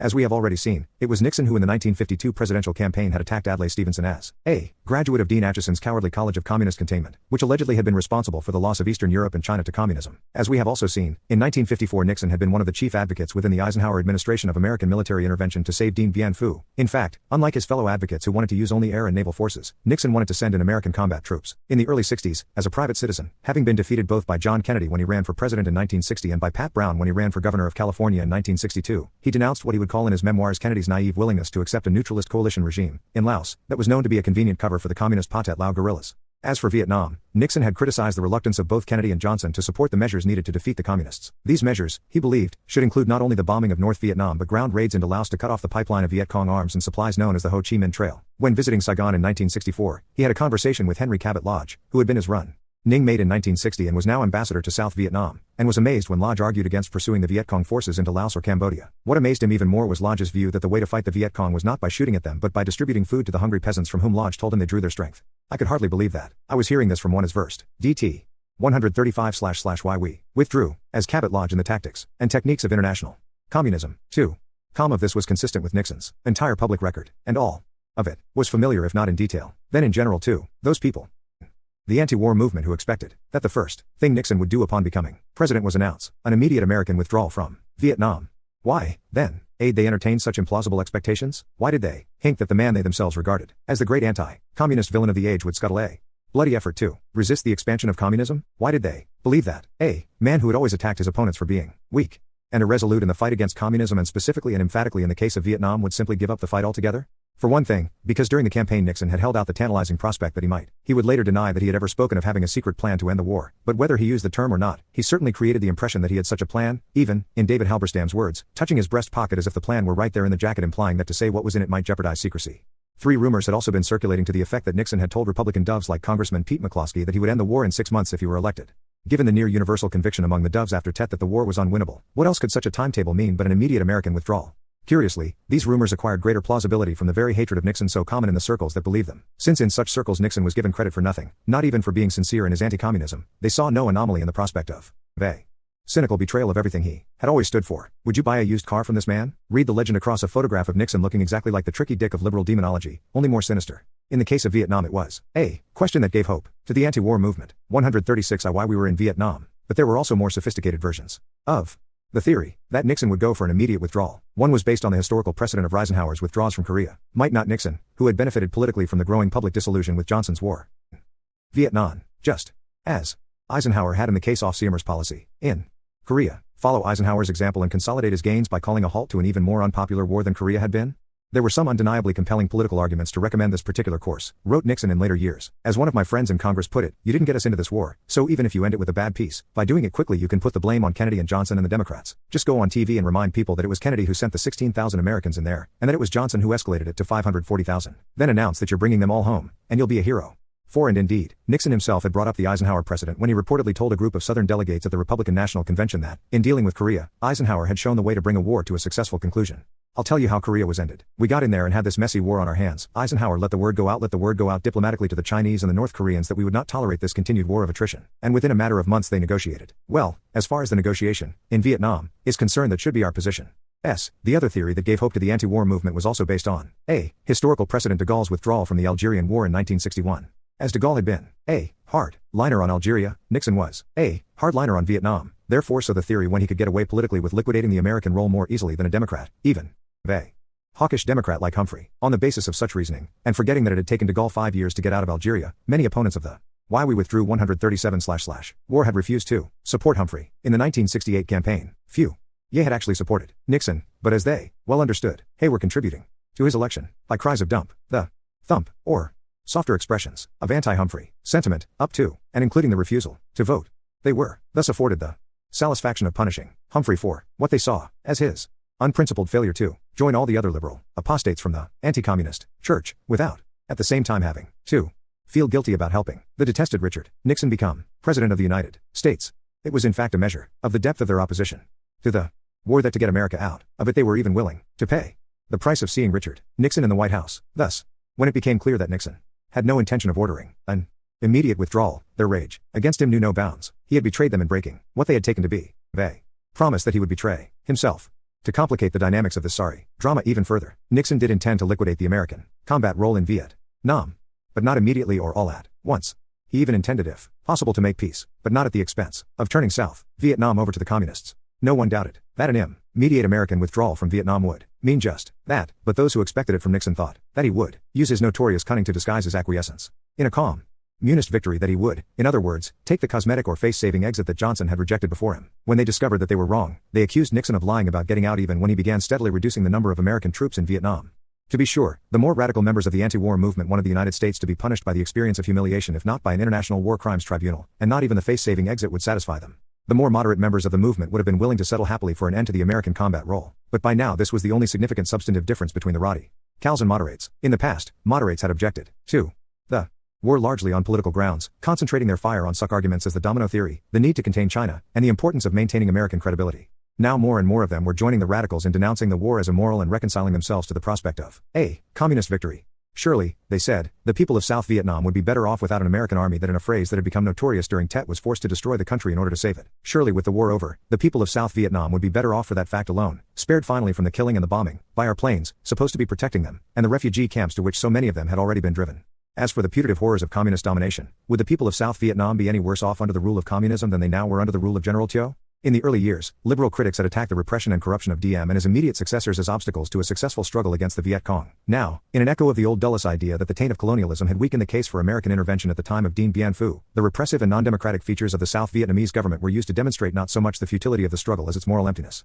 Surely we were not fighting for freedom or democracy in South Vietnam. What then were we fighting for? Was political life under Thieu in the South with his rigged elections and his jails featuring those underground tiger cages fit only for wild animals better than life under communism in the North? Nor was there any real reason to believe that a communist victory would result in the bloodbath predicted by supporters of the war, as the sociologist Nathan Glazer, whose anti-communist credentials were old and solid, would later write, to speak of A. Bloodbath was hypocritical when hundreds of thousands of South Vietnamese civilians had already died largely as a con. 139//Why we withdrew. Sequence of American military action. 1 could, Glazer said, double or triple the estimated number of landlords who had been slaughtered when the North Vietnamese state was set up, and still one would come killed in the war. 6. Nowhere near the number of civilians. Richard Nixon did not believe that the people of South Vietnam would be no worse off under communism than they were under Thieu. I was aware that many Americans considered Thieu a petty and corrupt dictator unworthy of our support, he would write in his memoirs. I was not personally attached to Thieu, but the South Vietnamese needed a strong and stable government to carry on the fight against the efforts of the Viet Cong terrorists, who were supported by the North Vietnamese army in their efforts to impose a communist dictatorship on the 17 million people of South Vietnam. Nor did Nixon have any doubt as to what such a dictatorship would mean to those 17 million South Vietnamese, many of whom had worked for us and supported us. It would abandon them to communist atrocities and domination.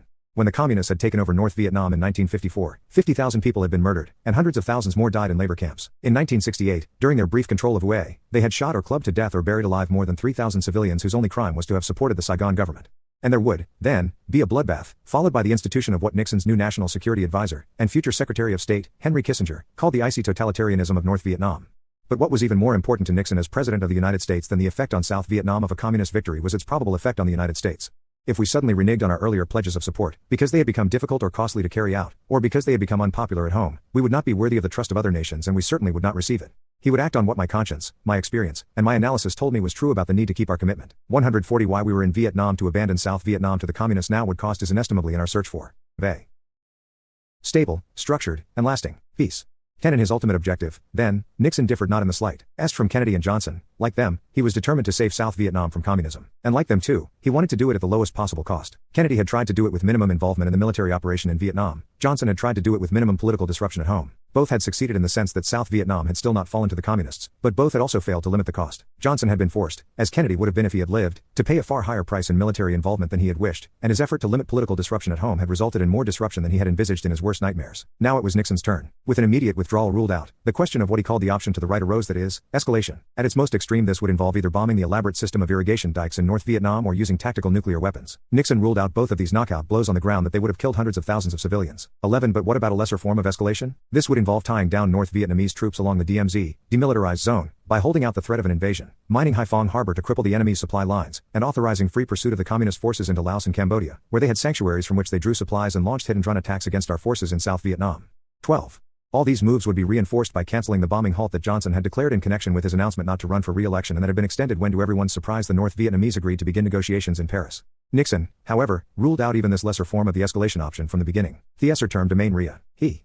0. 141 /Why we withdrew sons. First, it would have meant 6 months of intensified fighting, and there was no way that I could hold the country together for that period of time in view of the numbers of casualties we would be sustaining. Second, resorting to the escalation option would also delay or even destroy any chance we might have to develop a new relationship with the Soviet Union and Communist China. But the third reason was perhaps the most important, and it came out in a conversation Nixon had in October 1969 with Sir Robert Thompson, the British expert on guerrilla warfare. Among Thompson's other distinctions was the following comment he had made during the recently concluded presidential campaign. There are now some contenders for the American presidency who quite blithely advocate that the present government of South Vietnam should accept a coalition government with the NLF, when, as far as I am aware, they have not yet announced their own readiness to appoint Mr. Stokely Carmichael as Secretary of Defense or Mr. H. Rap Brown as head of the FBI. 14 I do not know whether Nixon was aware of this memorable statement, but he would certainly have appreciated it, as would Kissinger, who was destined to make a similar point in his memoirs. In the United States, a homogeneous society, the appointment of any member of the opposition party to a cabinet is considered as newsworthy as it is extremely rare. The idea that a civil war can be ended by joining the people who have been killing each other in one government is an absurdity. Generally, a coalition government is a gimmick or an excuse, not a solution. It works best where it is least needed. 15 When, in their meeting of October 1969, Nixon asked Thompson whether he thought it was important for us to see it through in Vietnam, Thompson replied, absolutely. In my opinion, the future of Western civilization is at stake in the way you handle yourselves in Vietnam. Nixon also asked Thompson what he thought of the idea of escalation. Thompson was against it. Because it would risk a major American and worldwide furor and still not address the central problem of whether the South Vietnamese were sufficiently confident and prepared to defend them. 142// Why we were in Vietnam selves against a renewed communist offensive sometime in the future. 16 Nixon had already come to the same conclusion himself. Indeed, it was for this reason above all that he had decided on the strategy he would follow. His way of trying to save South Vietnam from communism at minimum cost to the United States would be to turn the job over to the South Vietnamese themselves. This idea was not, of course, invented by Nixon. Nor had it ever really been the intention of the United States to American !Z the war in Vietnam to the extent that had been done. In the final analysis, Kennedy had said in September 1963, "It is their war. They are the ones who have to win or lose it. The following year, running against Goldwater, Johnson had made his by now notorious promise that he would not send American boys to do the fighting that Asian boys had to do for themselves, and even as late as 1968, Johnson had said, "We and our allies can only help to provide a shield behind which the people of South Vietnam can survive and can grow and develop. On their efforts, on their determination and resourcefulness the outcome will ultimately depend." 17 Yet the truth was that since 1966 the war had been fought, in Louis' words, essentially as an American war, with the South Vietnamese increasingly watching from the sidelines. The main factor behind this development, which can perhaps be seen as the military correlate to the political considerations behind the coup against Diem, was the frustration experienced by the members of the American Advisory Program, which eventually led the military to conclude that by doing the job themselves they would save much irritation and seemingly wasted effort. 18 It was only in response to Tet that serious plans began to be made to de-Americanize the war. A ceiling of 550,000 was placed on American troops, and a new emphasis was put on increasing the size and the quality of the South Vietnamese army. While still in office, Johnson said that he looked forward to a time when the American share of the responsibility for the security of South Vietnam would be greatly diminished, but not until Nixon be Mali set, a seat cam, retary of drawn, he deter of an army, I that ye draw I the str munis the, own Cinct Asier, WTH, and the, he veer, Ailslam, an 143 why we withdrew. Vixen became president did the process of disengagement AC, shall he get underway, Val's process of de-Americanization, or Vietnamization, as came to be called instead at the insistence of Nixon's Secretary of Defense, Melvin Laird began in June 1969 with the announcement that 25,000 American troops would soon be withdrawn and that additional withdrawals would follow at a rate 2. He determined by developments at the Paris peace talks, the level of enemy activity, and the progress of the South Vietnamese army. But as Nixon also stressed in a speech on November 3 of that year, which finally dashed all hope that he intended to withdraw immediately, the United States would, as he paraphrased the statement in his memoirs, continue fighting until the communists agreed to negotiate a fair and honorable peace. Or until the South Vietnamese were able to defend themselves on their own, whichever came first. 20 Kissinger would put it more succinctly, we were clearly on the way out of Vietnam by negotiation if possible, by unilateral withdrawal if necessary. 21. 2. The negotiations to which Nixon and Kissinger were referring were not the ones that had begun in Paris in the last months of the Johnson administration. The Paris talks, from the moment they started to the moment they ended, were nothing more than a battlefield of political warfare. No serious discussions were ever held there, and no movement toward a political settlement was ever made. Kissinger would later say that the Paris talks broke all records in the history of negotiations for the number of sessions held without any progress of any kind. To their credit, the real negotiations were the secret talks, also held in Paris, between Kissinger and the North Vietnamese, represented by La Duc Tho and Xuan Thai, that began in August 1969. The story of these negotiations, which is told at great length, and in fascinating detail in White House Years, the first volume of Kissinger's memoirs, is also summed up in a brief passage in 144 Why We Were in Vietnam. The same book, Hanoi continued to insist that the United States establish a new government under conditions in which the non-communist side would be made impotent by the withdrawal of the American forces and demoralized by the removal of its leadership. If the United States had the effrontery to withdraw without bringing about such a political upheaval, the war would go on and our prisoners would remain. Over the years we moved from position to position, from mutual to unilateral withdrawal, from residual forces to complete departure. But Hanoi never budged. We could have neither peace nor our prisoners until we achieved what Hanoi apparently no longer trusted itself to accomplish, the overthrow of our ally. 22 This was, from the very beginning, the issue that blocked a negotiated settlement, Hanoi's demand that on its way out of Vietnam, the United States pause to overthrow Thieu, and the refusal of the United States to agree. We were not, explains Kissinger, prepared to do for the communists what they could not do for themselves. This seemed to us an act of dishonor that would mortgage America's international position for a long time to come. Our refusal to overthrow an allied government remained the single and crucial issue that deadlocked all negotiation until October 8, 1972, when Hanoi withdrew the demand. Nor was it only because it would have been damaging politically to the United States that Kissinger opposed the overthrow of Thieu. Kissinger was no more personally attached to Thieu than was Nixon, and Thieu later came to loathe Kissinger, whom he blamed for selling out South Vietnam in the Paris Peace Accords of 1972. Nevertheless, throughout White House years Kissinger defends Thieu against his American critics who kept demanding that he institute liberal reforms in the midst of a bloody war and with more than 300,000 enemy troops and guerrillas in his country, and who would not even give him credit for the reforms he had actually put through under these impossible conditions. There is no question that in response to our pressures the Saigon government made extraordinary efforts to broaden its base and to agree to a political contest with the communists. A significant land reform program was instituted, and electon scented, Viet in 108, th was Truge 10. 0, Nix billet Col M. River Arawin drains over Iver DC, of his DF. Why we withdrew 145. Destoral commission on which the communists would be repra denied was put forward. Cezanne's polities were more pluraliste, said turbulent than its American critics cared to admit and vastly better in human terms than the icy totalitarianism of Nor Vietnam, which was in fact the alternative at stake. Attack. Ng Thieu too often was not an advocacy of concrete reform but an alibi for our abdication. 24. The hope for a negotiated end to the war was, thus, dim, and it was dimmed still further by the steady withdrawal of American troops, which all but destroyed the North Vietnamese incentive to offer concessions. To make matters worse and more bitter, Nixon and Kissinger were constantly being accused of responsibility for the failure of negotiations even after the American concessions that would allegedly move things forward had been made and then rejected by Hanoi. For example, the New York Times began calling for a cutback of search and destroy missions in April 1969. Its own news columns on July 25 reported that such a reduction was about to take place. Within 2 weeks, the Times was calling for a standstill ceasefire. Even this proved insufficient. Nixon offered it on October 7, 1970. Hanoi promptly rejected it. The Times continued its criticism. In this manner, says Kissinger, we expended most of our energy in effect negotiating with ourselves. The critics, then, could not be satisfied for long, even by the adoption of their proposals, and they sometimes even blamed the United States for failing to accept proposals that Hanoi had not only not offered but had already ruled out. Thus Roger Hills Mann, who had been Assistant Secretary of State for Far Eastern Affairs under Kennedy, once published an article charging that Nixon was rebuffing a communist offer of more or less mediate Vietnam peace on terms that many Americans might find perfectly acceptable. The offer is spelled out by Hillsman included 4 points, every one of which Hanoi had earlier explicitly rejected in the secret negotiations. With a negotiated settlement unlikely, and with the United States, a negotiated settled draw, the only remaining hope was necessarily invested in Vietnamization. Everything possible had 146// why we were in Vietnam to be done. 2.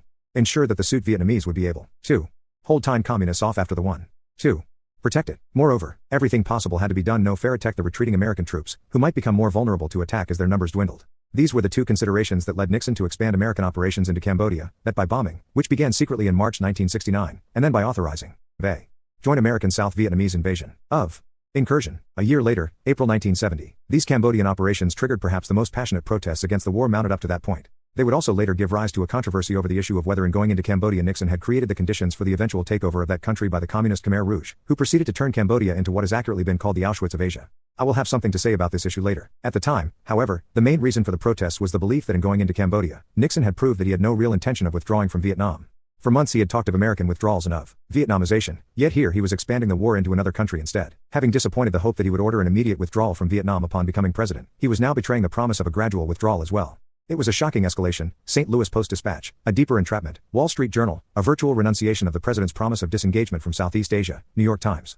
27 In vain did Nixon explain that this was not an invasion of Cambodia but an attack on sanctuaries and a strip of territory completely occupied and controlled by North Vietnamese forces. In vain did he promise that we would withdraw once they had been driven out and once their military supplies were destroyed. In vain did he say that the purpose of this incursion was to protect our men who are in Vietnam and to guarantee the continued success of our withdrawal and Vietnamization programs.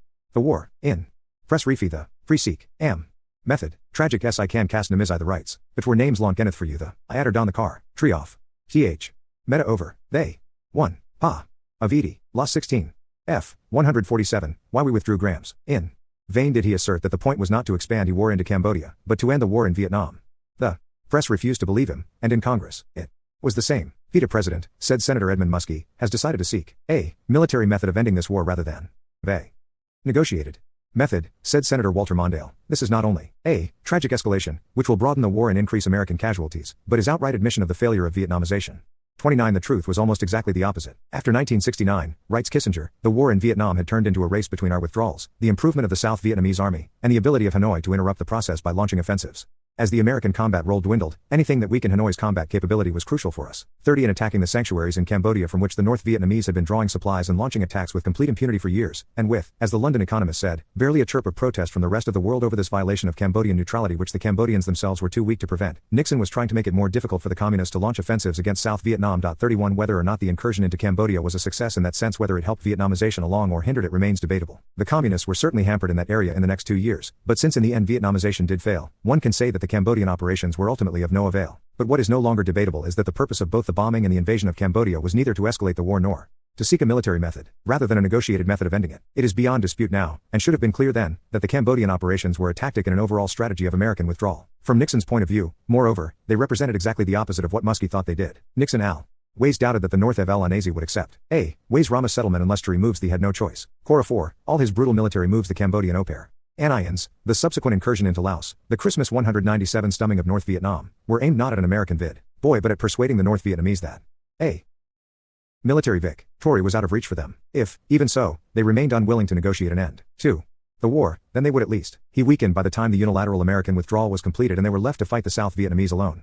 By that time, presumably, the South Vietnamese forces would conversely have been strengthened and would be able to hold off the communists with the help of American arms. Did Nixon also contemplate an open-ended commitment to use American air power in that case? He sometimes suggested that he did. But on the other hand, in a memo to Kissinger in May 1972, during the so-called Easter offensive the North Vietnamese had just launched, he spoke of the need to win not just a temporary respite from this battle, but if possible, tip the balance in favor of the South Vietnamese for battles to come when we no longer will be able to help them with major airstrikes. 32 Kissinger was tormented by the question Le Duc though once asked him during the secret negotiations. Before, there were over 1 million US and puppet troops, and you failed. How can you succeed when you let the puppet troops do the fighting? 33 This question apparently did not torment Nixon. He believed in Vietnamization, and he went into Cambodia to give it a better chance. In addition to the strategic rationale, there was also the matter of American casualties. In 1969, writes Louis, the province with the largest American casualty toll was Tay Ninh.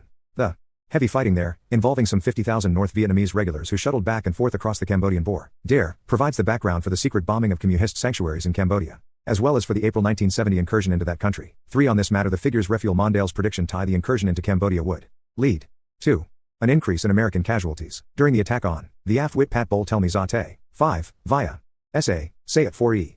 A. Why we withdrew 149. The sanctuaries itself, of course, there was an increase, but there.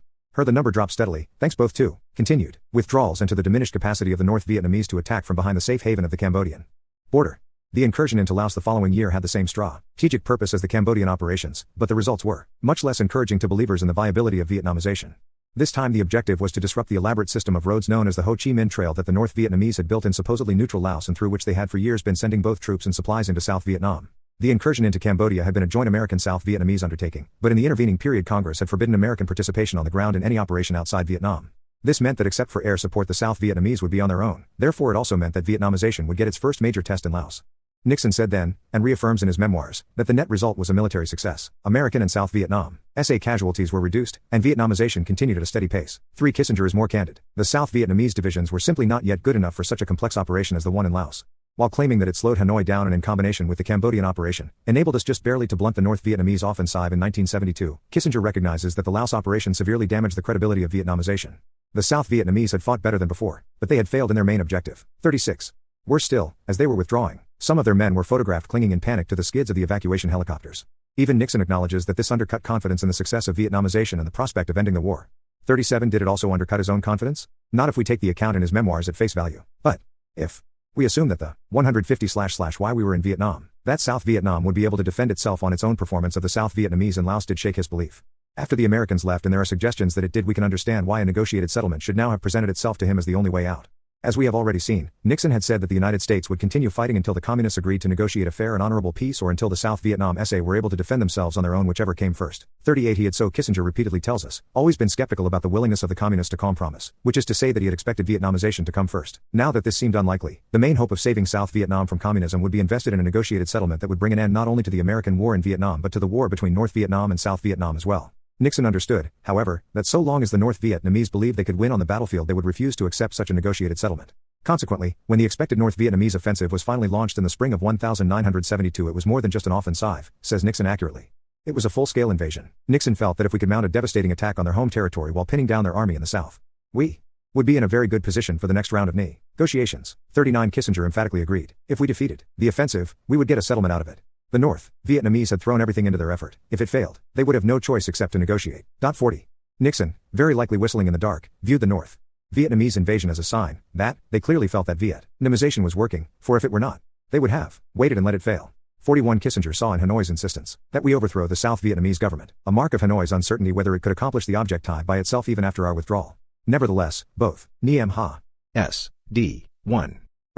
151 Why we withdrew. Vixen and Kissinger rejected the view held by many in the administration that the conclusive test of Vietnamization was at hand. 42 Al memorandum submitted to Kissinger by his own staff said, we all recognize that the key is not what we do but what the South Vietnamese do. But neither Kissinger nor Nixon recognized any such thing. Determined to defeat the offensive, Nixon ordered a resumption of bombing of the North, including Hanoi, and then the mining of all North Vietnamese ports. At the same time, he and Kissinger put diplomatic pressure on the Soviets, who were eager for a summit meeting at which the SALT I Treaty would be signed and the basic principles of détente proclaimed, and the Chinese, with whom relations had by now been open to use their influence with Hanoi. In the end, after these measures had been put into effect, the North Vietnamese invasion stalled, and despite all predictions to the contrary, the Soviets did not call off the summit meeting, the supposed risk of which had struck the Boston Globe as even more immoral than our involvement in the war itself. 44 What, asks Louis, did the failure of the 1972 invasion signify for the status of Vietnamization? After analyzing the uneven performance of the South Vietnamese, he concludes by endorsing the judgment of Sir Robert Thompson that while it is untrue to say that the battles were won solely by American air power, it would be true to say that they could not have been won without it. In other words, Louis writes, the 1972 offensive did not really constitute a conclusive test of Vietnamization.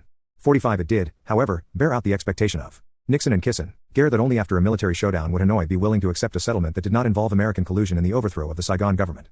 Since a Vietnamese equivalent of the Pentagon Papers is unlikely to materialize, we may never know what exactly impelled Hanoi in October 1972. 10. Accept American proposals it had rejected over and over again. For 3 long years, according to Louis, even though the 1972 offensive had failed to bring about a South Vietnamese collapse, the communists now controlled much additional territory and Rep.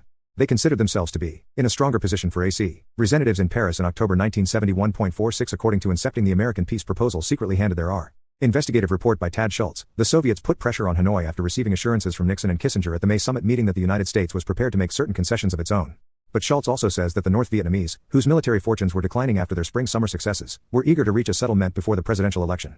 They feared that Nixon, who on the eve of a summit meeting had dared to risk a confrontation with the Soviet Union in mining the North Vietnamese harbors, might harden his position after being re-elected, which the polls showed unmistakably would happen.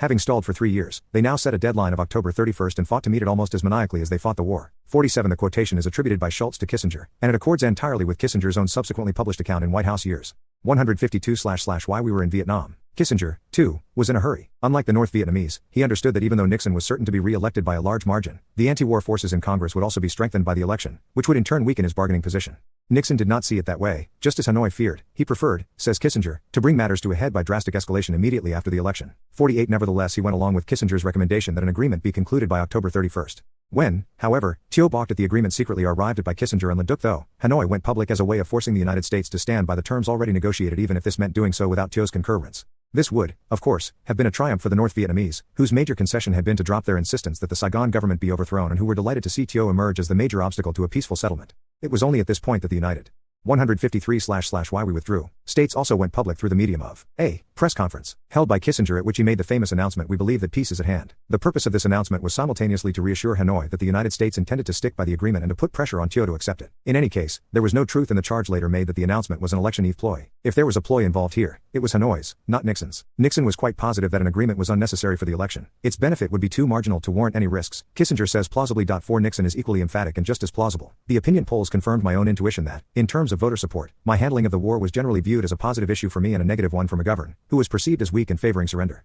Therefore, any settlement that was hastily completed in time for the election would look cynical and suspicious. The Hawks would charge, however unfairly, that I had given away too much in order to meet a self-serving deadline, and the Doves would claim, however erroneously, that I could have obtained the same terms in 1969.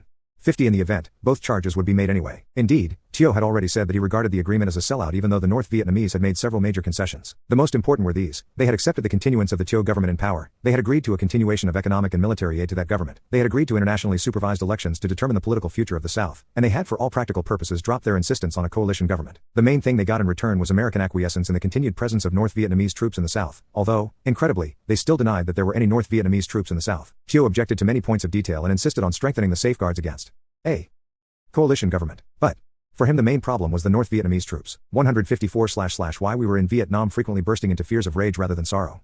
KIS. Freer thought Thieu said that the child states had of Sinisty connived with the Soviets and China to sell out Sioux Vietnam. He would not be a party to it. C. Kissinger replied that in the past Thieu himself had agreed to the continued presence of North Vietnamese troops in the South as part of every joint American-South Vietnamese proposal for a ceasefire in place since October 1970. He also pointed out that Hanoi had now accepted an American demand that infiltration of additional northern troops into the South be halted, which, if observed, would mean the eventual disappearance by attrition of those already there. Further to reassure Thieu, the United States then stepped up the supply of military equipment to replace battle losses. Most important of all, Thieu was promised that the United States would come to the aid of South Vietnam if the North should violate the agreement, and Nixon put this promise in writing not once but twice. Nevertheless, Thieu refused to sign, and the October 31st deadline passed. When negotiations resumed after the election, the North Vietnamese not only turned down most of the points Thieu had raised, but withdrew several concessions they had made earlier and in general raised new difficulties of a substantive as well as a technical nature. Kissinger thought they had become greedy, having taken heart from Thieu's intransigence and the growing indications that the new Congress, which, as he had anticipated, was even more anti-war than its predecessor, would force Nixon to bend. On December 13, negotiations broke down once again. 5 days later, on December 18, Nixon, in the most difficult decision I made during the entire war, ordered what came to be known as the Christmas bombing of North Vietnam. It lasted until December 30, and almost immediately upon its termination on New Year's Day, negotiations resumed and were then brought to a successful conclusion in little over a week. Again, in the absence of a North Vietnamese equivalent of the Pentagon Papers, it is impossible to prove that it was the Christ. 5/4. If d. 155, why we withdrew, as bombing that forced Hanoi back into serious negotiations. Nui thinks it may have contributed, but he also argues that the North Vietnamese finally signed the ceasefire because its terms, the unanimity principle adopted for the inspection, Mas Chinery, which virtually guaranteed that supervision of adherence to the agreements would be ineffective, and the legitimation of the presence of NVA forces in the South were favorable to them. But if so, why should they have backtracked before the bombing when the same terms were available? Schultz is more skeptical than Louis about the effect the bombing had on the course of negotiations, his argument being that agreement with Hanoi was probably possible in December 1972 without the final paroxysms of the Christmas bombings, and that the differences between the October 1972 and January 1973 texts do not justify the death and destruction wrought by American planes, not to mention American losses. 54 Kissinger addresses this charge directly in his memoirs. Were the changes significant enough to justify the anguish and bitterness of those last months of the war? Probably not for us, almost surely for Saigon, about whose survival the war had, after all, been fought. Does this then mean that the real purpose of the bombing, as Seoul further charges, was to induce Thieu to sign the Paris Agreement, the price being the brutalizing of the North? 56 Not necessarily. As Ambassador Martin F. Hertz of Georgetown University points out in his book on the Christmas bombing, no one can say with any assurance what, if anything, the North Vietnamese were prepared to sign in December. 57 Nor is there any evidence for the charge that the main purpose of the bombing was to induce Thieu rather than Hanoi to accept the agreement. If anything, in fact, the evidence points in the opposite direction. Thus on December 19, when the bombing was already in progress, Nixon sent Thieu a letter telling him that if the North Vietnamese agreed to resume negotiations, it was imperative that he join us in offering reasonable terms Hanoi would be willing to accept. This, he said, was the absolutely final offer on my part for us to work together in seeking a settlement along the lines I have approved or to go our separate ways. Section This letter had 156// Why we were in Vietnam been drafted by Kissinger because we did not want Thieu to believe that the attacks on the North heralded a new period of open-ended warfare, nor did we want him to be misled by the critical outcry against us. Nixon then, contrary to his habit, staining my drafts without change, toughened the language because I don't want him to take any heart from the fact that we are hitting Hanoi. None of this is absolutely incompatible with the theory that the bombing was meant to reassure Thieu, but it strongly suggests that this theory is mistaken. As against Seoul, her believes that the bombing probably did have the intended effect on the North Vietnamese. Certainly they seemed eager to come to terms after the bombing, an eagerness they had conspicuously failed to display before. As an invitation to resume serious negotiations, the bombing was not a subtle move. It was not a militarily effective move. It was certainly not a popular move, but it appears to have been a diplomatically effective one. 6 Sir Robert Thompson is much more emphatic. In my view, on December 30, 1972, after 11 days of those B-52 attacks on the Hanoi area, you had won the war. It was over. They would have taken any terms. And that is why, of course, you actually got a peace agreement in January, which you had not been able to get in October. 61 One thing about the bombing is certain, however, practically all the comment it elicited in the United States was wrong. We have already seen that the casualties and civilian damage were amazingly light, about 1,500 killed, according to Hanoi's own figures, as against the 35,000 in Dresden and 84,000 in Tokyo during the World War II raids with which it was compared, and fewer than the North Vietnamese themselves had just killed by their artillery bombardment of An Loc. 62 Yet Senator George McGovern in an interview on NBC called it the most murderous aerial bombardment in the history of the world, the most immoral action that this nation has ever committed in its national history, and a policy of mass murder that's being carried on in the name of the American people. Senator Harold Hughes concurred. It is unbelievable savagery that we have unleashed on this holy season. The only thing I can compare it with is the Gay Nebu 8. H. of A. Id. A. 157 vertical bar / Why we withdrew savagery at Hiroshima and Nagasaki. Anthony Lewis of the New York Times added his note to this temperate chorus, characterizing the bombing not only as a crime against humanity but the most terrible destruction in the history of man. 6 An editorial in the Washington Post agreed. The bombing, it declared, was the most savage and senseless act of war ever visited, over a scant 10 days, by one sovereign people upon another. 66 In addition to being wrong about the destruction the bombing was causing and about the moral weight that could legitimately be assigned to it in comparison with such horrors as Auschwitz and Hiroshima even by those who considered it unjustified, the critics, although that seems too tame a word to describe the people who use such language as I have just quoted, were wrong in their predictions. McGovern said that the bombing had destroyed any immediate hopes for peace. 6. Senator Mike Mansfield declared, I think that bombing will just put steel in their backbones and prolong the war. 6 Senator Jacob Javits said, the North Vietnamese have not been bombed into a settlement, and there is nothing to indicate that our renewed airstrikes are going to have that effect now. And yet whether or not the bombing caused the North Vietnamese to resume negotiations, it certainly did not have the effect these 3 senators, and most of the editorialists and columnists, so confidently asserted it would. A similar but much more serious question that has been raised concerning the agreement that was finally signed, by Thieu as well as Hanoi, in Paris on January 23 was whether the same terms, or roughly the same terms, might not have been negotiated in 1969. The answer to this question is obviously no, since it was not until October 1972 that Hanoi made an agreement possible by dropping its theretofore unyielding insistence that the Saigon government be overthrown. Even Schultz acknowledges this. In all fairness to Kissinger, it must be recognized that a settlement, as distinct from an American cave-in which Nixon would not have tolerated, became possible only in October 1972, when Hanoi and the Viet Cong dropped their demand that Thieu be ousted as a sine qua non of peace. But he then goes on to write, 158 Why we were in Vietnam. It must have been predictable, from the time the first bombing halt was negotiated in 1968 that the North Vietnamese would never leave the South. Other than the effort at Vietnamization, therefore, there is no satisfactory reason for Kissinger to have refused to recognize reality for 3 years. But this effort at Vietnamization was the only alternative to what Schultz himself describes as an American cave-in which Nixon would not have tolerated. 70. The fact is that having by 1968 already fought for over 5 years to prevent the communists from taking over South Vietnam by force, the United States was not prepared to let them take it over at the negotiating table. Indeed, the United States was unwilling to do this even under cover of diplomatic arrangements like a coalition government by some other name that would have disguised or retarded the process sufficiently to ensure a decent interval between the American withdrawal and the communist victory and thus save the American face. Yet it is precisely a decent interval that Nixon and Kissinger have been charged with contriving through the Paris Agreement of 1973. Thieu's accusation of a sellout was seconded by the commander of the Australian Army Advisory Team in Vietnam, who called the agreement a shameless bugout. 7 Sir Robert Thompson put it more delicately but no less devastatingly in asserting that the Paris Agreement restored Hanoi's chance of winning the war in Indochina and practically eliminated the risk of losing it.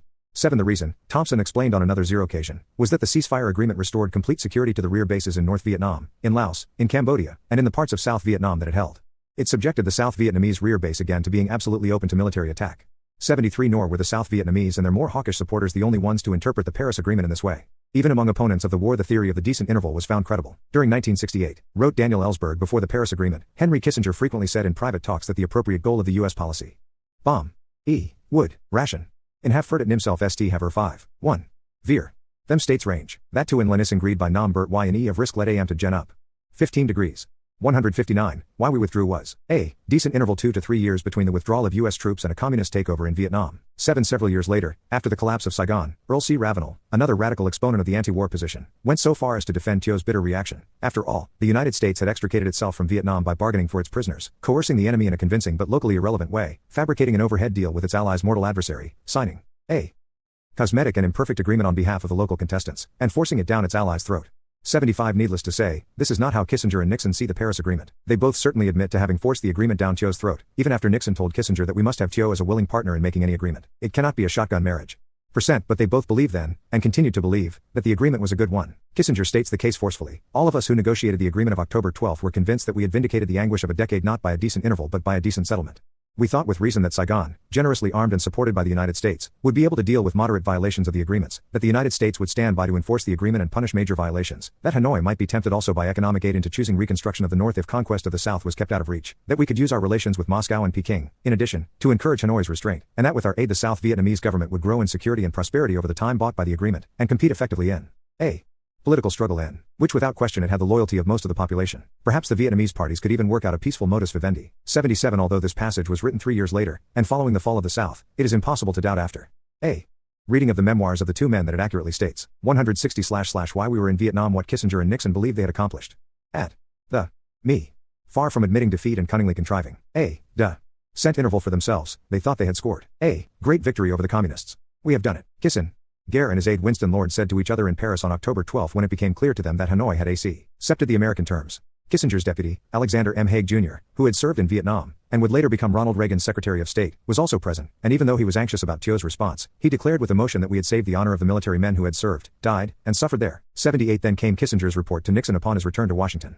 Playing on the theme that the three major goals of Nixon's foreign policy were to achieve an opening with China, détente with the Soviet Union, and an honorable end to the war in Vietnam, and assuming that the first two had already been accomplished, Kissinger began his report to the president. So, writes Nixon, with the broadest smile I had ever seen. Well, Mr. President, he said, it looks like we've got 3 out of 3. 79. After Kissinger completed his description of the negotiating session and the provisions of the agreement, which were not even as good from both the American and South Vietnamese points of view as the agreement finally signed in January, Nixon's response was that these provisions alone amounted to a complete capitulation by the enemy. They were accepting a settlement on our terms. 8 The following week, en route to Saigon to brief Thieu, Kissinger and all his staff, with one exception, thought that Thieu would be overjoyed by the agreement, and Kissinger characterized it in his meeting with Thieu as a major collapse of the communist position. 81 When Thieu remained non-committal, Kissinger cabled Nixon that we were up against a paradoxical situation in which North Vietnam, which had in effect lost the war, was acting as if it had won, while South Vietnam, which had effectively won the war, was acting as if it had lost. Nixon agreed, and when Thieu accomplished the contriving they had scored Harris on Hanoi had Alexander M. Section later. Become. Sent, and ever, he declared military men. His return to Roger Golzab with China, D to the war ready been resident, so seen. Well. Hurry out of negotiating were not Vietnamese January, out it to septing. Route to re-agree a Thiel 1 Nixon North. Fit had. War, Thieu. 161 Why we withdrew. Subsequently rejected the entire plan as what he would later publicly call an agreement to surrender. Nixon also agreed with Kissinger's statement that Thieu's demands verge on insanity. 8 He instructed Kissinger to advise President Thieu in the strongest terms that for the 4 years I have been in office, indeed, for the period before that when I was out of office, no American public figure has stood up more staunchly for the proposition that there can be no communist government imposed on the people of South Vietnam. 83 Finally, in a diary entry dated December 30, 1972, the day he announced the resumption of negotiations, Nixon wrote, "The real question is whether the announcement today will be interpreted in the public mind as having been the result of a policy that worked. Of course, it will not be so interpreted by our opponents in the media and the Congress. Henry always looks at it in terms of the merits, and on the merits we know that what this is a very stunning capitulation by the enemy to our terms." 84 Only the eyes of an unmitigated animus could see in all this a deliberate deception aimed at avoiding humiliation by buying a decent interval between an American surrender and its ultimately inevitable consequence in the fall of the South to communism. If Nixon and Kissinger were practicing deception here, it was self-deception, not the deception of others, whether of Thieu or Hanoi or the American people or the rest of the world. Their euphoria over Hanoi's willingness to accept terms they had been offering for years was not, however, a product of this self-deception. On the contrary, they were entitled to feel triumphant at having brought Hanoi to that point by, as they understandably saw it, resolve, steady nerves, and above all the courage to take very tough military measures and to see them through in the face of commensurately brutal attacks on their political judgment and moral character. Nor was self-deception present in their expectations of what the likely aftermath of the agreement would be. They hoped that the ceasefire would hold, they thought it just possibly might, but they had no illusions as to the odds that it would. I sympathized. 162// Why we were in Vietnam. With Thieu's position, writes Nixon, almost the entire North Vietnamese army and estimated 120,000 troops that had poured across the DMZ during the spring invasion were still in sour Vietnam, and he, Thiel, was naturally skeptical of any plan that would lead to an American withdrawal without requiring a corresponding North Vietnamese withdrawal. I shared his view that the communists' motives were entirely cynical. I knew, as he did, that they would observe the agreement only so long and so far as South Vietnam's strength and America's readiness to retaliate forced them to do so. 85 This was in October. Then, on December 7, that is, while the negotiations over the changes demanded by Saigon in the October draft were proceeding in Paris but before the Christmas bombing began, Kissinger cabled Nixon. It is now obvious as the result of our additional exploration of Hanoi's intentions that they have not in any way abandoned their objectives or ambitions with respect to South Vietnam. What they have done is decide to modify their strategy by moving from conventional and main force warfare to a political and insurgency strategy within the framework of the draft agreement. Two conclusions followed from this analysis. Thus, we can anticipate no lasting peace in the wake of a consummated agreement, but merely a shift in Hanoi's modus operandi. We will probably have little chance of maintaining the agreement without evident hair-trigger U.S. readiness, which may in fact be challenged at any time, to enforce its provisions. 86 The words I have italicized in both of the above statements were the key to the entire agreement. Nixon knew that it was the key at least as well as Kissinger did, which is why he promised Thieu in the clearest terms that the United States would react with force in the event of a serious violation by North Vietnam of the agreement. On November 14, Nixon had written in a letter to Thieu, "You have my absolute assurance that if Hanoi fails to abide by the terms of this agreement it is my intention to take swift and severe retaliatory action." 8 And then on January 5, he reiterated the same promise. "Should you decide, as I trust you will, to go with us, you have my assurance of continued cease. Fourth Urt, Alftat, Cor. That, S. He. D. So Reeth 2, Losses Lot Ins 2 and he and in. 163// Why we withdrew mate, in the post-settlement period, and that we will respond with for should the settlement be violated by North Vietnam. Thieu was not convinced. Nixon says that he seemed almost aspirate. He argued that the ceasefire would not last more than dare months. Then, when the last American had gone, the communists would resume their guerrilla warfare. But this time they would fight with knives and bayonets, being careful not to do anything sufficient to justify American retaliation. In this way my guarantees to enforce the agreement would never be put to the test, and the communists would have a free hand against him and his government."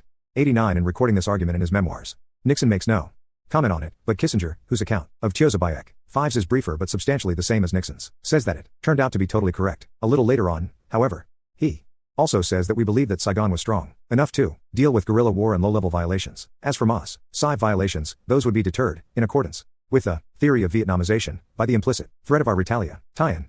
And as a further deterrent, we would use our new relationships with Moscow and Peking to foster restraint in Hanoi. Degree 3.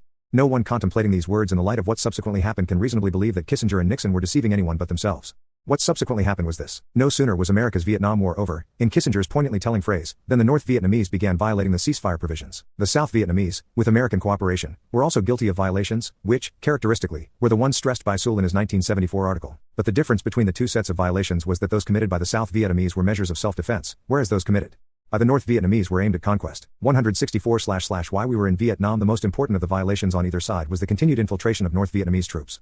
The United States protested and threatened. Nixon: "We have informed Shaw North Vietnamese of our concern about this infiltration, and I would only suggest that based on my actions over the past years, that the North Vietnamese should not lightly disregard such expressions of concern." 92 But this implicit threat of renewed bombing was soon rendered meaningless by Congress, first in voting to cut off funds for all U.S. military action in and over Indochina, and then by enacting the War Powers Resolution, which added the final nail to the coffin of Nixon's promises to Thieu to enforce the Paris Agreement. "I knew," writes Nixon, "that since Congress had removed the possibility of military action I had only words with which to threaten. The communists knew it too." 93 Indeed they did. Years earlier, General Nguyen Van Vinh, chairman of the Reunification Department of the North Vietnam SA Communist Party, Lao Dong, had written, "Whether or not the war will resume after the conclusion of agreements depends on the comparative balance of forces. If we are capable of dominating the adversary, without war, the war will not break out again, and conversely."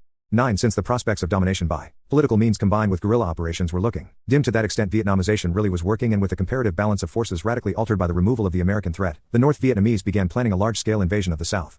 At this point, one of the two illusions by which Nixon and Kissinger had deceived themselves was exploded. If they had really expected the Soviet Union to restrain Hanoi for the sake of the new relationship they had so recently forged in Sinan's The Basic Principles of Détente at the Moscow Summit of 1972, they now discovered, as Louis dryly puts it, that this was not to be.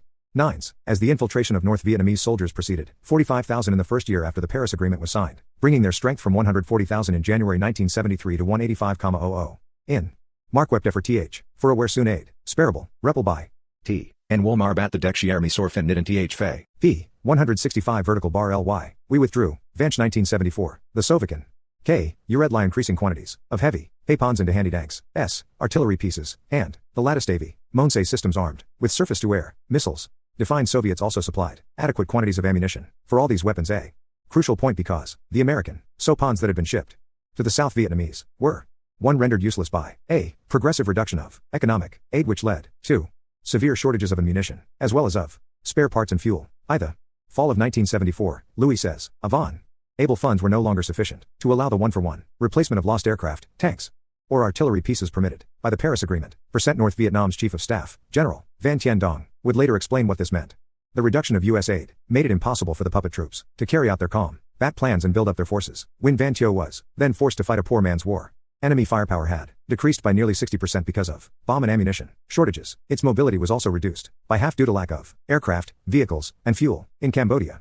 2. The government forces fighting the Khmer Rouge communists, who were soon to murder nearly half the population of their own country, finally had to surrender because they literally ran out of ammunition after a cutoff of American aid, thanks to the Soviets and the Chinese, who also disappointed Nixon's expectation that they would try to foster restraint. The North Vietnamese suffered no such problem of shortages. By this time, in encouraging the Egyptians to attack Israel in 1973, the Soviets had already violated the provisions in the Basic Principles of Détente, calling for the United States and the Soviet Union to exercise a. restraining influence on third parties lest they themselves be drawn directly into the conflict. Conceivably, therefore, Nixon and Kissinger were no longer counting on Soviet help to make the Paris Agreement work. Nor could they still have been counting on the United States. As Nixon says, congressional action had turned his promise to retaliate into empty words. Here then the second of the two illusions behind the Paris Agreement was blasted, and it neither niven more cruel, green when Congress, in an act neither Nikon nor Kaising, nor anyone else would have an Urzad's 0973 and ethical, Salin off without a. bullet in the very midst of a. full-scale ends, sawn by the North Vietnamese army. Gerald Ford was now the president, Nixon having resigned as a result of Watergate. Boo. Kissinger was still Secretary of State. Both he and the new president. Dent pleaded and cajoled, but to no avail. Hyo then in a. last desperate act released the text of the two letters Nixon had sent him promising that the United States would enforce the Paris Agreement. The response in Congress and in the media was, to disavow a moral obligation that had been contracted by a. disgraced president, and to justify itself by citing Nixon's failure to secure congressional ratification of this commitment as yet another sign of the contempt for the Constitution that had brought about his downfall. Believers in the decent interval interpretation of the Paris Agreement might well counter the analysis I have been offering here by asking how men as astute as Richard Nixon and Henry Kissinger could ever really have persuaded themselves that they would be in a position to order the bombers back into Vietnam after the American withdrawal was complete, and the American prisoners of war had all been released. Kissinger's answer is simple: if not for the collapse of executive authority as a result of Watergate, I believe we would have succeeded. 98 He explains, the argument was later advanced that it was not within the president's power to give such assurances without explicit authorization by the Congress. This idea not only did not occur to us, it would have struck us as inconceivable that the United States should fight for years and lose 45,000 men, sick, in an honorable cause, and then stand by while the peace treaty, the achievement of their sacrifice, was flagrantly violated. In Vietnam this meant the agreement would have been a. blatant subterfuge for surrender. We could have done that earlier and with much less pain, honor, decency, credibility, and international law all combined to make it seem beyond controversy that we should promise to observe the treaty and see it enforced. Singer. You the, sent. Dis, to D. Is. 18. 167// Why we withdrew. What else could be the meaning of a solemn compact ending? A. War, ratified by an international conference? Even McGeorge Bundy, who accuses Kissinger and Nixon of contempt for the clear opinion of the Congress, and ultimately contempt for democracy itself, acknowledges that there is every reason to believe that the assurances were offered in full good faith. But Bundy disagrees that Watergate was responsible for what Congress ultimately did, or rather failed to do, in 1975. Accusations against Nixon and Kissinger of contempt for democracy in their dealings with Thieu come with a special ill grace from a repentant hawk like Bundy, against whom the same charge has been made. Yet in refusing to put the blame on Watergate, I think he is right, as Kissinger and Nixon both give every indication of having known anti-war sentiment was growing so strong that, Watergate or no, it was bound to place severe limits on any future action any president might wish to take in Indochina. Indeed, it had already set the very limits of flexibility and time within which Kissinger, as he complains over and over again, had to negotiate with the North Vietnamese. How then could he and Nixon have believed that they would be in a stronger position in the future? There were three reasons. First of all, says Kissinger, we thought we would be in a better moral and political position to assist Saigon to maintain its freedom in the name of a peace program in which the American people could take pride than in the context of open-ended warfare tearing our country apart. 101 In case this prediction should turn out to be wrong, they had something else to fall back on. Nixon's strength of will and his ability to resist the fiercest pressures when once he had decided on a controversial course. In a memo to Kissinger on the implementation of his order to bomb the North and mine Haiphong Harbor in response to the Easter Offensive of 1972, Nixon had said, "We have the power to destroy his war-making capacity. The only question is whether we have the will to use that power. What distinguishes me from Johnson is that I have the will in spades." 102 That Nixon was not merely bragging had by the signing of the 168/Why we were in Vietnam Paris Agreement been abundantly confirmed, as even me George Bundy acknowledges. This image of the fierce and single-handed Richard Nixon is what Mr. Kissinger almost surely has in mind when he uses the sonorous phrase executive authority. And this Nixon did indeed have. A record. He had dared to mine Haiphong on the eve of his cherished Moscow summit, and he had dared to bomb Hanoi on the eve of Christmas and the brink of peace. Reinforced by his achievement of peace, as by his assured 4 years of office, what might he not do it provoked? 103 But the most important reason of all for the confidence of Nixon and Kissinger in their future ability to enforce the Paris Agreement was their conviction that the alternative would seem unthinkable to the American. Reinforced by his achievement of peace, as by his assured 4 years of office, what might he not do it provoked? 103 But the most important reason of all for the confidence of Nixon and Kissinger in their future ability to enforce the Paris Agreement was their conviction that the alternative would seem unthinkable to the American people. The alternative was the pitiful, helpless giant Nixon had warned the United States would become if it were defeated in Vietnam. Like his immediate predecessors, Nixon saw in Vietnam a significance beyond itself, but his version of the domino theory was global rather than narrowly geographical. If, when the chips are down, the world's most powerful nation, the United States of America, acts like a pitiful, helpless giant, the forces of totalitarianism and anarchy will threaten free nations and free institutions throughout the world. 104 Given this wider context of significance, it was essential that the United States not be defeated in the struggle against the forces of totalitarianism in Vietnam.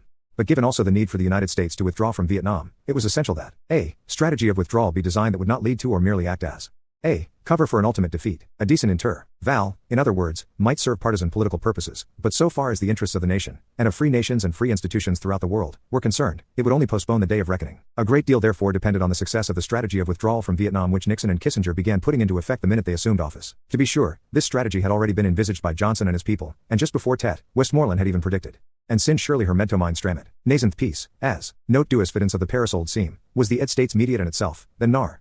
Worlds it's like, A. Anarchy lout the SS and against he need central lead 10. T. Inter 85. Beal would G 188 yes all. 169 vertical bar / why we withdrew that American troop withdrawals would begin in 1969. But it was Eisen and Kissinger who were charged with the responsibility of carrying out the de-Americanization, or Vietnamization, of the war at such a pace and in such a way as to give Saigon a fair chance of surviving future communist assaults, and this is what they believed they had done. There was another sense in which more was riding on the success of Vietnamization than the fate of Vietnam alone. In addition to showing the way to an American withdrawal from Vietnam that would not result in a clear and unobstructed path for the forces of totalitarianism and anarchy, Vietnamization was to Nixon and Kissinger the paradigm and first testing ground of a strategy of American retreat from the version of containment defined by the Truman Doctrine. The Truman Doctrine had committed the United States, at least in principle, to intervention anywhere and everywhere in the world against the spread of communism. It had enjoyed a bipartisan national consensus up to and through the early years of American intervention in Vietnam, and it had in the later years of that intervention lost so much support that no president could now remain obedient to its imperatives. This is why even Richard Nixon, who had once upon a time denounced the Truman Ver sign of containment as cowardly and might have been expected upon becoming president himself to enunciate a more aggressive doctrine aimed not at holding the line against the spread of communism but rather of liberating or rolling back the boundaries of the communist world, was forced to move in the opposite direction. About 6 months after becoming President, Nixon enunciated a new doctrine. The Nixon Doctrine was intended to supplant the Truman Doctrine. Here is how he describes it in his memoirs. In the past, our policy had been to furnish the arms, men, and materiel to help other nations defend themselves against aggression. That was what we had done in Korea, and that was how we had started out in Vietnam. But from now on, I said, we would furnish only the materiel and the military and economic assistance to those Jones willing to accept the responsibility of supplying the man. 170 / why we were in Vietnam power to defend themselves. This was not, Nixon hastens to pod, a formula for getting America out of Asia, but one that provided the only sound basis for America's staying in, and proving to play a responsible role in helping the non-communist nations and neutrals as well as our Asian allies to defend their independence. 105 Nixon said nothing here about the use of American air power either in Vietnam or anywhere else, but there is no question that he looked forward to a time when even that degree of direct American military involvement would become unnecessary in Vietnam itself and a fortiori in other places to which we had not committed ourselves so deeply. The point of the Nixon Doctrine was to salvage as much of containment as possible by depending on local forces to deter or hold the line against communist expansion. In Vietnam, and some other cases, the local forces would be the threatened countries themselves. In other areas, the local forces might be a regional surrogate, like Iran under the Shah, which with the help of American arms would act as the policeman of the Persian Gulf. With the deepening of the Sino-Soviet split and the forging of a de facto Sino-American alliance, even Communist China was expected to become such a regional surrogate. Having gone into Vietnam to contain Chinese expansionism at a time when China was still regarded as a Soviet proxy, the United States in getting out of Vietnam would attempt to use China as an American proxy in containing Soviet expansionism there. At the same time, the United States, through the system of incentives for good behavior built into détente, would attempt to restrain the Soviet Union itself and secure its cooperation in restraining Hanoi and all its other troublesome third world clients. If the Soviets were to explode one of the two illusions on which this brilliantly coherent strategy was based almost immediately after the basic principles of détente were signed, the American people would explode the second almost immediately after the Paris Agreement on Vietnam was signed. Not only did the American people refuse to allow the use of air power to enforce the 171 why we withdrew Aprement, they even refused to send the materiel in the mil, Syrian economic assistance without which South Vietnam Saul not possibly defend itself. The Nixon Doctrine thus failed as first and most important test. A few years later, under Jimmy Carter, whatever was still left of it would follow the Truman Doctrine into the fabled trash can of history when the United States would first help to weaken, and would then do nothing to bolster, its surrogate in the Persian Gulf when the Shah's turn came to be threatened and finally overthrown. If, then, Kennedy tried to apply containment in Vietnam on the military cheap, and Johnson tried to make it work on the political cheap, Nixon tried to salvage it on the strategic cheap. All three failed. That these were failures of leadership is certain. Kennedy failed in prudential wisdom, Johnson failed in political judgment, Nixon failed in strategic realism. These were all the more failures of leadership in that the actions taken by all three presidents were taken without any pressure from below. The decision to enter the war was made by Kennedy and his advisors. The decision to escalate the war was made by Johnson and his advisors. And the decision to withdraw gradually rather than all at once was made by Nixon and his advisors. None of these major decisions owed much, if anything at all, to popular pressure. The people went along, but they were never enthusiastic about the war, feeling for the most part incompetent to judge and willing on the whole to give their leaders the benefit of the doubt. For America, the war in Vietnam was not a people's war, it was a war of the elites, conceived and executed by the best and the brightest who later and with exactly the same dogmatic assurance opposed and denounced what they alone had wrought. But this cannot be said of the decision to cut off the South Vietnamese and leave them weakened in the face of a major North Vietnamese build-up and vulnerable to a massive North Vietnamese invasion. Those decisions were made not by a small elite but by a majority of the members of the Congress of the United States. At least a measure of responsibility for them therefore also belongs to the people whose representatives they 172/why we were in Vietnam were and whose wishes they believed themselves to be carrying out. Imprudent, though it might have been to try to save South Vietnam from communism, it was also an attempt born of noble ideals and impulses. The same cannot be said of what the United States did in abandoning South Vietnam to communism in 1975. Perhaps nothing would have helped by then, except for a few military men. Almost everyone thinks that South Vietnam was defeated by its own internal weaknesses as most dramatically manifested in the ignominious collapse of its army in the face of the North Vietnamese invasion. Our Vietnamese had always seemed less motivated, less willing to fight, than the communists, and now after years and years of military training and billions of dollars of military aid, after elections and rural pacification and land reform programs, the South Vietnamese army was unable to stand and defend the country in the last life and death battle it would be called upon to fight. Nevertheless, we will never know whether the outcome might have been different if the South Vietnamese had not been forced to fight a poor man's war and if their morale had not been so disastrously affected by the sense of abandonment and the defeatism this naturally aroused. At one time it had been said that the success of the Viet Cong against Diem and then Thio proved that the people of South Vietnam did not support the non-communist government in Saigon and that they in fact would welcome the communists as liberators and national heroes. Yet far from rising up to join the Viet Cong in the Tet Offensive of 1968, the people of South Vietnam fought, and by the time the offensive was over, the Viet Cong cadres had been decimated. From that point on, North Vietnamese troops did 80% of the fighting in the South, and the war could no longer be represented as an internal insurgency or a people's war. Indeed, the communists had lost the people's war, and the war they finally won was a straightforward conventional war fought by regular uniformed troops equipped with tanks and planes and missiles, not an insurgency fought by primitively armed guerrillas in black pajamas. To have lost such a 173/why we withdrew conventional war to a stronger invading army no more proves that South Vietnam was an unviable or illegitimate state than the fall of France in 1940 to the Nazis proved that France was unviable or illegitimate.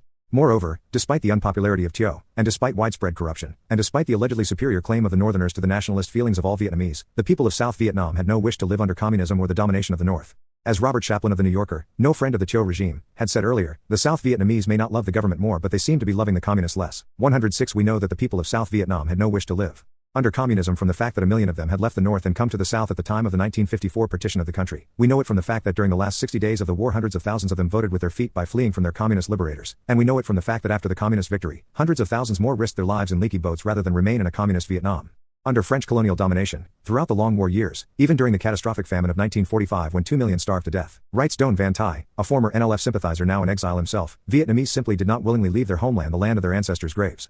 107 That such a people should leave their homeland in such numbers and at such risk tells us all we need to know about their hearts and minds. In abandoning these people at the end, the United States demonstrated that saving South Vietnam from communism was not only beyond its reasonable military, political, and intellectual capabilities but that it was ultimately beyond its moral capability, ties as well. 5. Whose immorality? Looking back on this entire story, one can, if one wishes, make the consoling point that everyone on all sides of the argument turned out to be wrong about the political character and implications of the Vietnam War. Those supporters of American intervention who thought the problem was to contain Chinese expansionism were wrong. Shortly after the Americans left, Communist Vietnam was at war with Communist China, thereby vindicating those opponents of American intervention who had always stressed the ancient and mighty between the two countries. But this was only a partial vindication. Those who said that Hanoi was not a Chinese proxy also tended to think that the Viet Cong was not a North Vietnamese proxy, and about this they were wrong.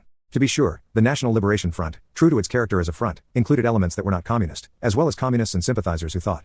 174.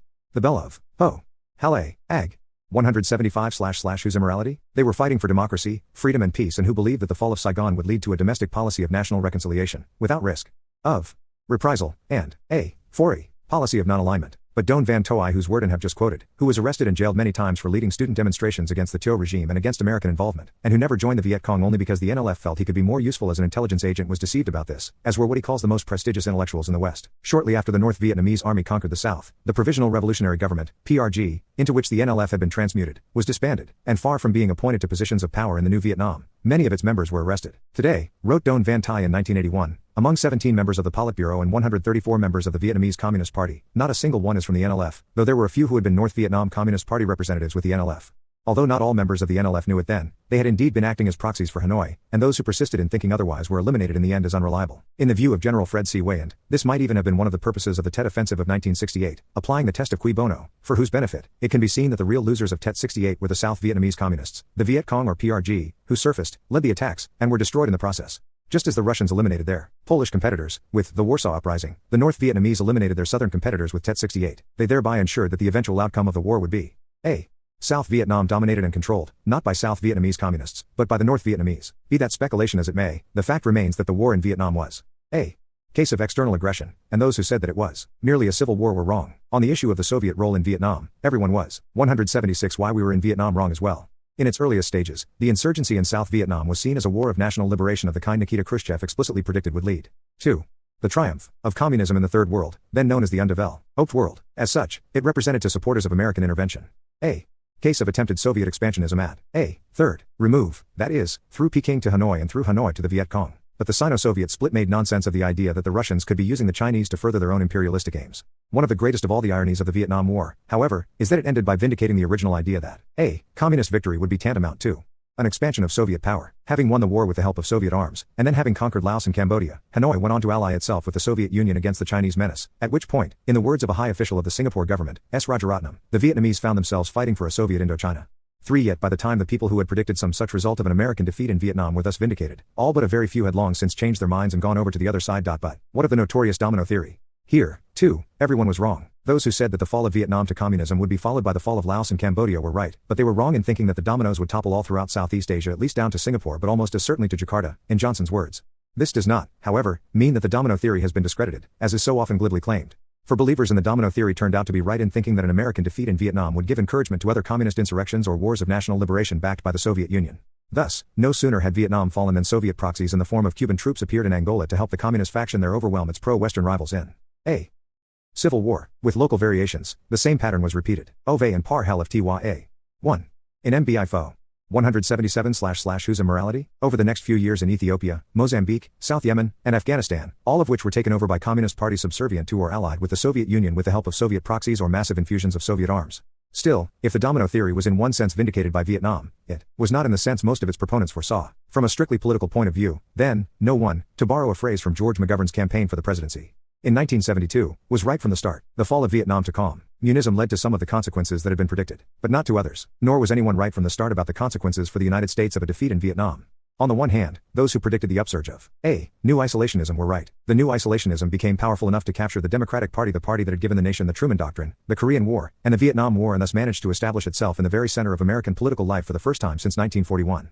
Admittedly, when George McGovern, as the Democratic candidate for the presidency in 1972, campaigned under the all but explicitly isolationist slogan "Come Home, America," he was defeated by Nixon in one of the great landslides in American electoral history. Nevertheless, the new isolationism remained strong enough to produce results in the form of a weakening of the imperial presidency. That is, the main institutional capability the United States possesses for conducting an overt policy of intervention to contain the spread of communism and then of the CIA, the main institutional capability the nation possesses for conducting a covert policy of containment. It is true that these assaults on the powers of the presidency and the CIA were triggered by the abuses exposed in connection with the Watergate scandal.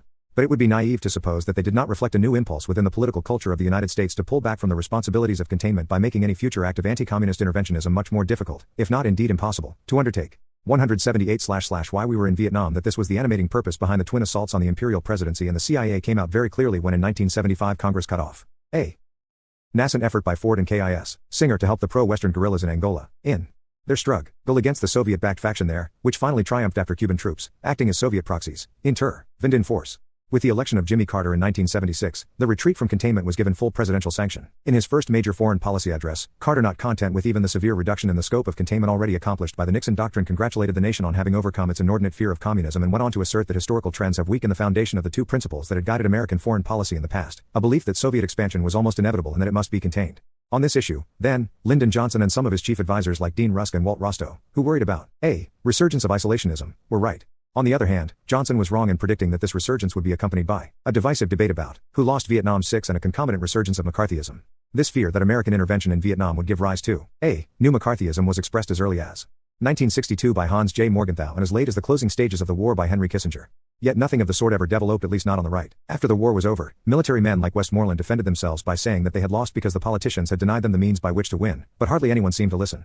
In the Army itself, no stab-in-the-back syndrome ever developed after Vietnam. Instead, there was a great deal of soul-searching, self-criticism, and strategic analysis. Nor did a stab-in-the-back theory take hold in the country at large. One need only compare the obscurity and even disgrace into which Westmoreland fell to the adulation that greeted MacArthur when he made similar complaints about the limitations imposed on him in Korea by the politicians. As to insinuations of disloyalty and even treason, if they were promiscuously thrown around in the wake of Korea, the situation after Vietnam was in this respect characterized by extreme prudishness. Not only were critics of the war spared accusations of disloyalty, they were celebrated as prophets to whom the country should have listened and heroes who had shown the courage to tell the truth to power. Even opponents of the war who had openly sided with the Viet Cong in Hanoi, who had marched with Viet Cong flags, who had parroted the propaganda of the communists in speeches and articles and books, who had visited Hanoi and had come back with reports of how well American prisoners of war were being treated, and who had denounced their own country as an aggressor and a perpetrator of crimes against humanity were spared the wrath of public opinion, not to mention prosecution, for acts that at any other time and in any other country would certainly have been regarded as treason. More than spared, Tom Hayden, who had done most of these things, was received at the White House by President Jimmy Carter. Ramsey Clark, who had done most of these things, was sent on a diplomatic mission by the same President Carter. Jane Fonda, who had done most of these things, was rewarded with greater and greater popularity, higher and higher fees, and more and better prizes. Indeed, in another of those reversals of role to which the war kept giving rise, the only substantial signs of McCarthyism in the Vietnam era appeared on the left. Thus the investigations of the CIA by several congressional committees in the 70s were a mirror image of the congressional investigations of communists in the 50s. Like the committees of the McCarthy period, those investigating the CIA featured daily leaks of sensational revelations to a cooperative press, which then helped spread the idea that the communist once supposedly under every American bed had been replaced by a CIA agent. Thus two attributions of guilt by association, another feature of McCarthyism, became a standard in the writings of the left as they had been in such right-wing publications of the 50s as Red Channels. For example, when Jeane Kirkpatrick was appointed ambassador to the United Nations by Ronald Reagan in 180// Why We Were in Vietnam 1981, an article in The Nation, subsequently quoted in many other magazines of the left, connected her with the CIA through her husband, Evron Kirkpatrick, whose brother had allegedly been a high official of the agency. But the official in question, Lyman Kirkpatrick, was not Evron Kirkpatrick's brother or any relation at all. Here, then, was a classic McCarthyite smear, the assumption of guilt by association with even the evidence of association turning out to be false. If, moreover, McCarthyism means character assassination based on accusations for which there is no solid foundation, the charges of war crimes against both the military and the civilian leadership of the country can also be seen as a symptom of its resurgence on the left. According to Nixon, Ronald Reagan told him at the time that CBS under World War II circumstances would have been perhaps charged with treason for the way it was handling the Christmas bombing, but Reagan never said any such thing in public, and if he had, he would have been ignored or shouted down. So much for McCarthyism of the right. On the left, however, accusations of the most serious kind were freely made and widely circulated with impunity, often by means of self-appointed kangaroo courts whose deliberations were respectfully treated by people who had in the past professed outrage at the violation of due process by congressional investigators. Indeed, what Louis calls a veritable industry publicizing alleged war crimes emerged both in the United States and abroad, in the form of the International War Crimes Tribunal organized by Bertrand Russell. This activity was by no means confined to fringe groups on the left. In 1970, 10 congressmen sponsored a conference in Washington on war and national responsibility in which other congressmen and senators participated along with such non-radical luminaries as Hannah Arendt, Benjamin V. Cohen, Hans J. Morgenthau, Louis Pollack, and Telford Taylor. Though some of the 40 participants did not agree that the United States was committing war crimes in Vietnam, few disagreed strongly, and all were only too willing to lend their presence to a conference in which the dominant view was that of Richard A. Falk, Professor 181// Whose Immorality? Of International Law, at Princeton. The evidence is so abundant and so unambiguous that war crimes are being committed NT Vietnam by the United States government that there is no longer any excuse for silence or acquiescence on the part of Amory or Alizans. Said the editors of the volume that emerged from the conference, whose title, War Crimes in the American E-Science, dispensed with the cautious euphemism of the conference's title. It would have been inconceivable only a few years ago that a serious and searching discussion of war crimes, including American war crimes, could be conducted under congressional auspices at the Capitol of the United States. 2. Again, so much for McCarthyism of the right. To say that a book like War Crimes in the American Conscience was a species of McCarthyism is to say that the charges it made were irresponsible and that the way it made those charges showed contempt for the rules of evidence and for the procedures by which accusations can fairly be judged. Of course, such conferences and tribunals were not courts of law and were bound by no rules other than those they themselves decided upon. In that sense, they had a right to do what they did. Nevertheless, in exercising that right, they freely defamed and slandered individuals and groups on the basis of false or faulty or tainted evidence, and witnesses of dubious credibility, in proceedings presided over by biased judges. The Russell Tribunal, for example, was convened, as Russell himself put it, in order to expose barbarous crimes, reported daily from Vietnam. 13. This assumption of guilt before trial was further strengthened by the membership of the tribunal, which was made up entirely of such outspoken supporters of North Vietnam as Jean-Paul Sartre, Stokely Carmichael, Dave Dellinger, and Isaac Deutsche. Not surprisingly, the proceedings largely relied on evidence supplied by VC/NVA sources or collected in North Vietnam by persons closely aligned politically with the communist camp. So biased was the entire enterprise, that even radical anti-war activists like Staudt and Lin declined to participate, and even to Richard Falk, it seemed a juridical farce, which did not prevent him from saying shortly thereafter, 182//why we were in Vietnam that it had done a good job of turning up evidence of American war crimes and had developed persuasively some of the legal implications it seems reasonable to draw from that war. The United States itself, similar enterprises were launched. One such was the Vietnam Veterans Against the War, VVAW, whose activities included holding hearings all over the country. At one of these hearings, in Detroit in 1971, more than 100 veterans were reported to have testified to war crimes which they either committed or witnessed. Senator Mark Hatfield inserted the transcript of the proceedings into the congressional record and demanded an investigation of the charges by the Naval Investigative Service, since mostly Marines had been involved. This investigation yielded the following: a refusal by many of the witnesses to be interviewed, despite assurances that they would not be questioned about atrocities they themselves might have committed, inability on the part of one witness to provide details of the atrocities he had described at the Detroit hearings, and sworn statements of several veterans, corroborated by witnesses 16 that they had not even attended the hearings at which they allegedly had testified. But if from a procedural point of view, these, and many others that could be cited, are examples of left-wing McCarthyism, the substantive allegations of criminality established by such procedures go beyond McCarthyism in the strict sense. For what the war crimes industry did was to charge people who had committed certain acts with violating laws that these acts did not in fact violate. It would be as though a member of the Communist Party had been accused of committing a crime in joining the party even though membership in the Communist Party was never against the law in the United States. For example, one of the crimes with which the United States was most frequently charged was connected with the practice of clearing areas of civilians and then declaring them free fire zones, or specified strike zones, that is, areas that could be bombarded by planes and artillery at will. The refugees thus generated were placed in camps, and anyone who remained behind was considered Viet Cong. Once the area was cleared. 709. 183/ whose immorality? Evacuees were torties to help them. Homes, and efforts were made by the authorities to help them do so, according to an ecumenical committee of American theologians, including and protesters. Black Protestant, Martin Lethe, Gins. Jr. White Protestant, Harvey Cox. Roman Catholic, Robert F. Drinan. And Jew, Abraham Joshua Heschel. This practice was crime, violation of Article 49 of the Civilians Convention of 1949, an article framed to avert repetition of the forcible relocations that took place in World War II. Yet, as was so often the case with such confidently asserted accusations by public figures with no special knowledge either of military matters or of international law, this indictment was based on a faulty or ignorant interpretation of the law. For one thing, the article of the Geneva Convention invoked here applies only to armed international conflict, yet these theologians and those who agreed with them regarded Vietnam as a civil war and therefore had no intellectual right to subject it to laws applicable only to wars between different nations. But assuming that the Vietnam War was an international conflict as both the United States and South Vietnam claimed it was, and applying Article 49 of the Geneva Convention relative to the protection of civilian persons in time of war, we find that this article unambiguously permits the evacuation of civilians from a combat zone and can even be read to require total or partial evacuation of a given area if the security of the population or imperative military reasons so demand. 18. Other international codes subsequently added their weight to this requirement, as when in 1956 the International Committee of the Red Cross proposed that belligerents protect the civilian population subject to their authority from the dangers to which they would be exposed in an attack, in particular by removing them from the vicinity of military objectives and from the threatened areas.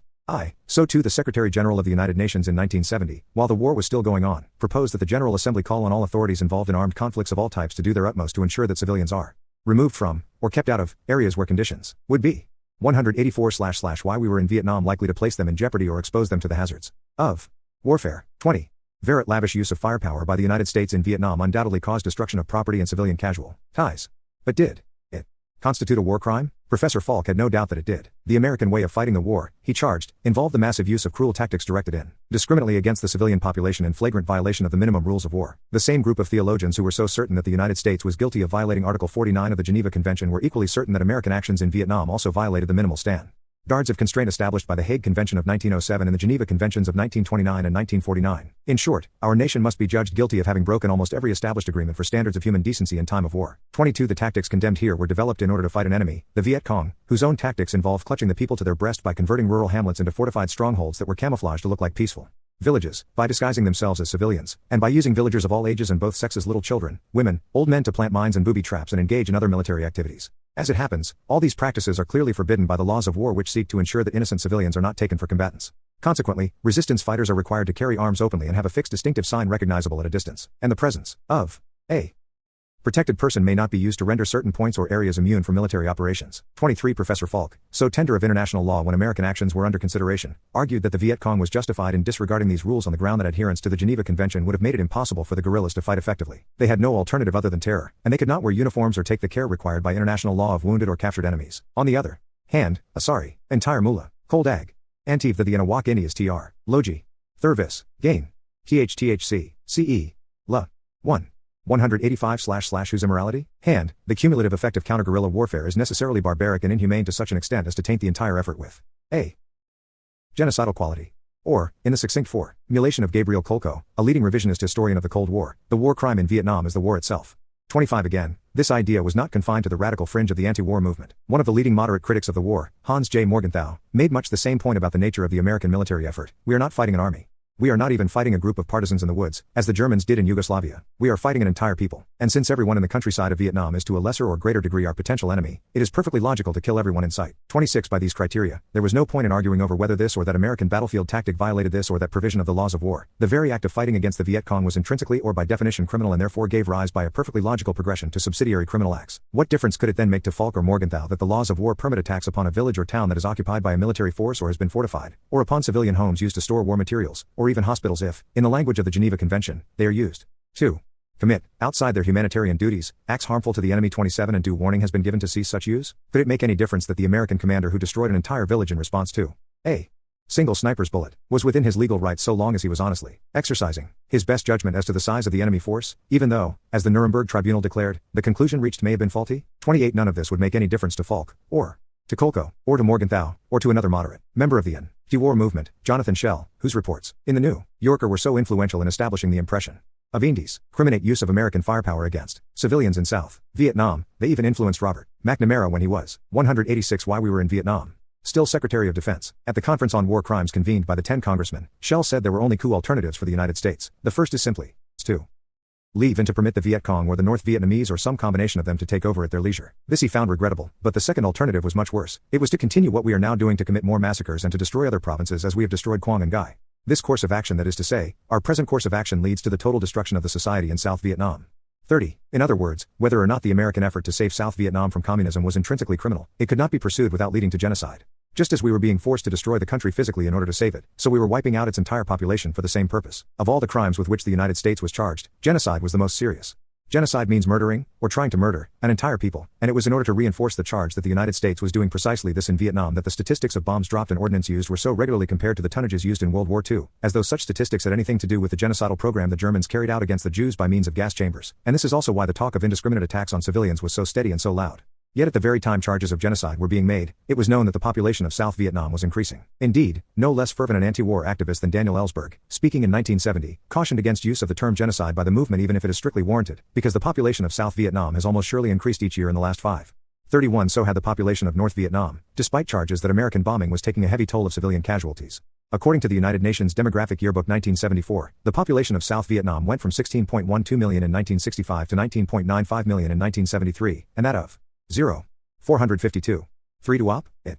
187/ whose immorality? North Vietnam from 18.71 million in 1965 to 22.70 million in 1973. The annual rates of growth were roughly double that of the United States. This fact, comments Louis, makes the charge of genocide a bit grotesque. 32.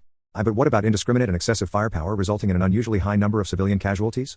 Here, too, the charge can be characterized as a bit grotesque. According to Louis' calculations, which are generous in their definition of civilian and extremely cautious in their reliance on official body counts, the Vietnam War during the years of active American involvement was no more destructive of civilian life, both North and South, than other armed conflicts of this century, and a good bit less so than some, such as the Korean War. 33. Whereas as many as 70% of those killed in Korea were civilians, in Vietnam the proportion was at most 45%, which was approximately the level of civilian casualties in World War II. And of course a substantial percentage of these civilians were killed not by the Americans or the South Vietnamese but by the Viet Cong and the North Vietnamese, especially after 1969, when there was a steady decline in American bombing and shelling, and combat increasingly occurred farther away from areas in which the rural population lived. 34. The fact that American battlefield tactics were not in themselves criminal does not mean that the laws of war were never violated in Vietnam. The most notorious such violation was the massacre of anywhere from 200 to 400 inhabitants, most of them old men, women, and children, of the hamlet of My Lai in the village of Sun Mai in March 1968. These executions were justified by no military necessity and were carried out against non-resisting and unarmed persons, and they therefore constituted acts of murder not only under international law but under the specific directives of the American command in Vietnam. Moreover, they were committed in the wake of other violations of these directives, including the failure to issue a warning prior to an attack on a village or hamlet and the concomitant failure to make maximum effort to minimize non-combatant casualties during tactical operations. 35 For over a year this atrocity was concealed. Then an American soldier, who was not connected with 188 /why we were in Vietnam, the division of which the offending company was a part, and who heard about the massacre, brought it to the attention of the authorities. Was the My Lai massacre characteristic of the way in search and destroy missions were carried out? Some said that was. For example, the psychiatrist Robert J. Lifton, a well-known anti-war activist, declared, My Lai epitomizes the Viet Nam War, because every returning soldier can tell of similar incidents, if on a somewhat smaller scale. 36 Three other psychiatrists agreed. The most important fact about the My Lai massacre is that it was only a minor step beyond the standard, official, routine U.S. policy in Vietnam.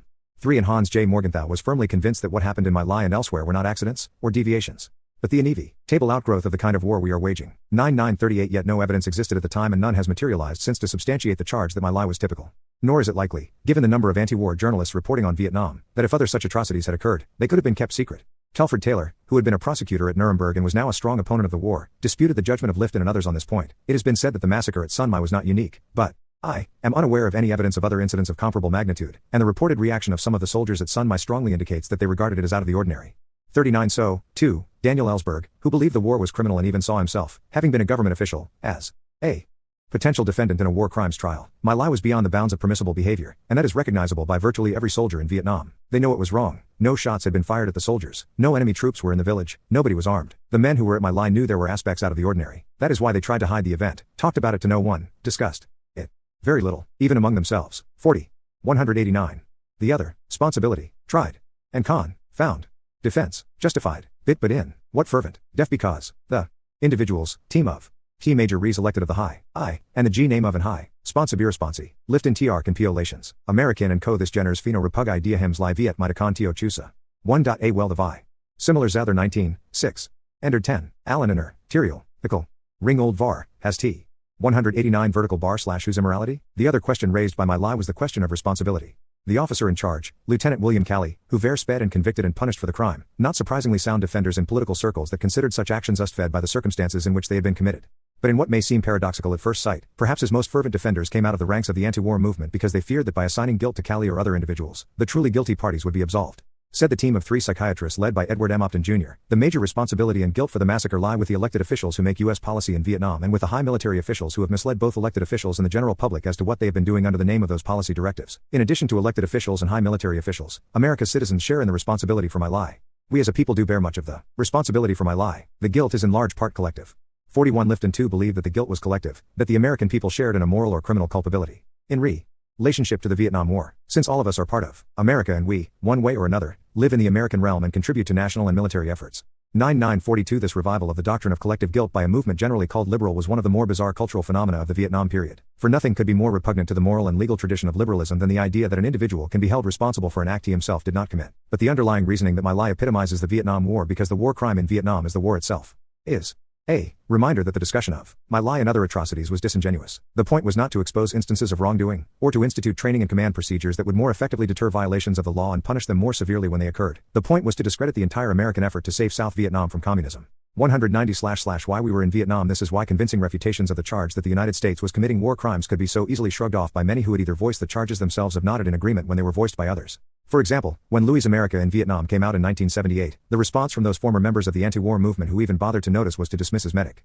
Ulis examination of the issue of war crimes as legalistic, and then to shift the ground immediately to the question of morality, leaving it for the lawyers to decide how well Louis had made his case that American military operations were conducted in substantial conformity with the laws of war. Terry Nardin and Jerome Slater, 2 academic reviewers with a clear anti-war point of view, went on to assert that no legal expertise is needed, however, to see the fallacy of Louis' further conclusion that because the American way of war was not illegal, it was not immoral. It is simply a non sequitur that whatever is not prohibited by the laws of war is therefore morally acceptable. 43 The political theorist Michael Waltz concurred. In fact, Louis argues only the legal case, as if morality were a realm to which scholarly qualification doesn't extend. The task Louis sets for himself turns out to be surprisingly simple, for the laws of war are so vaguely stated and so radically incomplete that a brief for the defense is readily put together. Louis' brief is legalistic in the common sense of that word, but I would hesitate to say it is wrong. The result, however, is likely to leave the reader more uncomfortable with the law than easy with the war. 4 Finally, Theodore Draper, it is a continuing shame that the shamefulness of this war should be incidentally mentioned in a Book designed to cover up the shame by taking refuge in narrow and dubious legalisms. 9/545 having conceded in the face of Louis' analysis that the charge made by some radicals at home that we were fighting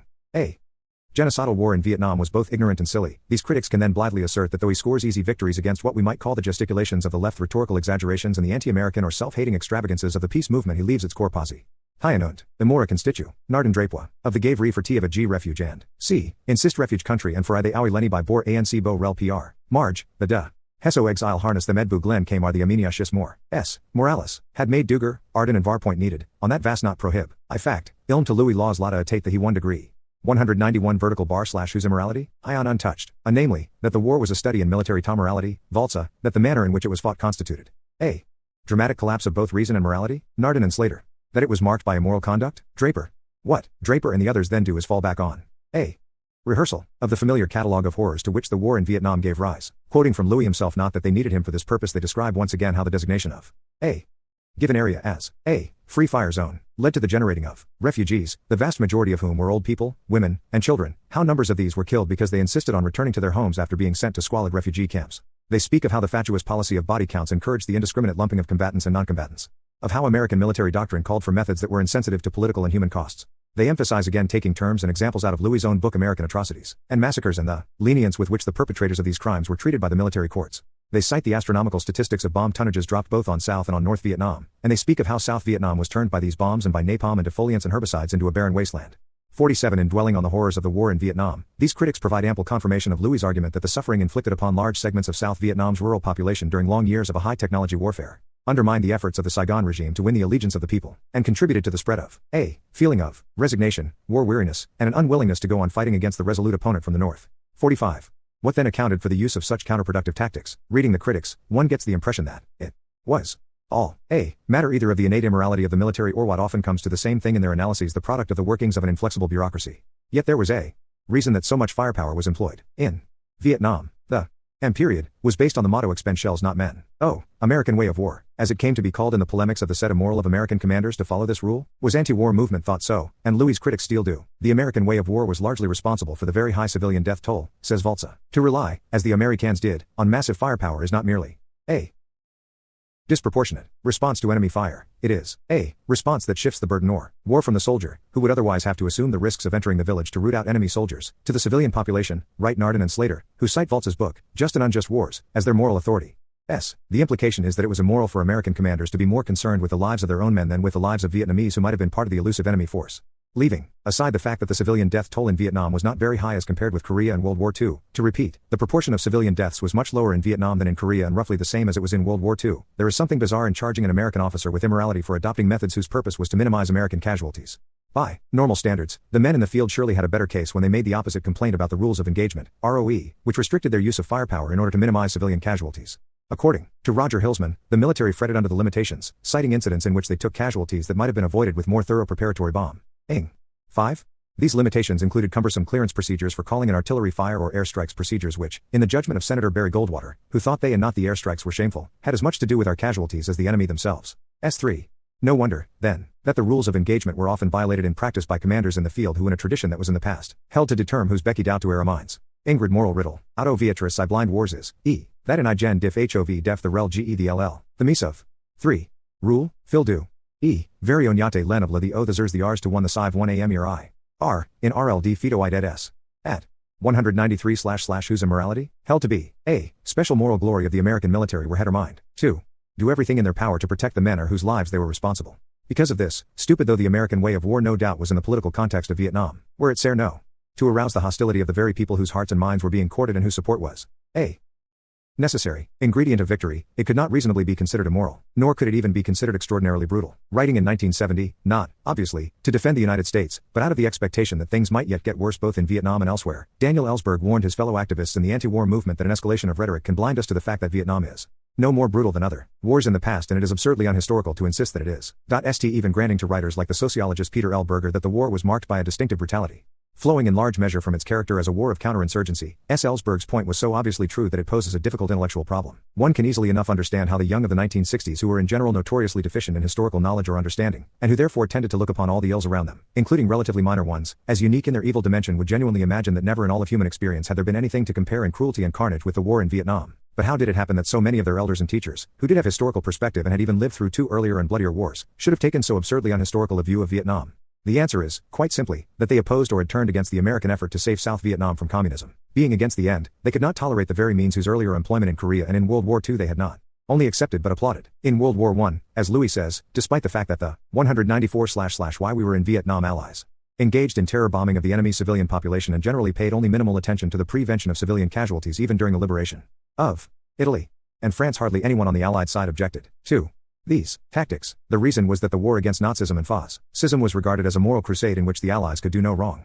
S6 so, too, with the Korean War, in which practically all the major population centers were leveled, dams and irrigation systems were bombed, napalm was used, and enormous numbers of civilians were killed. Yet there was no morbidly fascinated dwelling on those horrors in the press, and very little moral outrage expressed. For the Korean War was seen as an extension of World War II, not merely in the strategic sense of representing a new phase in the resistance to aggression through the principle of collective security, but also in being part of a moral crusade against communism. As such, it was a continuation of the struggle against totalitarianism, whose first battles had been fought and won in the Second World War. The fact that this aspect of the Korean War was rarely emphasized in the official pronouncements, which tended to dwell upon the strategic element, does not mean that it was considered less important. It means rather that it was taken so entirely for granted as to need little if any explicit stress. The consensus of the period was that communism represented an evil comparable to and as great as Nazism. This was the feeling in the country at large, and it was even the prevalent view within the intellectual community, where communism was regarded not least by many who had earlier embraced it as the other great embodiment of totalitarianism, the 20th century's distinctive improvement upon the despotisms and tyrannies of the past. In one of the most influential books of the Korean War period, The Origins of Totalitarianism, Hannah Arendt brought Nazism and communism together under the same rubric as systems of total control, in contrast to the traditional despotisms which exercised lesser degrees of domination over the individuals living under them.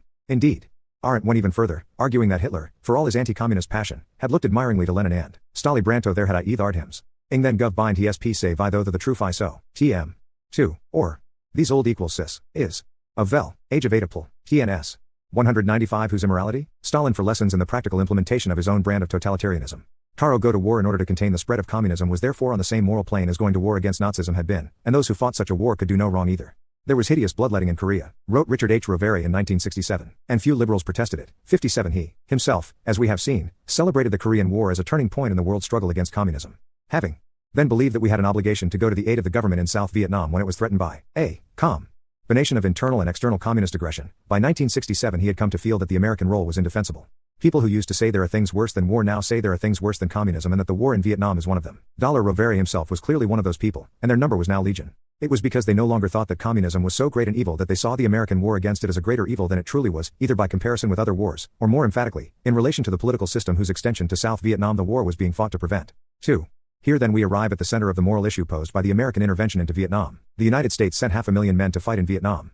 More than 50,000 of them lost their lives, and many thousands more were wounded. Billions of dollars were poured into the effort, damaging the once unparalleled American economy to such an extent that the country's competitive position was grievously impaired. The domestic disruptions to which the war gave rise did perhaps even greater damage to a society previously so self-confident that it was often accused of entertaining illusions of its own omnipotence. Millions of young people growing to maturity during the war developed attitudes of such hostility to why we were in Vietnam 196, ward their own country and the civilization embodied by is in Wartions that their willingness to defend it against external enemies in the future was left hanging in doubt. Why did the United States undertake these burdens and make these sacrifices in blood and treasure and domestic tranquility? What was in it for the United States? It was a question that plagued the anti-war movement from beginning to end because the answer was so hard to find. If the United States was simply acting the part of an imperialist aggressor in Vietnam, as many in the anti-war movement professed to believe, it was imperialism or a most peculiar kind.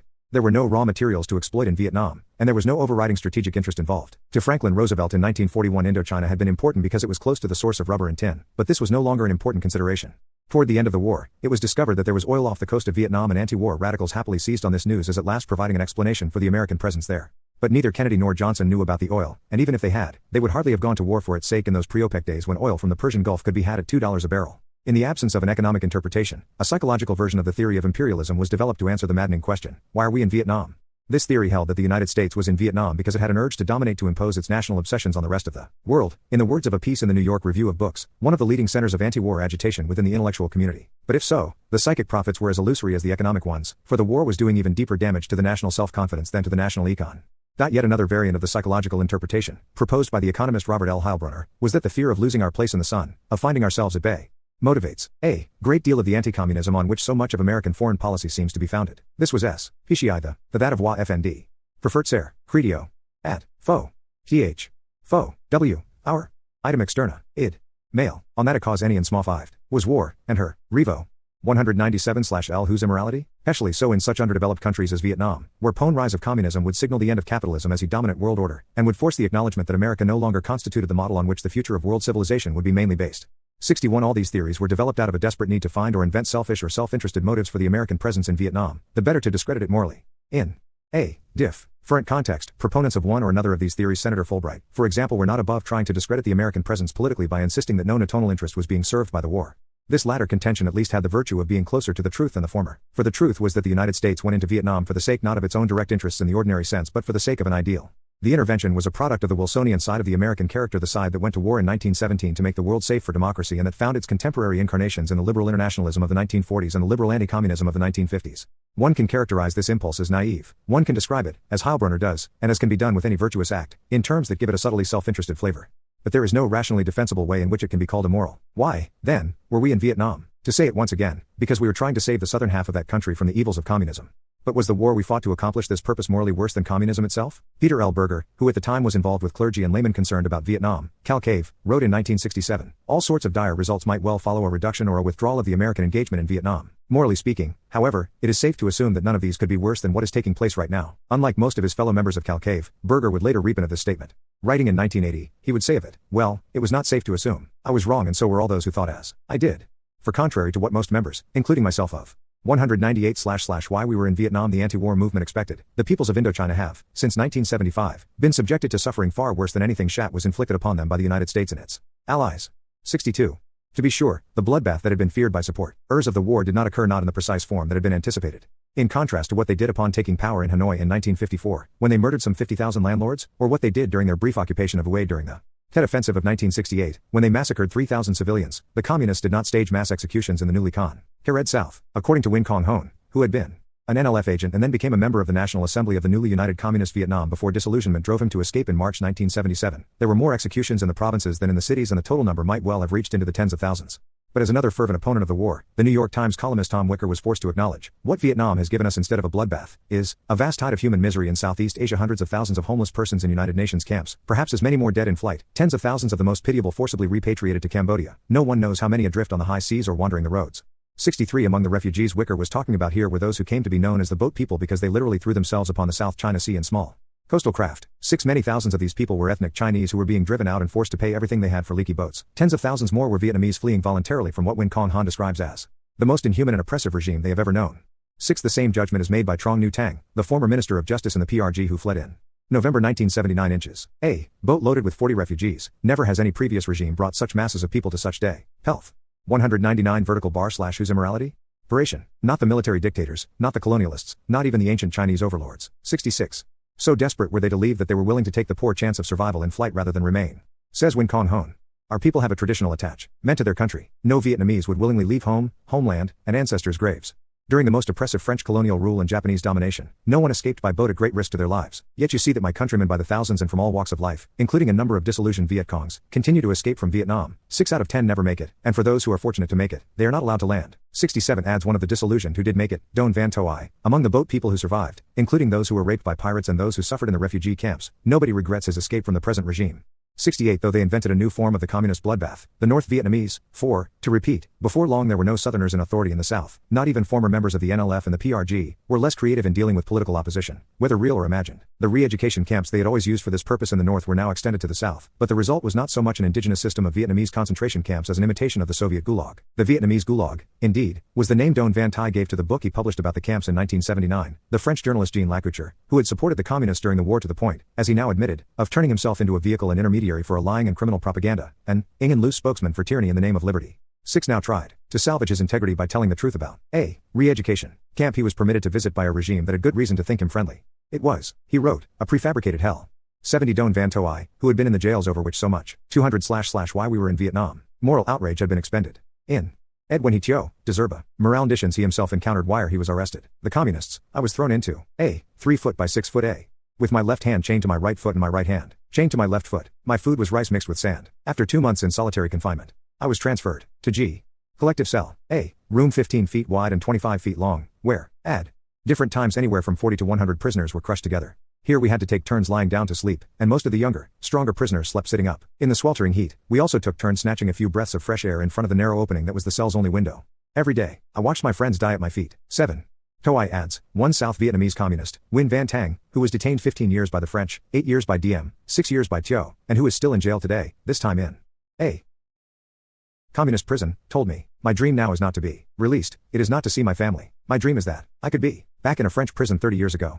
72. No one knows how many people were sent to the Vietnamese Gulag. 5 years after the fall of Saigon, estimates ranged from 150,000 to a million. Prime Minister Pham Van Dong, who so impressed Mary McCarthy with his nobility in 1968, told a French magazine 10 years later that he had released more than 1 million prisoners from the camps. 73. Although according to the figures of his own government he had arrested only 50,000 in the first place. These prisoners naturally included officials of the former government of South Vietnam, but many opponents of the Thieu regime could also be found among them, some of whom were by 1981 known to have died in the camps. One such was Thich Thien Minh, the strategist of all the Buddhist peace movements in Saigon, who was sentenced to 10 years in jail by the Thieu regime, then released after an outpouring of protest from Vietnamese and anti-war protesters around the world, and who died after 6 months of detention by the communists in 1979. An other was Tran Van Thuyen, a leader of the opposition to Thieu in the Sa Tuong, died in a pone form. Disad broth of Kal Anarb de Griat Seli Viet NLW, Rvi Edi Vo Ko Ni Stc describer.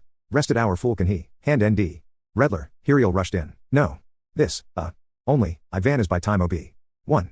BSAOM So 210.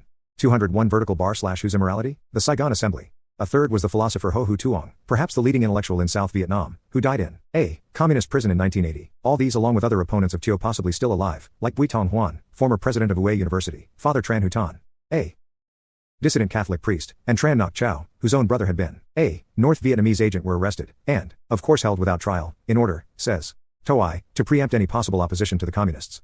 74. Before the communist takeover, there had been a considerable degree of political freedom in South Vietnam which manifested itself in the existence of many different parties. After the North Vietnamese conquest, all these parties were dissolved. As for the NLF, they buried it, in the bitter words of Trong Nhu Tang, without even a ceremony, and at the simple farewell dinner we held to formally disband the NLF in late 1976, neither the party nor the government sent a representative. The people of Vietnam, how only the freedom to go where they wish, educate their children in the schools they choose and have a voice in their government, are instead treated like ants in a colony. There is only the opportunity to follow orders strictly, never the opportunity to express disagreement. Even within the Communist Party, the principle of democracy has been destroyed in favor of the most rigid hierarchy. Stalinism, discredited throughout most of the communist world, flourishes under the aged and fanatic Vietnamese leadership.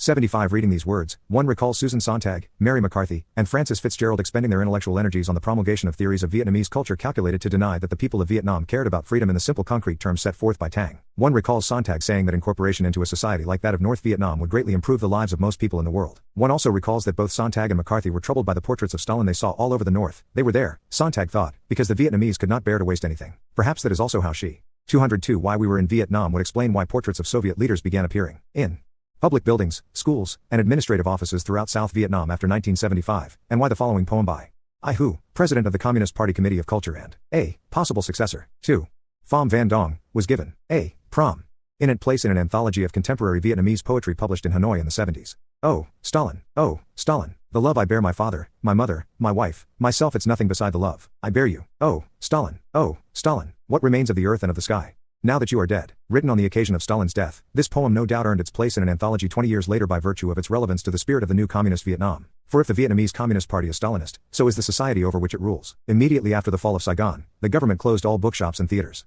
All books published under the former regimes were confiscated or burned. Cultural literature was not exempt, including translations of Jean-Paul Sartre, Albert Camus and Dale Carnegie. The new regime replaced such books with literature designed to indoctrinate children and adults with the idea that the Soviet Union is a paradise of the socialist world.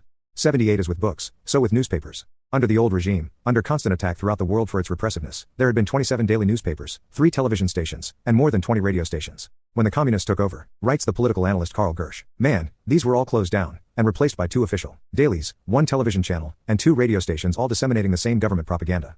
79. All the other freedoms that existed, either in full or large mea, sure, under the Thieu regime were also eliminated by the Com. Sasabo. As. Adi Dhdh. 0b. 203 / whose immorality? Munists.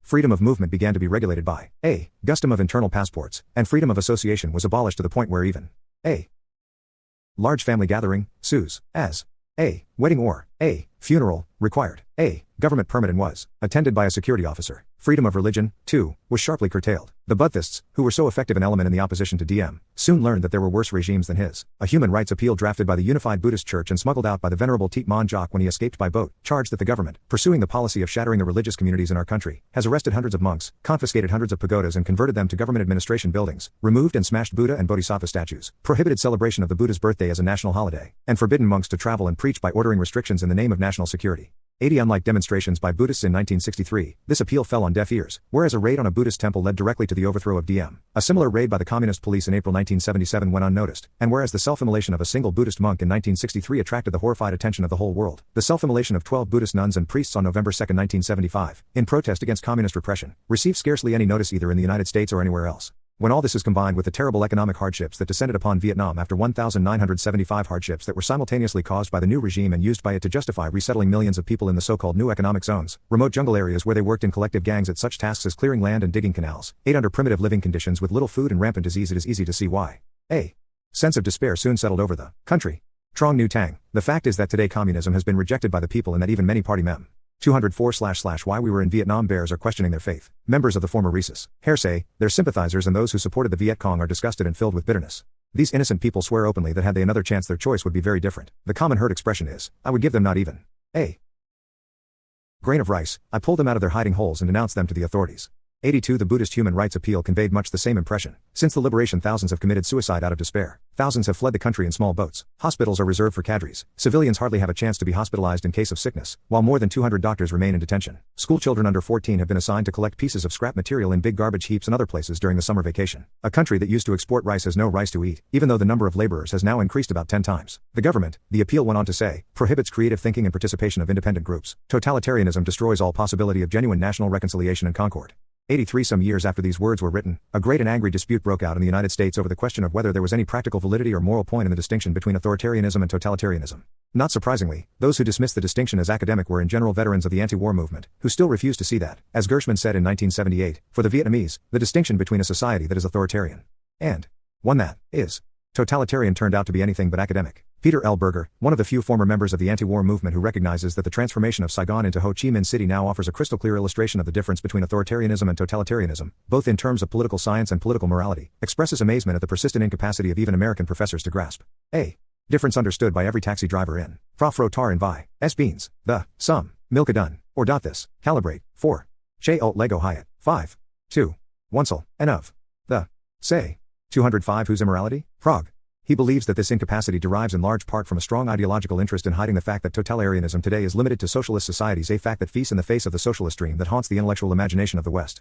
Have no doubt that Berger is right about this. But where Vietnam in particular is concerned, there is a strong interest not only in protecting the socialist dream in general but, more specifically, in holding on to the sense of having been on the morally superior side and opposing the American struggle to prevent the replacement of an authoritarian regime in the South with a totalitarian system. The truth is that the anti-war movement bears a certain measure of responsibility for the horrors that have overtaken the people of Vietnam, and so long as those who participated in that movement are unwilling to acknowledge this, they will go on trying to discredit the idea that there is a distinction between authoritarianism and totalitarianism. For to recognize the distinction is to recognize that in making a contribution to the conquest of South Vietnam by the communists of the North, they were siding with an evil system against something much better from every political and moral point of view. Some veterans of the anti-war movement have protected themselves from any such acknowledgement of guilt by the simple expedient of denying that there is any truth in the reports by refugees like To Ai, Can, and Tang or journalists like Lacouture. Noam Chomsky, for example, speaks of the extreme unreliability of these reports, and he is echoed by William Kunstler, Dave Dellinger, and other inveterate apologists for the Vietnamese communists. Peter Berger compares such people to individuals who deny the facts of the Holocaust and rightly considers them outside the boundaries of rational discourse. 87.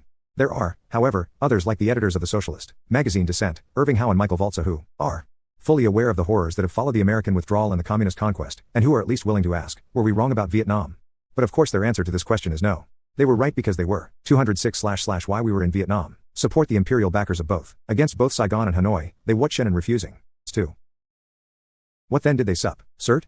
Some of us hope for the emergence of a Vietnamese Hatra force capable of rallying the people in a progressive dice in by enacting land reforms and defending civil liberties, who since, as they admit, there was very little chance of any such alternative, to have thrown their energies into opposing the American effort was tantamount to working for the communist victory they say they did not want. Nevertheless, they still congratulate themselves on being against the evils on both sides of the war. Those of us who opposed American intervention yet did not want a communist victory were in the difficult position of having no happy ending to offer for the sad reason that no happy ending was possible any longer, if ever it had been. And we were in the difficult position of urging a relatively complex argument at a moment when most Americans, pro and anti-war, wanted blinding simplicities. Section This is not moral choice, this is Moral evasion, irresponsible utopianism disguised as moral realism. Given the actual alternatives that existed, what did the urging of a relatively complex argument avail for any purpose other than to make those who urged it feel pleased with themselves? If it served any purpose at all for the people of South Vietnam, it was to help deliver them over to the blinding simplicities of the totalitarianism Hoan Volta so piously deplore and whose hideous workings they are now happy to denounce and protest against, even though there is no one in Ho Chi Minh City or Hanoi to listen or to hear. Another veteran of the anti-war movement, Professor Stanley Hoffman of Harvard, who also sees no reason not to protest the massacres, arbitrary arrests, and persecutions perpetrated by the regimes that have taken over after our exit, nevertheless urges those who condemned the war to resist all atom to make them feel guilty for the stand they took against the war. It was not, says Hoffman, the anti-war movement that contributed to these horrors, but rather the our movement that Kahn and Kissinger, who were supposedly fighting to prevent them. True as this was of Vietnam, where a monstrously disproportional and sidegrat of ca. Ing Zai. Gimme, Amer. Instri, that brug th. Nixo ist w cans in c calm held fight dest field inve cor r. Ragmu. Per ear, sin lar frey y han. Th he. Shem Richlin relucens then did they a kill of Vietnamen. A. Progressive. Die. Civil, liberties to hands off any sud. Into.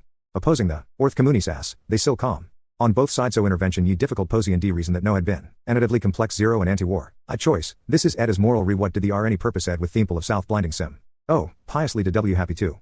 01 in ho sor Stanley to protest retrated by vertheless I attempts the war. Our contrib exon and m. True Chanel, 207 / whose immorality? And self-destructive campaign only added to the crimes and degradation of eventual communist victory. It was even truer, of Cambodia, all those who, somehow, believed that the sufferings inflicted on the Cambodian people, first by the Pol Pot regime, and now by the Vietnamese, retrospectively justify America's attempt to save Phnom Penh from the Reds were instructed by Hoffman in 1979 to read a new book, showing that the monsters who decimated the Cambodian people were brought to power by Washington's policies.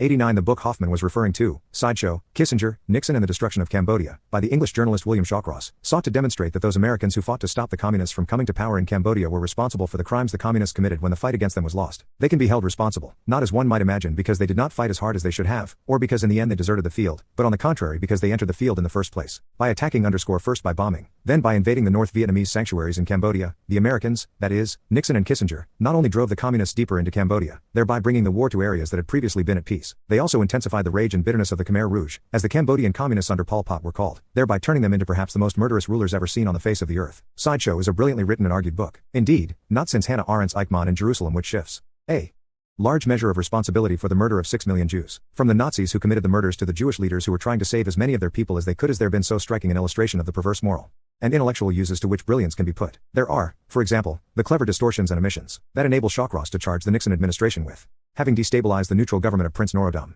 208 / why we were in Vietnam Sihanouk by bombing the sanctuaries ish and in fact Sihanouk Sitan these attacks on the communist military bases with we own country which he himself was not powerful enough. His ish and with causing large numbers of civilian casualties. By the indiscriminate pattern of the bombing raids, when, in fact car, was taken to minimize civilian casualties. But what is fully on a par of perversity with Hannah Arendt's interpretation of the Jew-ish role in the genocidal program of the Nazis against them, is the idea that Pol Pot and his followers needed the experience of American bombing and the punishment they subsequently suffered in the war against the anti-communist forces of Cambodia to turn them into genocidal monsters. This idea about the Khmer Rouge can easily enough be refuted by the simple facts of the case. Thus, according to Kenneth Quinn, who conducted hundreds of interviews with refugees from Cambodia, the Khmer Rouge began instituting the totalitarian practices of their revolutionary program in areas they controlled as early as 1971.9. So too Father Francois Panchod, who was in Phnom Penh when the communists arrived and whose book Cambodia, Year Zero Shawcross himself calls the best account of Khmer Rouge rule. 9. The evacuation of Phnom Penh follows traditional Khmer revolutionary practice. Ever since 1972 the guerrilla fighters had been sending all the inhabitants of the villages and towns they occupied into the forest to live, often burning their homes so they would have nothing to come back for. 92. Indeed, as Shawcross himself points out, this revolutionary program was outlined in uncannily clear detail in the thesis Writ 10 at the University of Paris in 1959 by Khieu Samphan, who would later become the Khmer Rouge commander-in-chief during the war and the head of state afterward. But Shawcross, in line with his own thesis that it was the war that made the Khmer Rouge more and more vicious, stresses that the methods this 28-year-old Marxist prescribed in 1959 for the transformation of his country were essentially moderate. In support of the same thesis, he quotes Quinn to the effect that the first steps to change radically the nature of Khmer society that the Khmer Rouge took in 1971 were limited. 9. What to stand namely, the KHN accusee, Fukia, Bodia at Commu led than society. Other, which short ideologue the, from if agans inler kan perpectec ideas, for me when in the boot tionsen air and co by b as pals payor resus, y reef po fitz buell. 50. Janius, Thesines Quentin. Carters, Kennett Refuges, Heiko. Lude, who, who's he best Phnom, ever Nabi, S10 nanograms 2.1.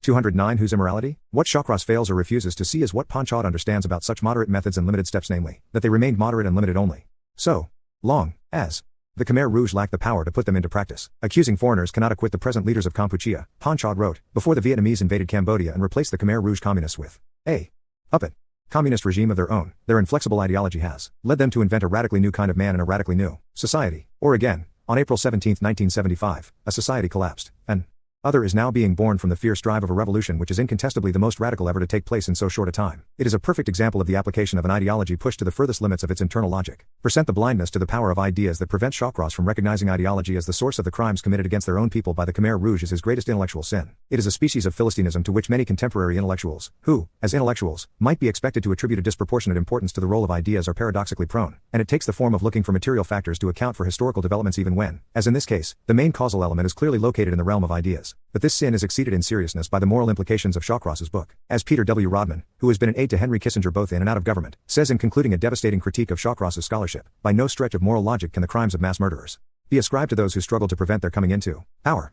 One hopes that no craven sophistry will ever induce free peoples to accept the doctrine that Shawcross embodies, that resistance to totalitarianism is immoral. 9. Yet it is just this craven sophistry that Stanley Hoffmann reaffirms in the very face of the horrors that have befallen the peoples of Indochina under communist rule. As Francis Fitzgerald put it, he writes, "Our mistake was in creating and building up the wrong side, and we were led by that mistake too." 210 vertical bar / why we were in Vietnam. A course of devastation and defeat. Archer can almost fortune. A. Kalong Lewis for asking what at is la possibility condit, anti-terrible than the reality of what is Dapenins. 2. Cambode. More is since he asked this question before the Khmer Rouge now over. One can almost forgive the New York Times. For H. Toadline Indochina without Americans. For most. A. Belai. He's on. A. Piece from Phnom Penh by Sidney H. Schanberg since it was written before the Khmer Rouge had begun evacuating the city and instituting a regime that led to the death. Nearly half the population of the country. Such writers shout have known enough about the history of communism to know better, and they should now be ashamed of their naivete and the contribution they made to the victory of forces they had a moral duty to oppose. Nevertheless, they were not yet aware of what Hoffmann already knew when he still described the communists as the right side in Indochina and still denounced those who resisted them as immoral and even criminal. This is almost impossible to forgive. In May 1977, 2 full years after the communist takeover, President Jimmy Carter, a repentant hawk, like many members of his cabinet, including his Secretary of State and his Secretary of Defense, spoke of the intellectual and moral poverty of the policy that had led us into Vietnam and had kept us there for so long. When Ronald Reagan, an unrepentant hawk, called the war a noble cause in the course of his ultimately successful campaign to replace Carter in the White House, he was accused of having made a gaffe. Fully, painfully aware as I am that time, American effort to save Vietnam from communism was indeed beyond our intellectual and moral capabilities. I believe the sire shows that Reagan's gaffe was closer to the truth of why we were in Vietnam and what we did there, at least until the very end, than Carter's denigration of an act of imprudent idealism whose moral soundness has been so overwhelmingly vindicated. Whose moral soundness has been an act whammingly vindicated by the hideous consequences of our defeat. We were in Vietnam, nor